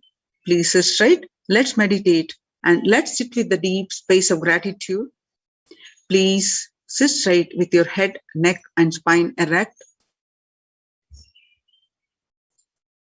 with the space of unclutching, with the space of deep, restful awareness.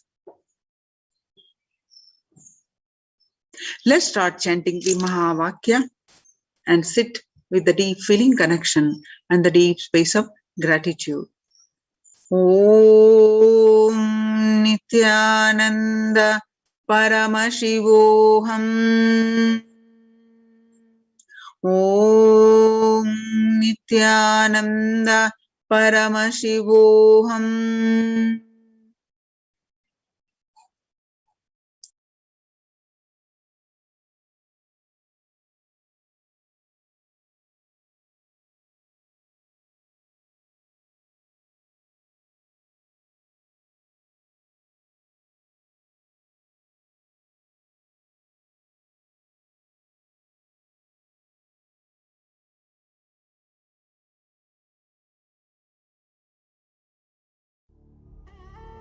What I mean by the word e-Kailasa, listen intensely. Enlightenment echoes literally enlightenment itself. Wherever you are, if you cannot come to Kailasa, it's okay. Kailasa can come to you. Kailasa coming to you is e-Kailasa.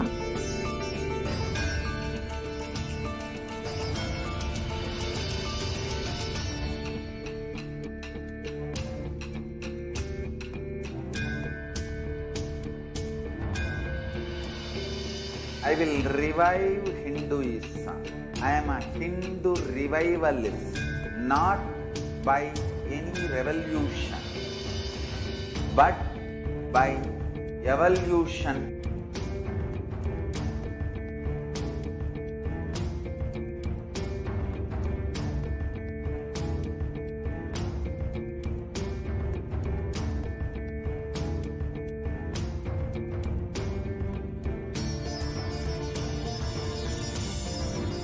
And setting model community.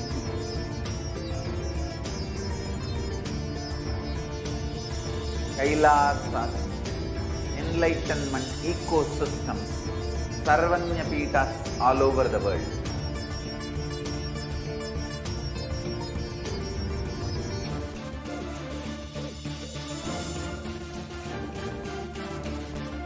All powerful cognition, knowledge, only when you live, power manifestation and possibilities manifestation happens.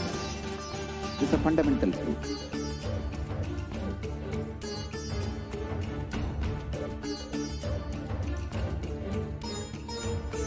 Hinduism cannot live exclusively as one sampradaya. No. All sampradayas of Hinduism is an ecosystem.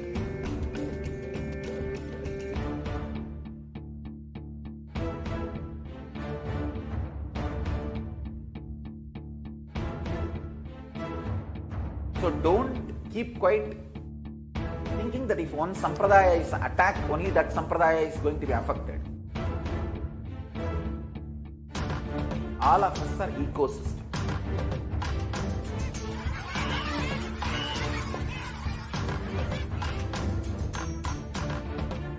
I invite all of you to get involved and enjoy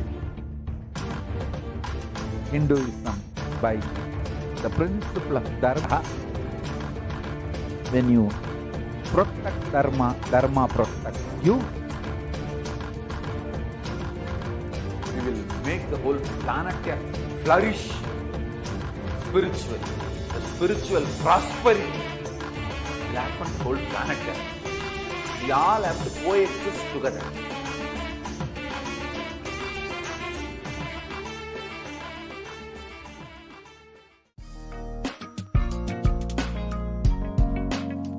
We get you health.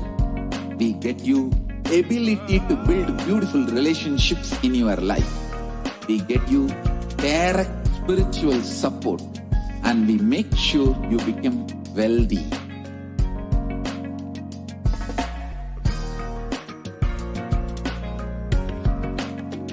We won't stop giving you just good life.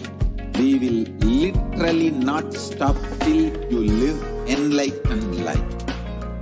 Manifesting the state of Paramashiva, space of Paramashiva, powers of Paramashiva, being of Paramashiva.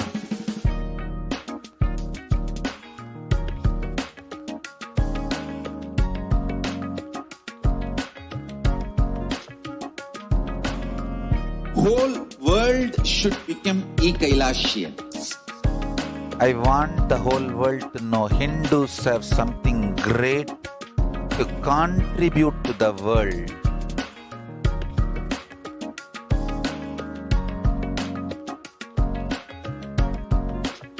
We have something great to contribute to the world. Let us do that.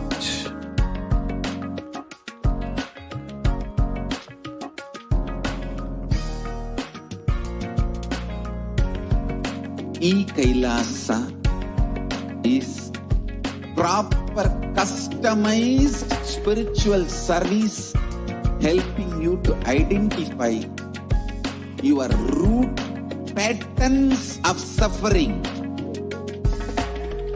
We have perfected the science of helping every individual from every cultural, religious, nationality background.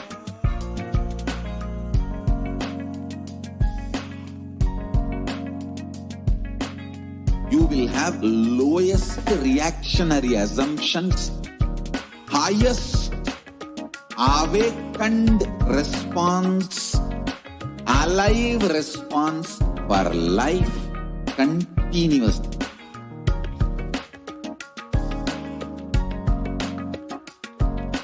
E-Kailasa is enlightenment ecosystem, literally enlightenment itself in your own home, wherever you are. Proper customized spiritual service helping you to complete with your life negativity. Withdrawal from life, self-hatred, self-denial, self-doubt, so much of tiredness, laziness, we can support you aligning your diet, your attitude, your aptitude, your understanding about life. We can help you with everything.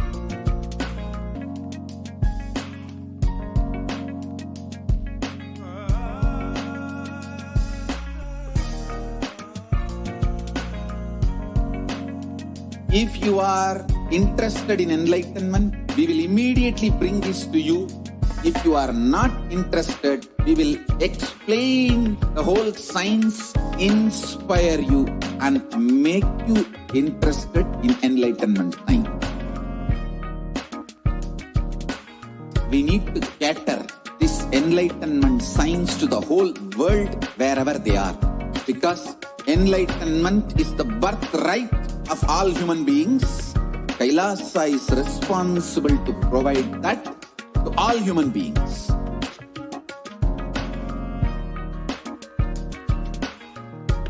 Kailasa is the totality of the knowledge I received from my gurus and practice manifested in my life, perfected by teaching millions of people from all cultures, time zones, backgrounds, genders, nationality, race, from every creed.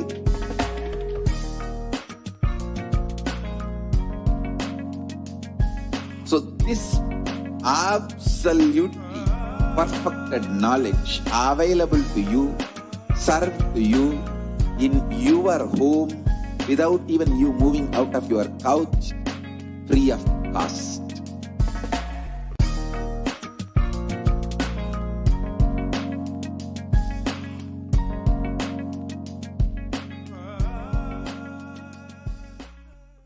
Just be alive for next 3 years. Don't die within next 3 years.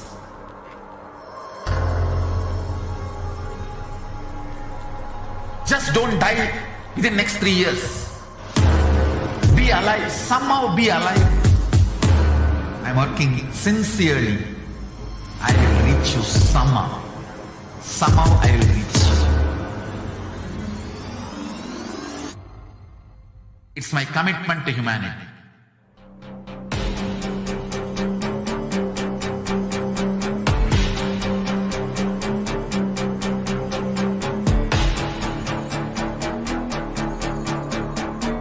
Just don't die within next 3 years. I will reach you wherever you are, whichever corner of the world you may be. I will reach you with enlightenment. You manifesting the space, state, powers, being Paramashivoham.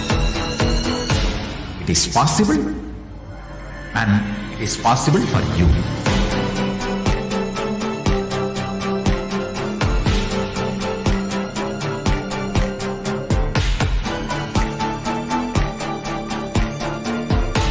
Paramashiva will reach you with enlightenment science. I know he is going to do the job. Just be alive for next 3 years. Nothing else. What I mean by the word e-Kailasa, listen intensely. Enlightenment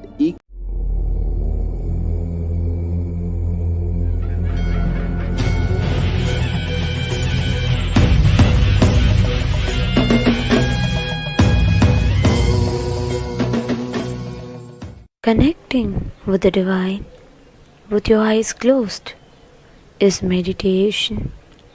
Connecting with the divine with your eyes open is darshan. Come, let us all now move from meditation to darshan. Slowly, very slowly, please open your eyes.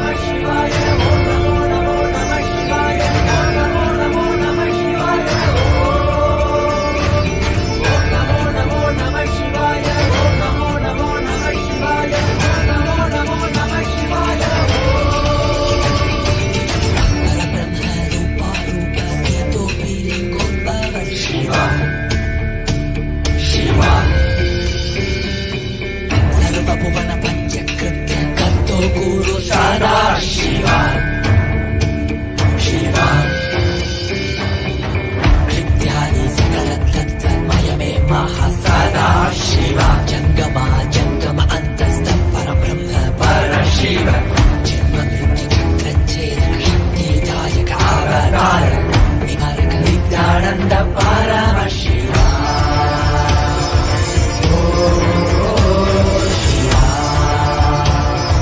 Nithyananda Paramashivam.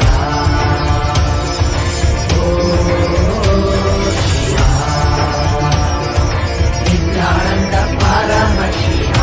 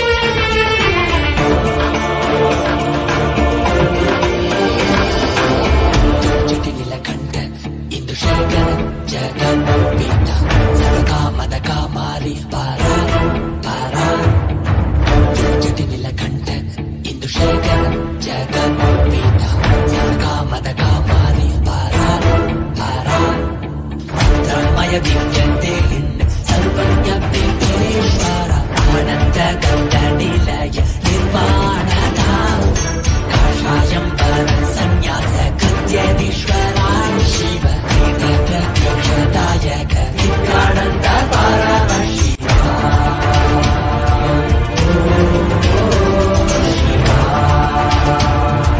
Nityanand Paramashiva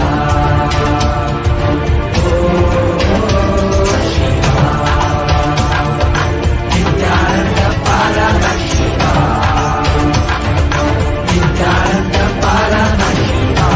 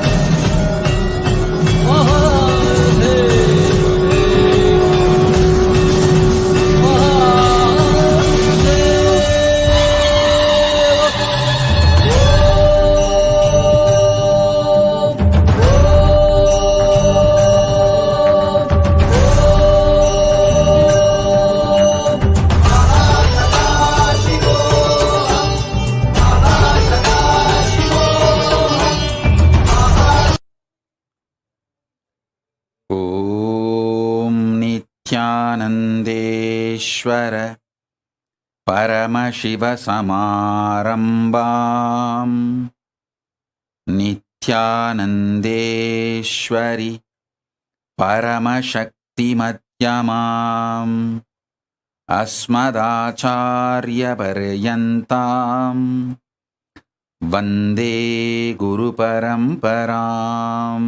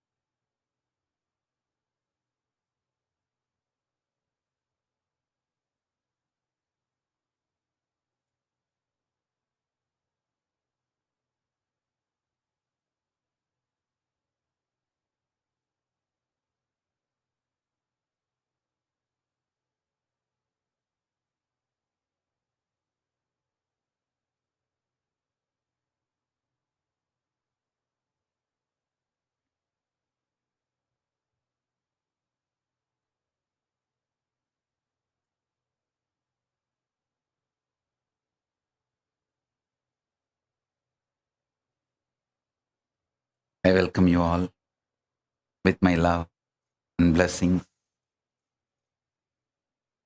I welcome all the Sarvajñapita Yajamans, Kartas, Shri Mahants, Mahants, Kotari Tanedar, everyone sitting with us all over the world. I welcome all of you with my love and blessings.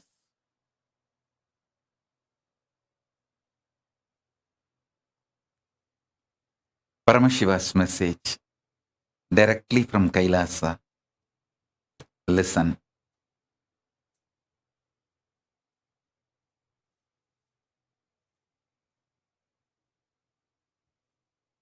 Conscious sovereignty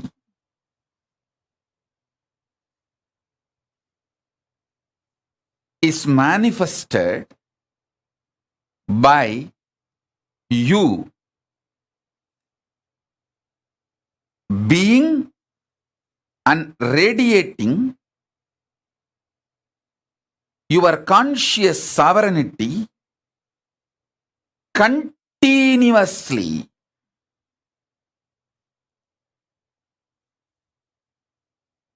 Do this Swarajya Siddhi Samyama.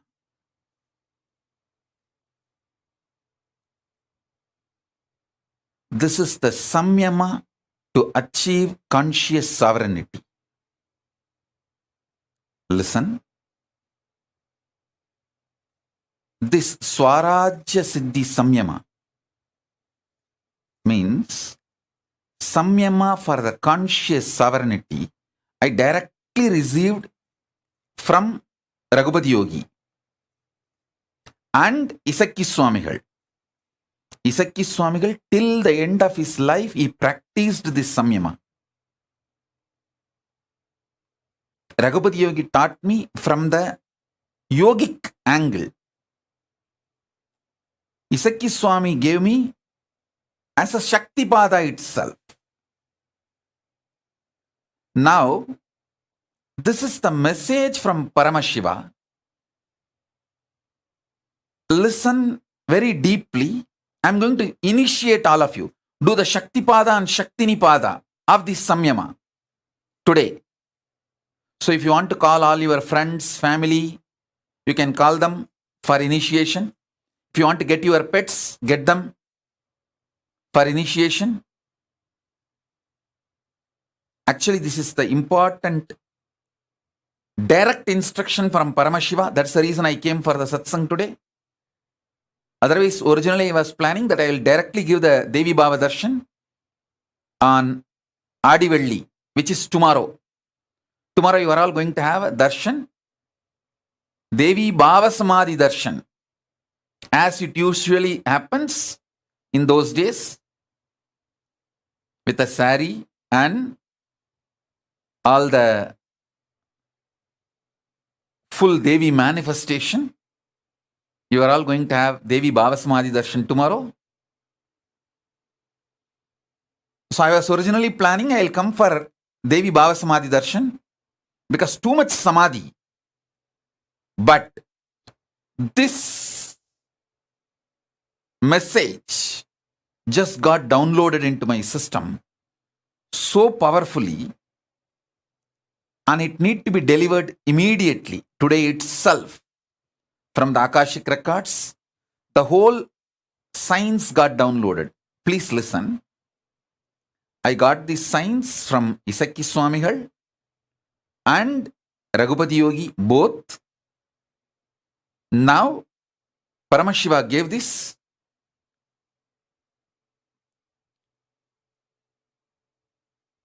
Elaborately, directly from the Akashic records.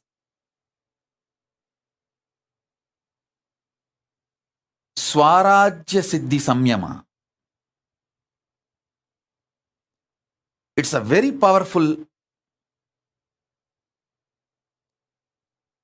manifestation.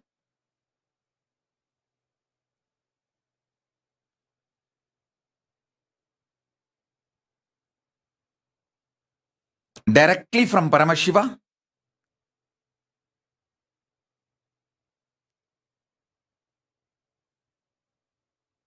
So if you guys want, I'll give few minutes for all of you to gather everyone, your friends, family, pets, for initiation.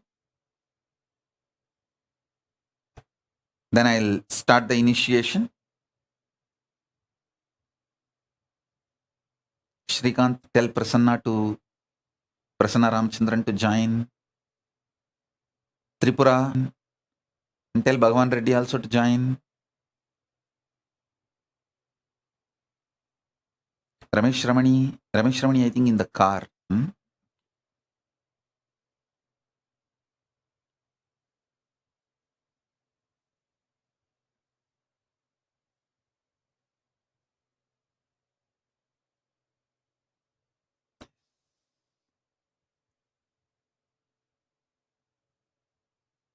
Oh, it's in the house. Ramesh Ramani is in the house only.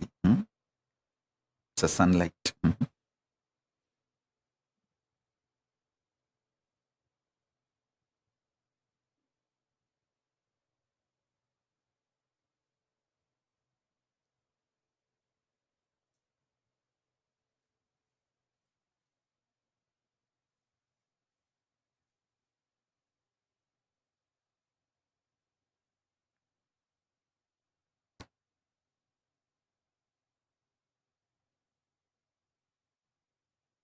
So all of you settle down with your Atmalingas. I'm going to initiate step by step. Call all your friends and family and inform them now.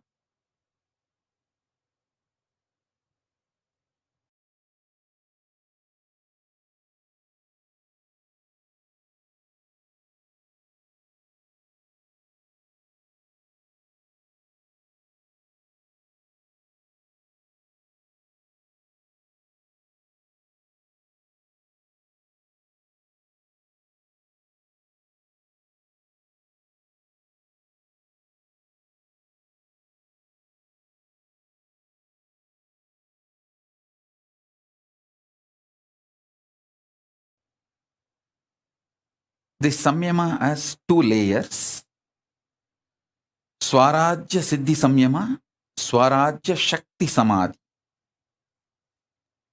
I'm going to initiate both the layers. So better all of you settle down. Listen. All of you listen intensely. I'll explain both the levels. Swarajya Siddhi Swarajya Shakti. Swarajya Siddhi. Listen. You are Paramashiva. Everyone with whom you are relating is Paramashiva. With this cognition, continuously, every thought raising in you should be from this cognition. Understand? Consciousness becoming your emotion, thought currents, words, retaining your sovereignty. Understand? Your consciousness, from that only your cognitions manifest. From your cognitions only your emotions manifest. From your emotions, your thought currents manifest. From your thought currents, your words come out. Through your words, you start acting. The words uttered inside or outside. That is the way your functioning starts. Your relationship, this whole psychodrama starts. So, listen carefully.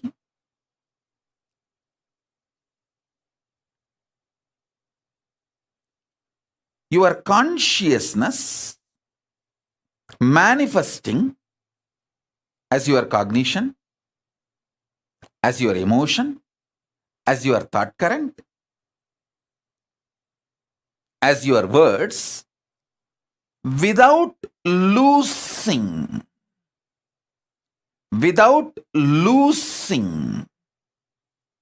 your sovereignty.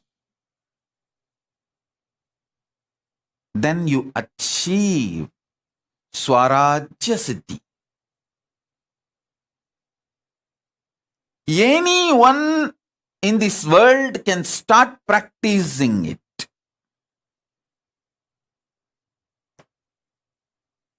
Now, I am giving you the second layer. Swarajya Shakti Samadhi. This is the Samyama. Samadhi. You need to manifest it intensely. Samadhi, which you need to manifest it intensely. For this, you need certain amount of ferociousness. Just for this Chaturmasya, please do it. Listen carefully. Mala Nadarajan, don't worry. Mala Nadarajan has messaged that Nadarajan is admitted in the hospital. Don't worry. You have taken care of my daughter, so I will take care of you all. But don't worry. Yes, let's come back to satsang. Listen.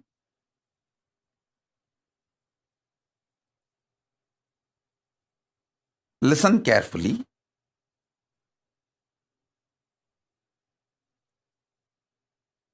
I'll describe elaborately, clearly, how my gurus used to manifest this samadhi and these powers of the I'm using the word English word conscious sovereignty. Originally, the original Sanskrit word is Swarajya Shakti. It means reclaiming your Rajya, your kingdom, and manifesting the Shaktis of your kingdom. Swarajya Shakti Samyama. Swarajya Shakti Samadhi. Samyama means Tarana, Dhyana, Samadhi. All these three put together is called Samyama. So now, this is the way you can manifest your conscious sovereignty. Listen. Listen to the instructions deeply. Only one thing. 24/7. Remember, you are Paramashiva. Everyone with whom you are interacting is Paramashiva. And from this same space, your new cognitions should start manifesting. Your thought currents should start manifesting. Your ideas, emotions should start manifesting. Your words should start manifesting. It is very easy if you decide these 4 months, this Chaturmasya, conscious sovereignty Chaturmasya, you will do all the interactions from this space. I tell you, I guarantee, take this as my guarantee, you will earn 10 times more wealth. You will have best relationships. Your health will become 100 times better. Your inner space will manifest at least 100 powers. Mark all these words as my commitment to you all who are receiving this initiation. Listen. This Chaturmasya till Navaratri, decide. Your whole interaction will be only from this angle, this space. And make sure all your communication is only through writing and showing, writing and showing, writing and showing. Because when you are not blabbering, all your verbalization is blabbering. When you are not talking blah blah blah blah blah blah blah blah, you can retain the conscious sovereignty cognition. If you make your communication only through writing, you can always make sure, yes, I am from that space. I am here as Paramashiva, and here is this Paramashiva.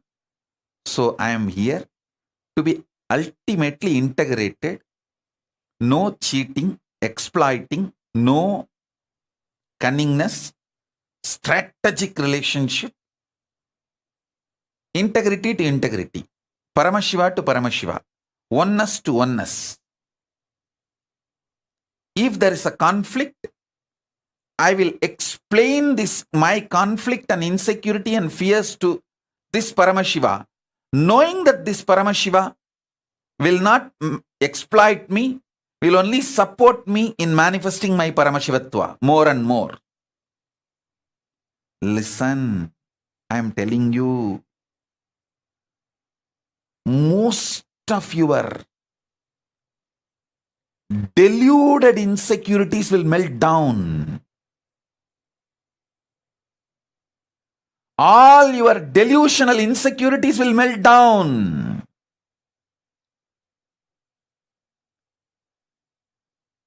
You will know only the real problems and you will be able to solve it. I tell you, I know the powerfulness of this samadhi. I have seen my gurus doing and I have done it. Now, I wanted to prove to all the devotees all over the world. There are many people, newcomers, you would have come today and listened to this satsang. You may be thinking, oh, this is absolutely impractical. 4 months he is asking us to be literally in silence. He doesn't know I'm a doctor, I'm a lawyer, I'm an engineer, I'm a scientist, I'm a CEO, and he is asking me to be in silence. He is impractical. You may think, for all of you, I will prove the power of this by making my Kailasa government. The whole Kailasa government will function, this whole Chaturmasya, with this Swarajya Shakti Samadhi. Means the whole Kailasa government, Biddi, Tiruvannamalai, from there I am telling, all over the world,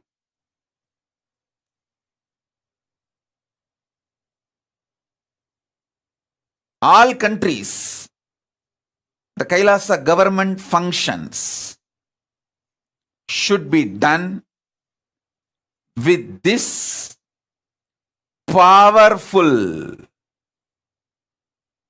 Swarajya Shakti Samyama. Samadhi. Swarajya Shakti Samadhi. Listen. Immediately I know few people will raise, no. They somehow want to break this samyama. They will raise, oh, what to do if we need to attend to some legal things with the outer world, if we need to attend to something. All right, maybe those one or two things rarely you can speak as an exemption. Otherwise, this whole 4 months, all internal interactions, let it be writing and showing, writing and showing. For example, if the ashram from Tiruvannamalai ashram and Biddi ashram need to communicate, come on Zoom call, both side, write and show, over. You don't know the power of not speaking and writing, because by the time you write, you won't lose your cognition.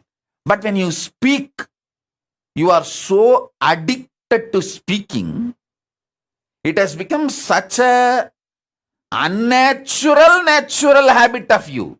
I will not say natural, unnaturally natural habit of you. You don't know what you speak. You don't know what you do. Actually, Skandamata does not speak. She is not speaking because she doesn't want to lose the conscious sovereignty. She knows. She wants to speak from conscious sovereignty. That is why she is waiting. She wants to be in my space, so when I initiate her, without losing the conscious sovereignty samyama, she wants to manifest. Listen. The Kailasa government, all the Kailasavasis, if you guys take it sincerely and do what I am saying, you will prove to the world the power of this samyama. The power of this samyama. Listen. When I am explaining, if you decide it is difficult, you are not going to do. If you decide it is easy, you may take it for granted. Whether it is difficult or not, you have to do, that's all. Guruvak is neither difficult nor easy. It's a choice. Relationship with Guru is neither difficult nor easy. It is a decision, that's all. It's a simple decision, that's all.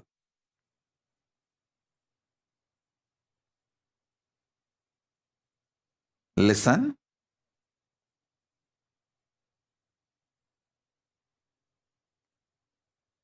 So even for the devotees, I am saying, see, in your office, you may not have convinced everyone, about your spiritual path. With those people you can speak, no other way. But try to retain this conscious sovereignty, cognition, and continue to speak. Keep that as an exemption. Other than those few people with whom you have not convinced your spiritual path and your connection with Kailasa and all that. With those people, no other way you have to run your life. Other two, with everyone who knows you are my disciple and you do everything I say,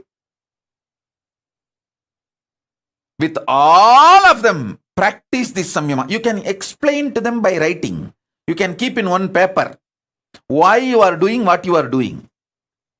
They will be happy that you are seeing them as Paramashiva and you are very honest with them, very integrated to them. No cheating, no strategy, no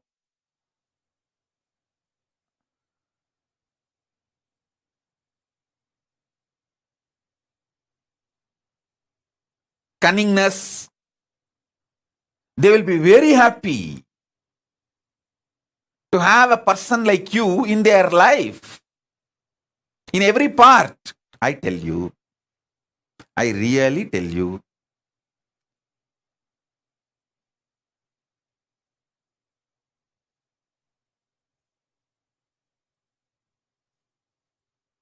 Exemptions, okay. Like there may be some of you, speaking is your profession, like a teacher or a singer. So those few things exempt, okay. Even in Kailasa government, there will be few people who will do this morning satsang hosting. So those few exemptions, okay. Even during that time, try to continuously hold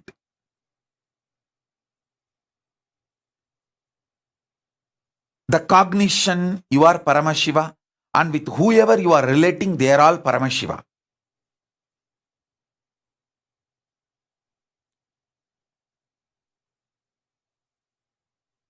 And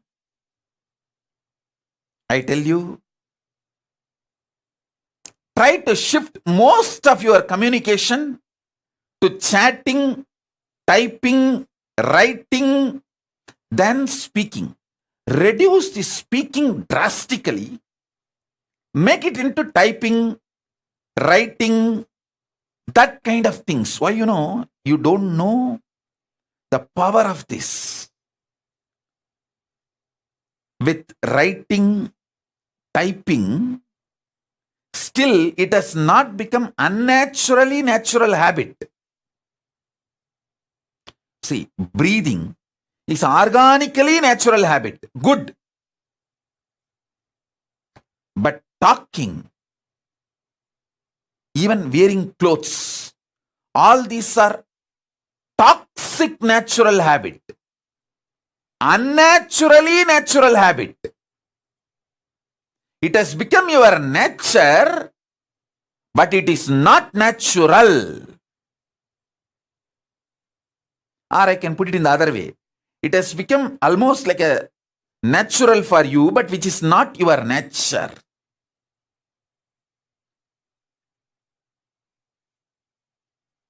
Like how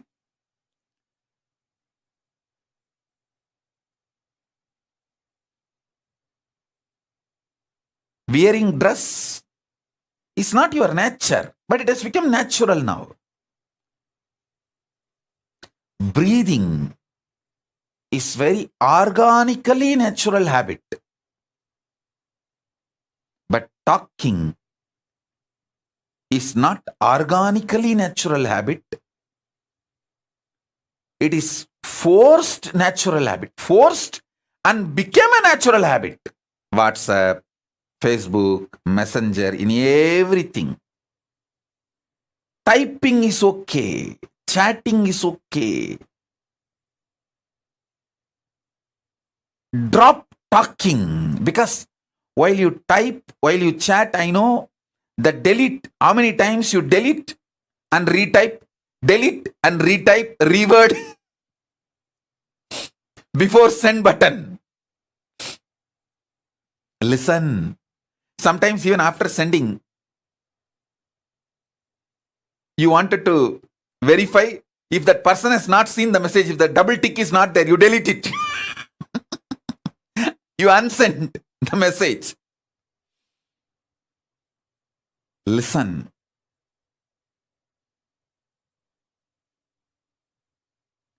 Just these 4 months, hold this cognition. You will manifest so much powers. You will see the secret of the cosmos, I tell you.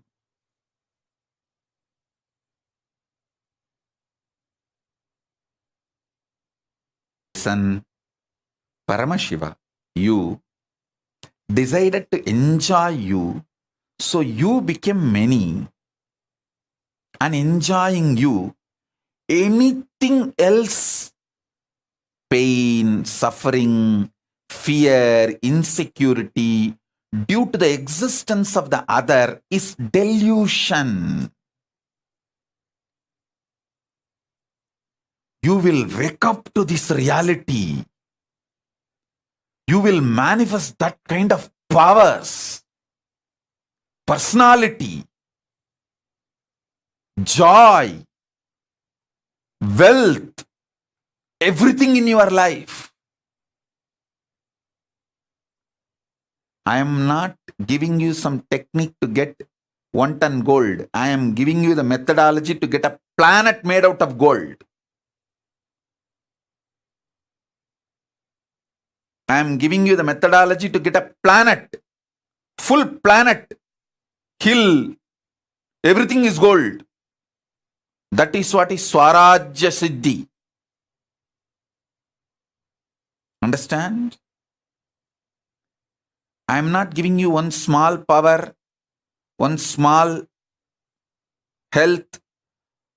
I am giving you your own consciousness. As I told you, you are not human being for me. You are a conscious being.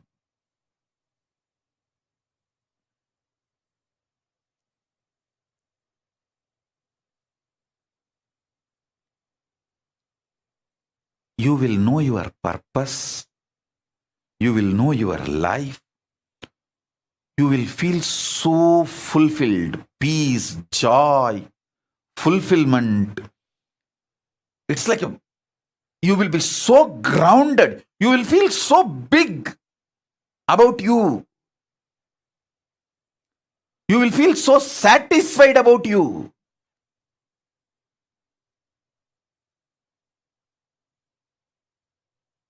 $1,000 good things will happen if you just do this till Navaratri, till Vijayadashmi. That's all.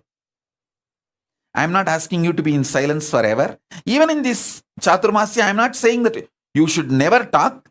As I gave you the exemption, whoever you are not convinced that you are my disciple and you are doing some spiritual practice, maybe your boss in the office, some of them may not have been convinced about your spiritual aspiration and practices. With them, you have to speak your survival. Those things, make it as exemption. Other than those exemption,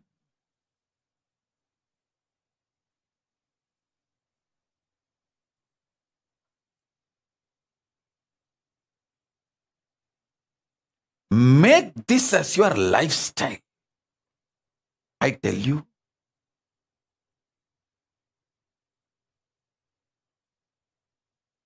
The most important truth is holding the conscious truth. You are Paramashiva, and everyone in your life is Paramashiva. Hey, listen.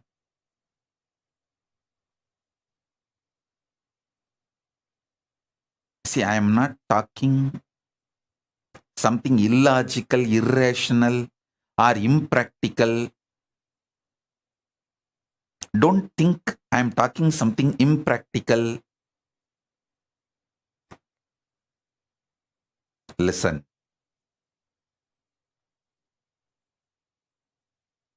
By the grace of Paramashiva, by the age of 16, literally I have mastered every thought current and experiences of enlightenment sciences. Different branches of enlightenment sciences. Shaiva, Vaishnava, Shakta, Vaidika, Vedanta, Siddhanta. That is the way Paramashiva has supported me. Of course, he himself manifested and he has made the whole ambience available for me in every way.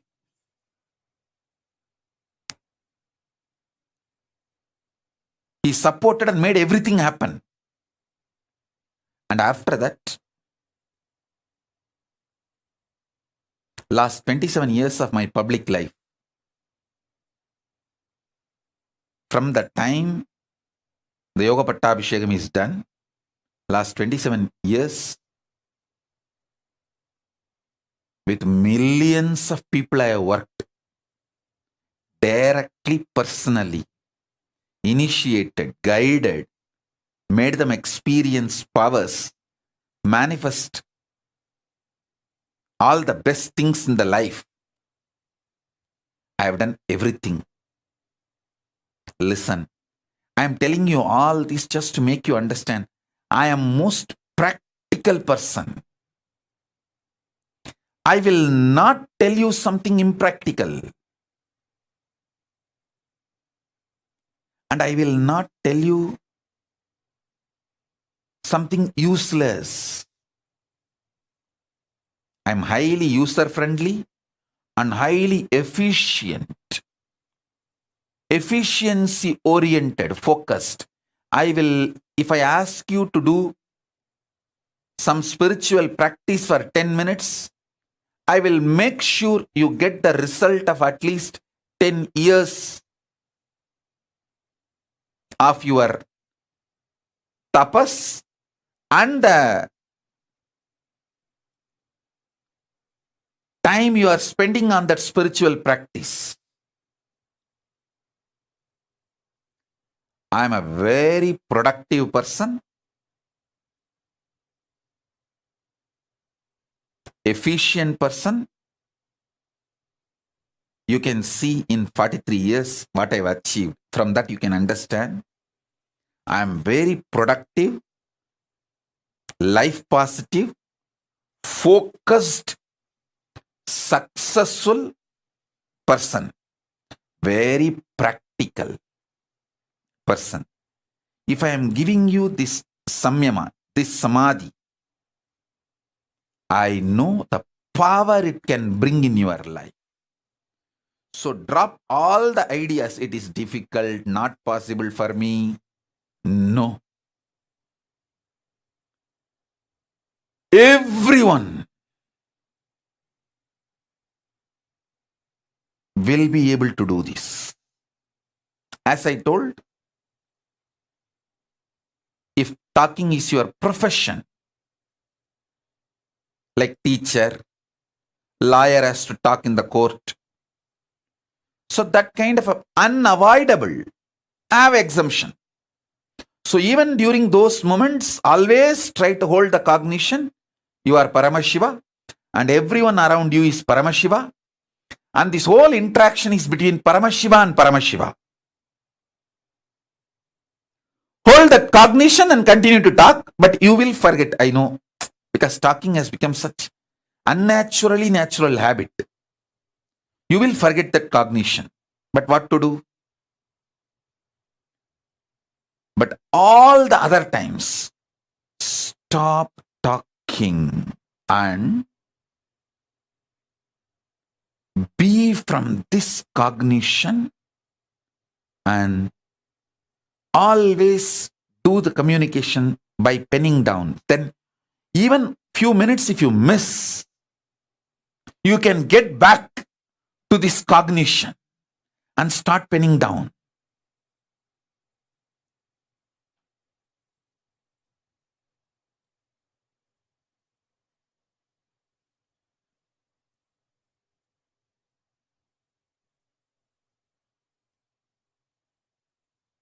Kailasa government should take up this samyama. Everyone in Kailasa. And even the people who have come for the quarantine, staying in all our campuses, you can also try. Of course, it is not a compulsion for you. You can try. Because now, these 4 months, what are you going to do? You can try.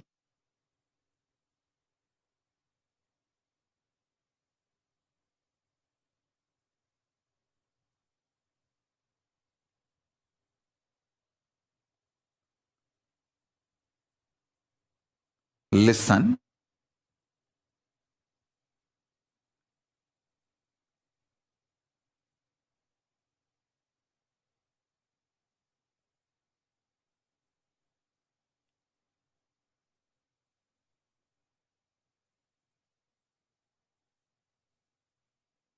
When you start trying, you will see how many things open up in you and how you beautifully organize yourself. All the 25 faces of Paramashiva manifesting in you, all the 25 states of consciousness manifesting in you,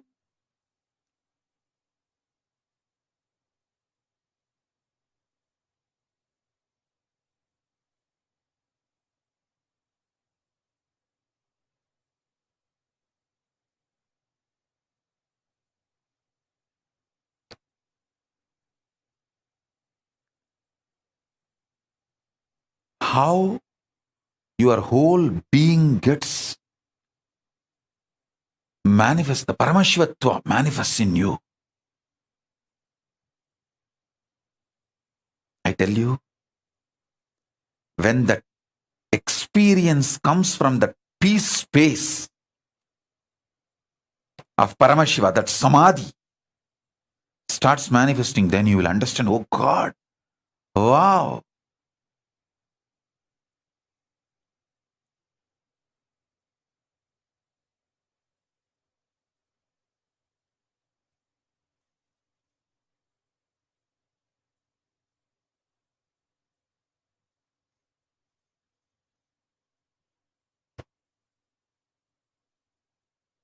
My job is to give you Shaktipada and conscious support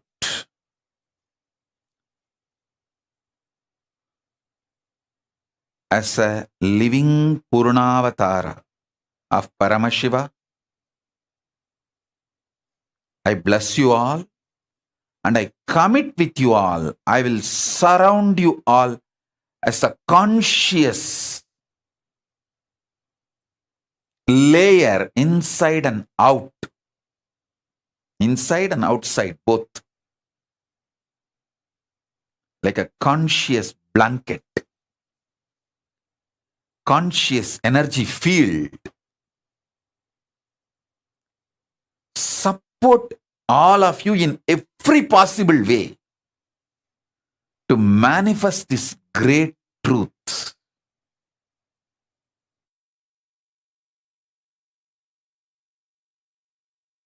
See, when you start living this truth, you will see whatever you want in your life starts manifesting, like a wealth, health, relationships, everything. Then you will understand the auspiciousness of this samadhi, this samyama, and you will be so inspired to follow. You will simply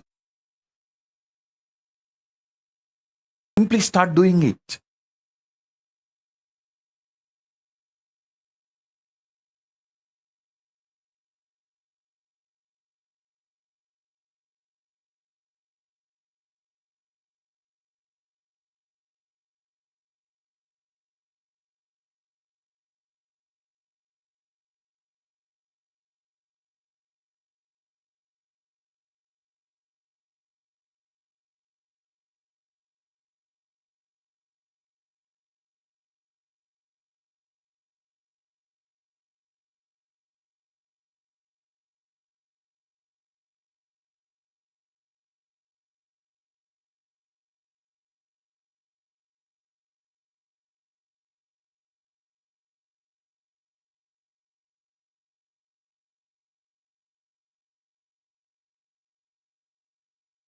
I have seen Isaki Swami constantly manifesting this samadhi. Whenever he sits in samadhi, he will do that only. He will never speak. He will have a slate, and anybody comes for blessings, support, anything, he will just write and show and clean. Write and show and clean. Write and show. That's all.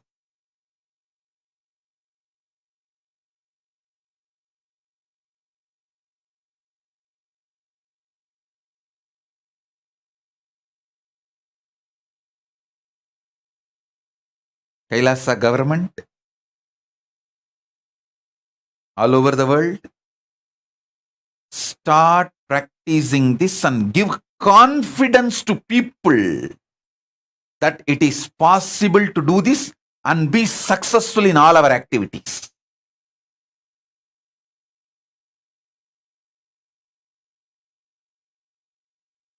See, the Kailasa government,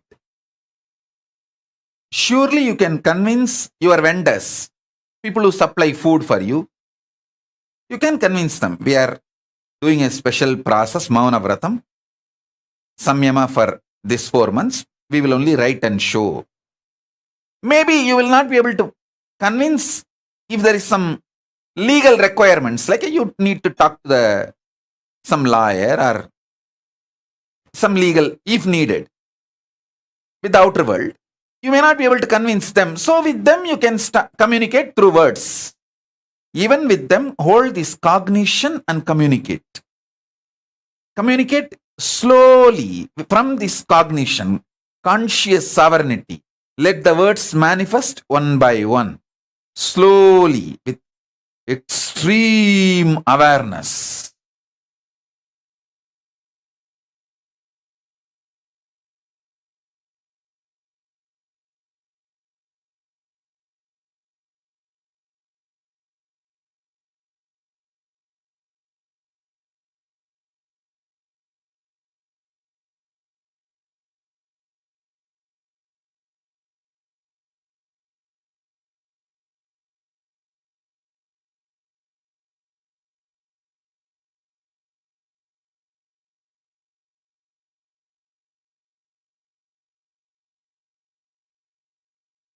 All the people who are sincere, want to manifest conscious sovereignty, powers of Paramashiva, should take up this samyama.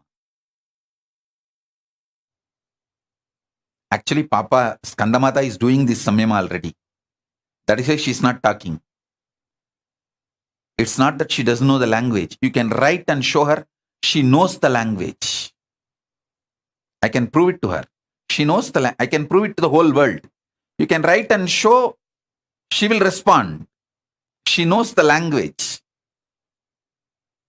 She is doing this samyama. That's why she's not talking. She is doing this samadhi. She wants to talk from conscious sovereignty in my space.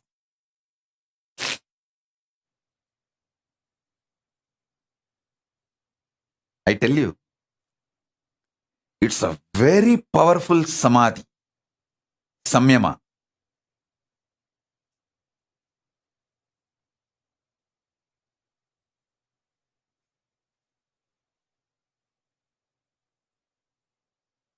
Try this. See, even the people, still now you have not convinced that you are my devotee, you are spiritual seeker and you are practicing, you are initiated disciple. You can take next 1 or 2 days and convince them.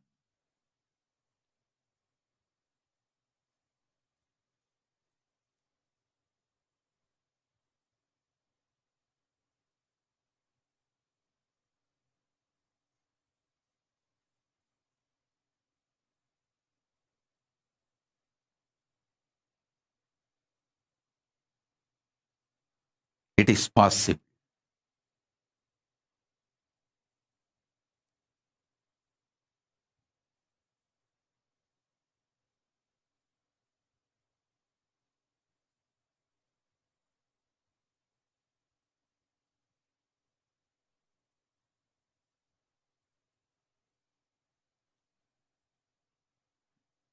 Kailasa, everyone, listen, everyone in the Kailasa, all the Adinavasis, Gurukul Balasans,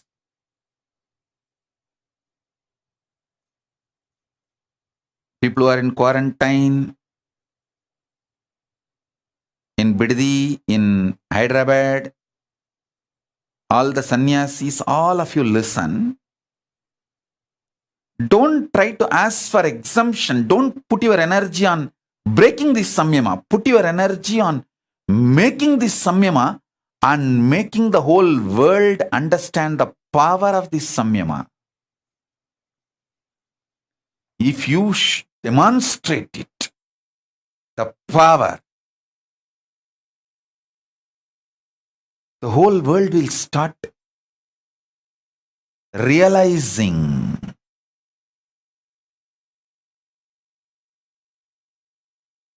the power of Paramashiva's words. That is the best enriching you will do.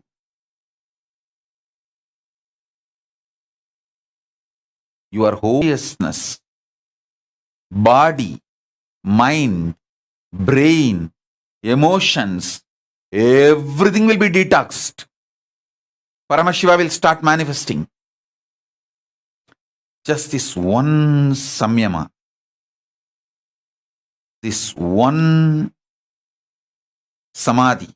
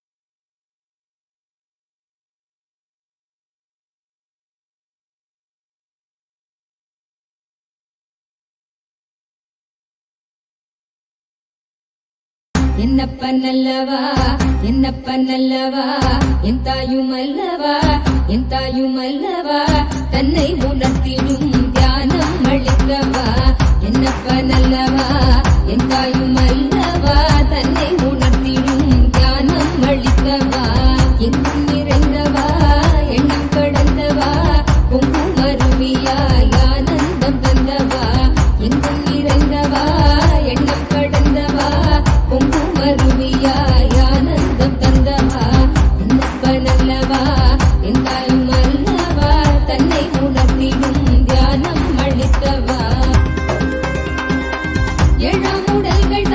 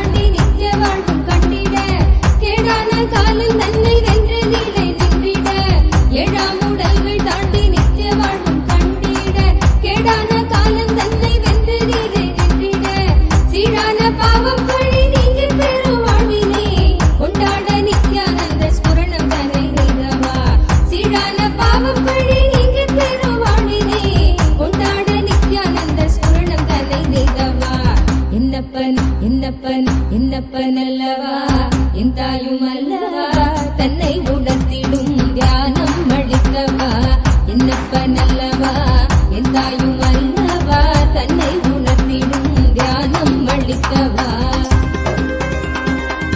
ஏழாம் உடல்கள் தாண்டி நித்திய வாழ்வும் கண்டிட கேடான காலம் தன்னை வென்று நீலை நின்றிட ஏழாம் உடல்கள் தாண்டி நித்திய வாழ்வும் கண்டிட கேடான காலம் தன்னை வென்று நீலை நின்றிட சீரான பாவம் பழி நீங்கி பெரும் வாழ்வினை கொண்டாட நித்யானந்த ஸ்புரணம் தன்னை நிகழவா சீரான பாவம் பழி நீங்கி பெரும் வாழ்வினை கொண்டாட நந்த ஸ்புரணம் தன்னை நிகழவா என்னப்பன் என்னப்பன் என்னப்பன் அல்லவா என் தாயும் அல்லவா தன்னை உணர்த்திடும் தியானம் அளிக்கவா என்னப்பன் அல்லவா என் தாயும் அல்லவா தன்னை உணர்த்திடும் தியானம் அளிக்கவா ஏழாம் உடல்கள் தாண்டி நித்திய வாழ்வும் கண்டிட கேடான காலம் தன்னை வென்று நீலை நின்றிட ஏழாம் உடல்கள் தாண்டி நித்திய வாழ்வும் கண்டிட கேடான காலம் தன்னை வென்று நீலை நின்றிட சீரான பாவம் பழி நீங்கி பெரும் வாழ்வினை கொண்டாட நித்யானந்த ஸ்புரணம் தன்னை நிகழவா சீரான பாவம் பழி நீங்கி பெரும் வாழ்வினை கொண்டாட நித்யானந்த ஸ்புரணம் தன்னை நிகழவா என்னப்பன் என்னப்பன் என்னப்பன் அல்லவா என் தாயும் அல்லவா தன்னை உணர்த்திடும் தியானம் அளிக்கவா என்னப்பன் அல்லவா என் தாயும் அல்லவா தன்னை உணர்த்திடும் தியானம் அளிக்கவா என்னப்பன் அல்லவா என் தாயும் அல்லவா தன்னை உணர்த்திடும் தியானம் அளிக்கவா என்னப்பன் அல்லவா என் தாயும் அல்லவா தன்னை உணர்த்திடும் தியானம் அளிக்கவா எங்கும் நிறைந்தவா எண்ணம் கடந்தவா பொங்கும் அருவியாய் ஆனந்தம் தந்தவா எங்கும் நிறைந்தவா எண்ணம் கடந்தவா பொங்கும் அருவியாய் ஆனந்தம் தந்தவா என்னப்பன் அல்லவா என் தாயும் அல்லவா தன்னை உணர்த்திடும் தியானம் அளிக்கவா என்னப்பன் அல்லவா என் தாயும் அல்லவா தன்னை உணர்த்திடும் தியானம் அளிக்கவா எங்கும் நிறைந்தவா எண்ணம் கடந்தவா பொங்கும் அருவியாய் ஆனந்தம் தந்தவா எங்கும் நிறைந்தவா எண்ணம் கடந்தவா பொங்கும் அருவியாய் ஆனந்தம் தந்தவா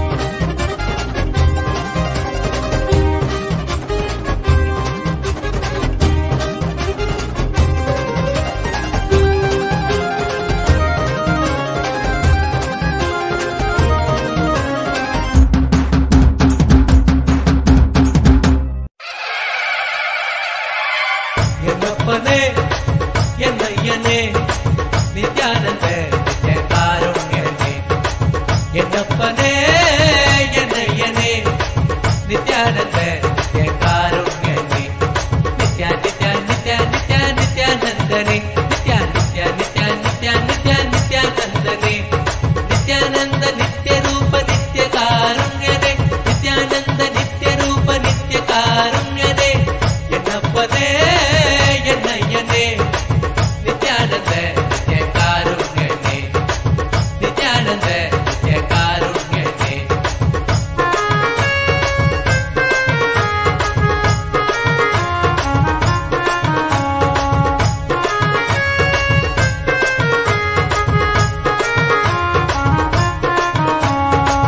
பன்னீரு கை நித்ய குருநாதனே பன்னீரு கை குருநாதனே பன்னீரு கை நித்ய குருநாதனே பன்னீரு கை குருநாதனே பக்தர்களுக்கு அனுகூலனே பக்தர்களுக்கு அனுகூலனே நித்யா நித்யா நித்யா நித்யா நித்யானந்தனே நித்யா நித்யா நித்யா நித்யா நித்யா நித்யானந்தனே நித்யானந்த நித்ய ரூப நித்ய காருண்யனே நித்யானந்த நித்ய ரூப நித்ய காருண்யனே என்னப்பனே என்னையனே நித்யானந்த நித்ய காருண்யனே என்னப்பனே என்னையனே நித்யானந்த நித்ய காருண்யனே Nithya Nithya Nithya Nithya நித்யானந்தனே Nithya Nithya Nithya Nithya Nithya நித்யானந்தனே Nityananda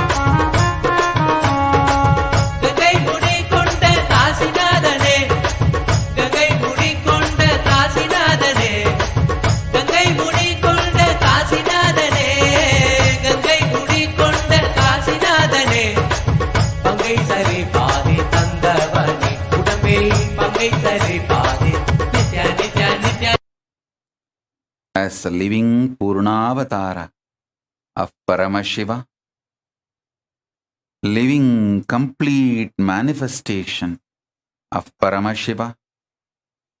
I bless you all. Let this conscious sovereignty samyama, let this Swarajya Siddhi samyama, Swarajya Shakti samyama manifest in all of our lives, and all the auspiciousness blossom. The past, present, future, all the three completely be occupied by Paramashiva. Let Paramashiva manifest in our past, present, future.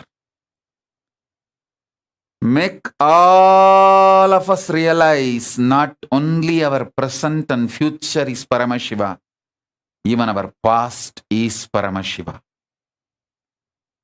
There is no vase for past in the space of Paramashiva. All three, past, present, future, all is eternal. When you understand past is Paramashiva, you will understand present is Paramashiva, future is Paramashiva. All the delusions will disappear. Kala Tita, Maya Tita, Dvandva Tita, Paramashivatva manifest in all of us.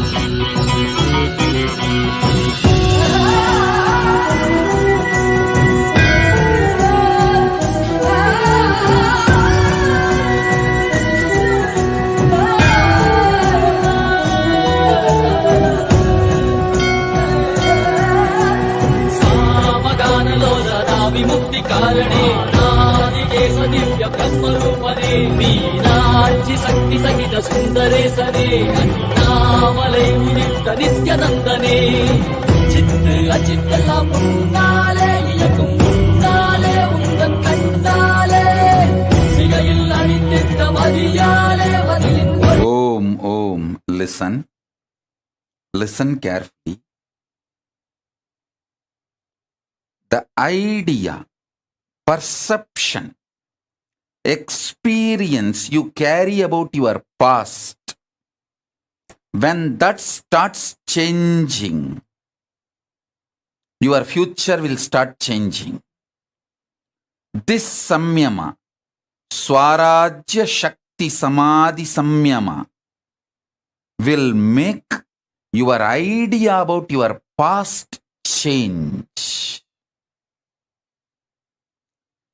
Your life will be detoxed so much. Your perceptions about past will disappear. You will feel so much of joy, ecstasy, fulfillment. I tell you, when you guys suffer, I feel so much sympathy seeing you all, because 99% of your suffering is just delusion centric. The remaining 1% is not suffering. It's a sport challenge, joy of life.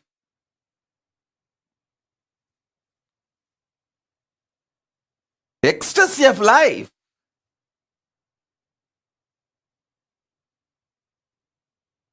So, when your perception about the past changes, past just drops from you, it will never be a heavy load on you. It will no more be a toxic around you.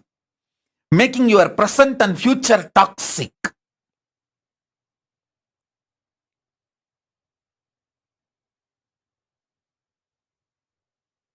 So understand?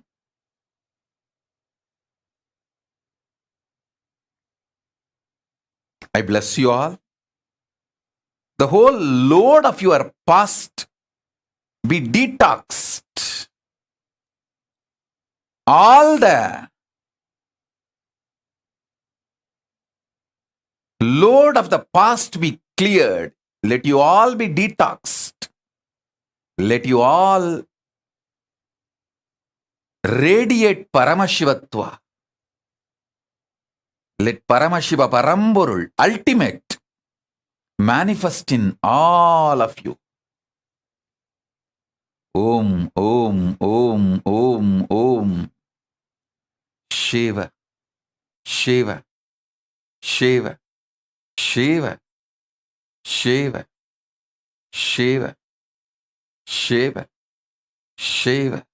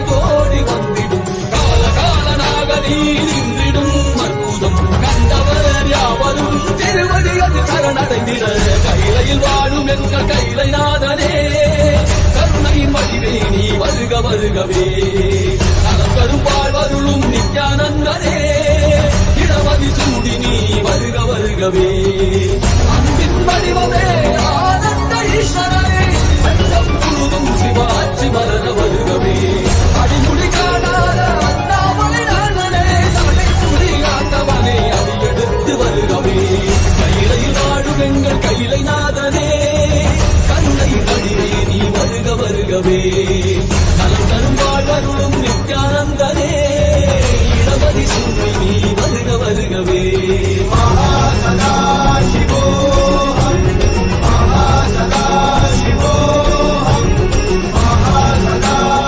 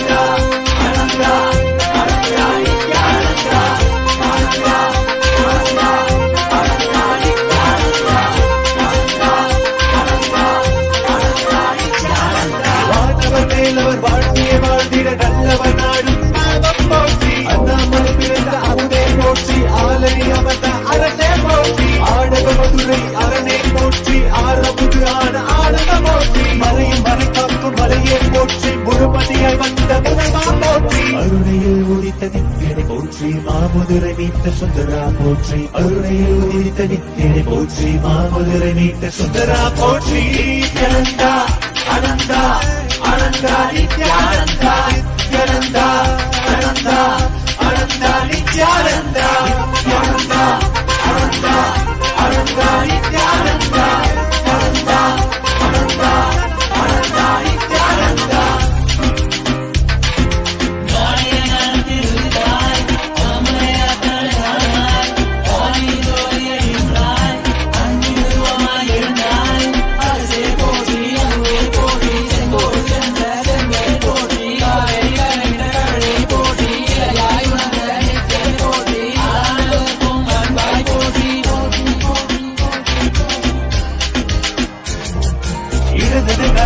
எந்தாய் போற்றி, அருவமாய் உருவமாய் ஆனாய் போற்றி. முழுவதும் இருந்த முதல்வா போற்றி, முத்தமிழ் மொழி கண்ட முகிழே போற்றி. அஞ்சல் நெஞ்சிங்கு அருள்வாய் போற்றி, அத்தான் போற்றி ஐயா போற்றி. நாதமனாவிலே நின்றாய் போற்றி, தீதமவாவிலே ஆனாய் போற்றி. நித்யானந்தா நிறைவாய் நித்யானந்தா நினைத்தாய் நெஞ்சில் நிறைவாய் நஞ்சிய முதாய் நயந்தாய் போற்றி. கனவிலும் அன்பற்கு ஆனாய் போற்றி, கலியுகம் காத்த காலமே போற்றி. உணர்வில் ஒன்றான உயிரே போற்றி, உயிர் தாண்டி வந்த துணையே போற்றி. அருமையில் எளிய அழகே போற்றி, கோடியில் என கொண்ட நித்தியனை போற்றி.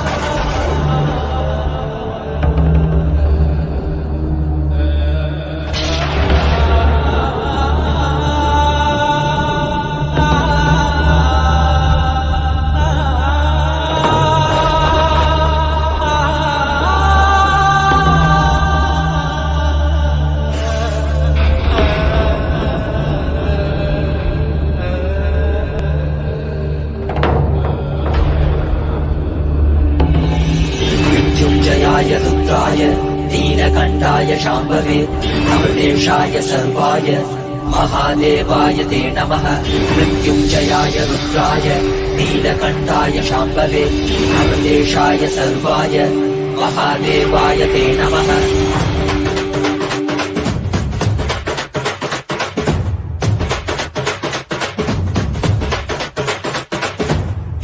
భాగ్యమురా మనది ఎంతటి మోదమురా, ఏమీ సౌఖ్యమురా మనది ఎంతటి మోక్షమురా.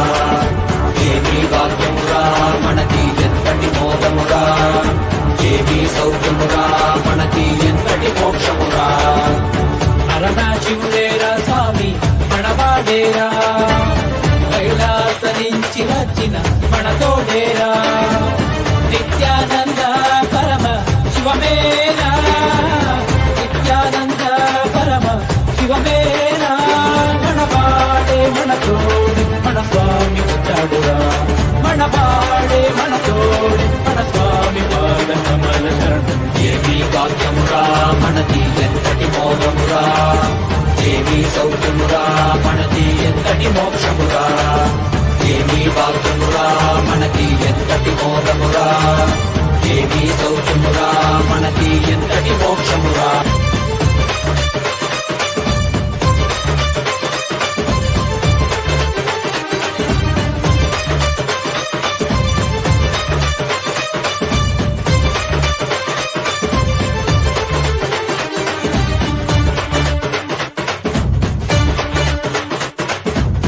ఎంతటి కష్టమైనా మనకి స్వామి నీ తలవరా, ఏమీ లేకుండా నీకు స్వామి ఉన్నాడురా. ఎంతటి కష్టమైనా మనకి స్వామి నీ తలవరా, ఏమీ లేకుండా నీకు స్వామి ఉన్నాడురా. దర్శనమిచ్చాడురా స్వామి దివిలో నీకెళ్ళామురా, దివ్య శరీర స్వామి మన భాగ్య విధాతరా.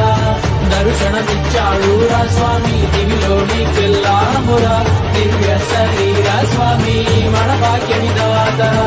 మన వాడేరా మన తోడేరా దర్శనమిచ్చాడురా, మన వాడేరా మన తోడేరా స్వామి పాదకు మన శరణం. ఏమీ భాగ్యంగా మనకి ఎంతటి మోదముగా, ఏమీ సౌఖ్యంగా మనకి ఎంతటి మోక్షముగా, ఏమీ భాగ్యంగా మనకి ఎంతటి మోదముగా, ఏమీ సౌఖ్యముగా మనకి ఎంతటి మోక్షముగా.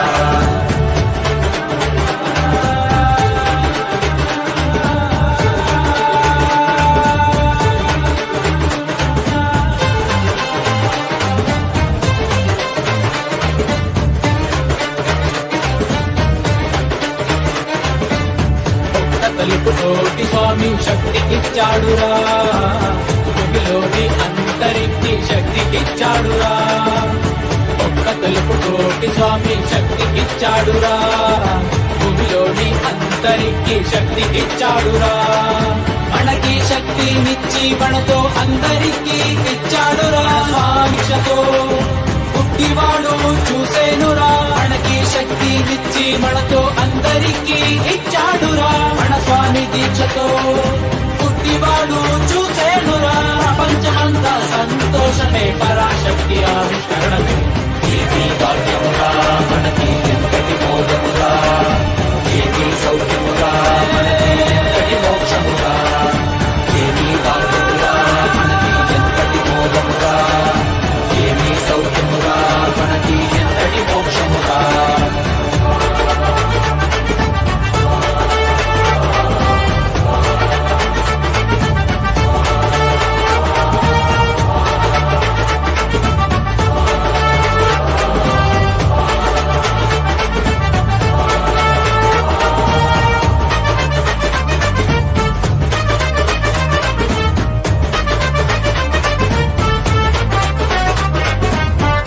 భాగ్యమురా మనకి ఎంతటి మోదమురా, ఏమీ సౌఖ్యమురా మనకి ఎంతటి మోక్షమురా, ఏమీ భాగ్యమురా మనకి ఎంతటి మోదమురా, ఏమీ సౌఖ్యమురా మనకి ఎంతటి మోక్షమురా. కైలాస దేశ స్వామి భూమిపైన కైలాసర, ఇక్కడ భూమిలో జనలు చైతన్యుడురా. కైలాస దేశ స్వామి భూమిపైన కైలాసర, ఇక్కడ భూమిలో జనలు చైతన్యుడురా.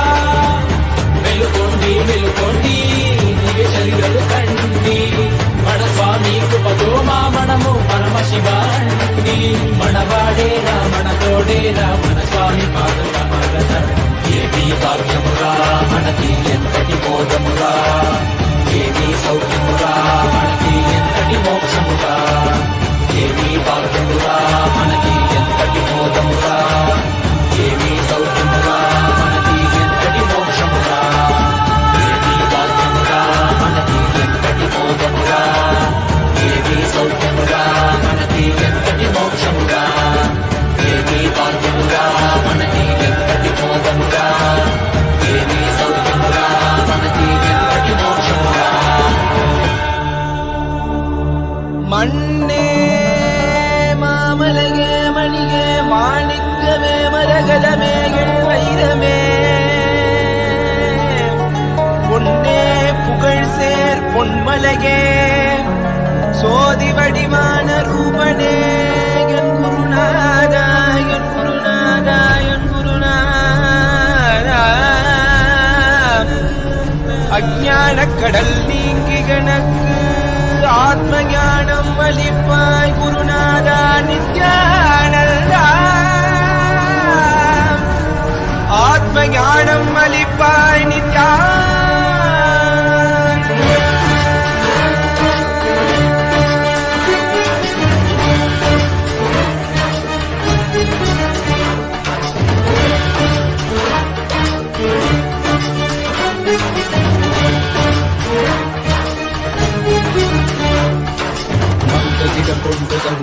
கொண்டு நர்த்தனம் புரியும் ஈசனே சுடலை புடி பூசி புடுக்கை தனை ஏந்தும் காலனே புடி தோழனே வீடு பிடிகால் உள்ள முறைகின்ற மதுரை மாநகரின் ராசனே இன்னல்களை கலைந்து இன்பங்களை அளிக்கும் சுந்தர வடமணி நேசனே ஞாயிறு திங்கள் நித்த முறைகின்ற செவ்விழி கொண்ட செல்வனே சொக்கனே எந்த சோமனே ஐயா சோதி வடிவான ரூபனே அடிமொழி காணா அண்ணாமலையே அகிலம் போற்றிடும் ஐயனே நால்வர் போற்றிட நயமுடனாடிடும் நாதனே ஆழ காலம் உண்டு ஆழம் காடுதனில் ஆனந்த நடமிடும் ஆதி செய்வனே மங்கையிடம் கொண்டு கங்கை முடி கொண்டு நர்த்தனம் புரியும் ஈசனே சுடலை முடி பூசி உடுகை அணையேந்தும் காலனே புலி தோழனே வீணின் விழிகால் உள்ள முறைகின்ற மதுரை மாநகரின் ராசனே இன்னல்களை கலைந்து இன்பங்களை அளிக்கும் சுந்தர வடமணி நேசனே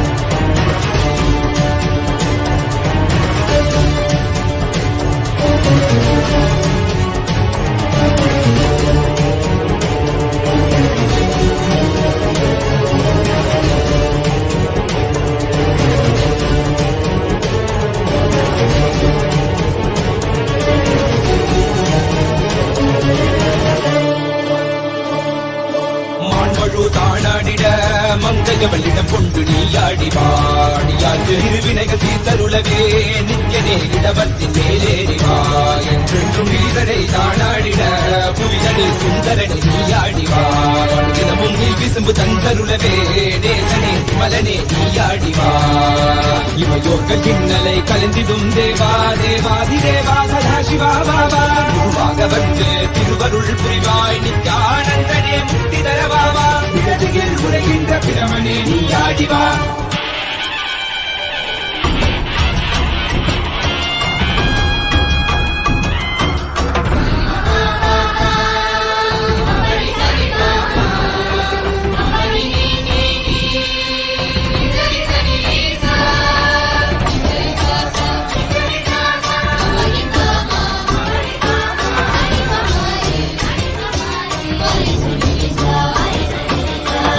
வணங்கிடவே காஞ்சியில் மண்ணாய் உரைபவனே அப்பாய் காட்சி தரும் எங்கள் ஆணை காவலசே ஆதிகந்தமில்லாத ஜோதியாய் அருணகிரி உரைநாதனே உலகை இயக்கிடும் வாயு வடிவே காலசக்தி ஈசனே பொழுதிடத்தில்லை நகர்தனி வானில் ஆடும் கூத்தனே பஞ்சபூதமும் நித்தம் பணியும் பரமனே பரமேசனே நித்ய ரசித நித்ய வைபவ குப்த கைலை வாசனே ஈசனே சர்வேசனே பரமேசனே ஜெகதீசனே நித்யனே ஆனந்தனே என் ஜீவனே குரு சேவனே நித்யனே ஆனந்தனே என் ஜீவனே குரு சேவனே நித்யனே ஆனந்தனே என் ஜீவனே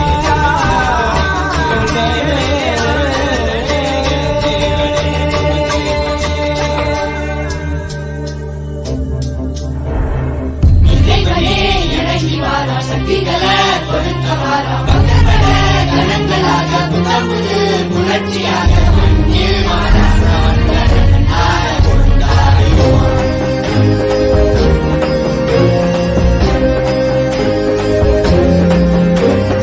அருணையில் உதித்த அருணாச்சலனே அகிலோ தாண்டி ஆளும் அரசே நீ விழிவேது எங்களை காத்திடவே என் இரு கண்கள் போதாது உன்னை பார்க்கவே அருணையில் உதித்த அருணாச்சலனே அகிலம் தாண்டி ஆளும் அரசே நீ எங்களை காத்திடவே என் இரு கண்கள் போதாது உன்னை பார்த்திடவே நாயகனே வேத்தி வித்தகனே பரமருளே ஞானத்து திருவருளே கண்கோடி வேண்டும் காலகாலனை காண பவனி வர அவனி ஆடினதே என் கண்ணிமையும் கண்ணசையும் கருணையின் இருப்பிடமே நீ செவ்விடும் புன்னகையும் ஆனந்தத்தின் நிலையாகவே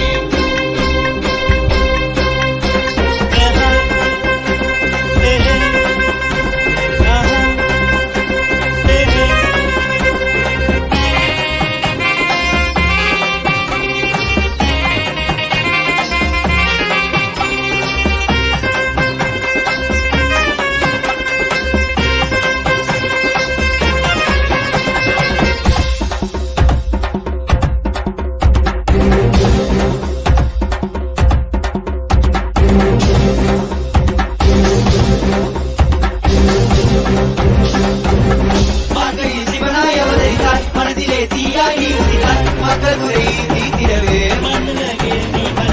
ஜீவனை சிவனாய் ஆக்கிடவே ஆகமத்தின் முறையே தீர்த்திடாய் ஆனந்தமாய் வாழ வைக்க ஆண்டவனே எண்ணி வந்தாய் கனியாகும் உங்கள் கருணையே மண்ணினாகும் உங்கள் வருகையே எங்கள் வேண்டுதற்காய் சிறுசிறி தந்தாயே எங்கள் வேண்டுதற்காய் என் பாதம் பணிந்தாயே உயிர் தந்து உயிருக்கு பொருள் தந்து விளக்கி தந்து சிவனடி சேர்ந்திட சித்த ஓம் ஓம் ஓம் ஓம் ஓம்.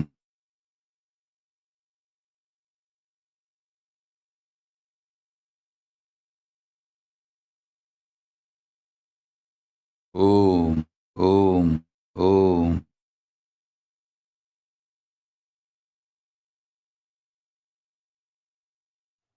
I bless you all.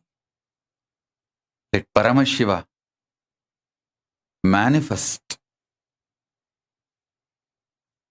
with all the bliss, complete manifestation as a living Purna avatar of Paramashiva. I bless you all. Let Paramashiva manifest as Purna avatar in all of you.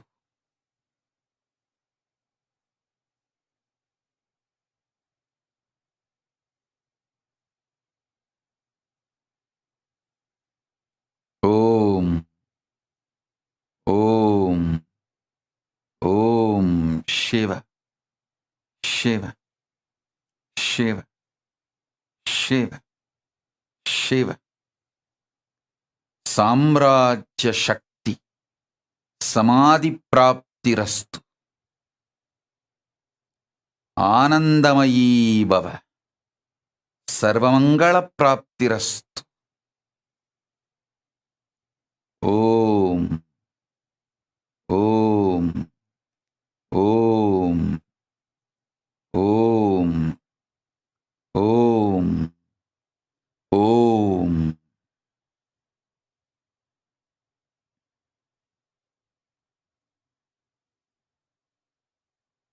I bless you all. Let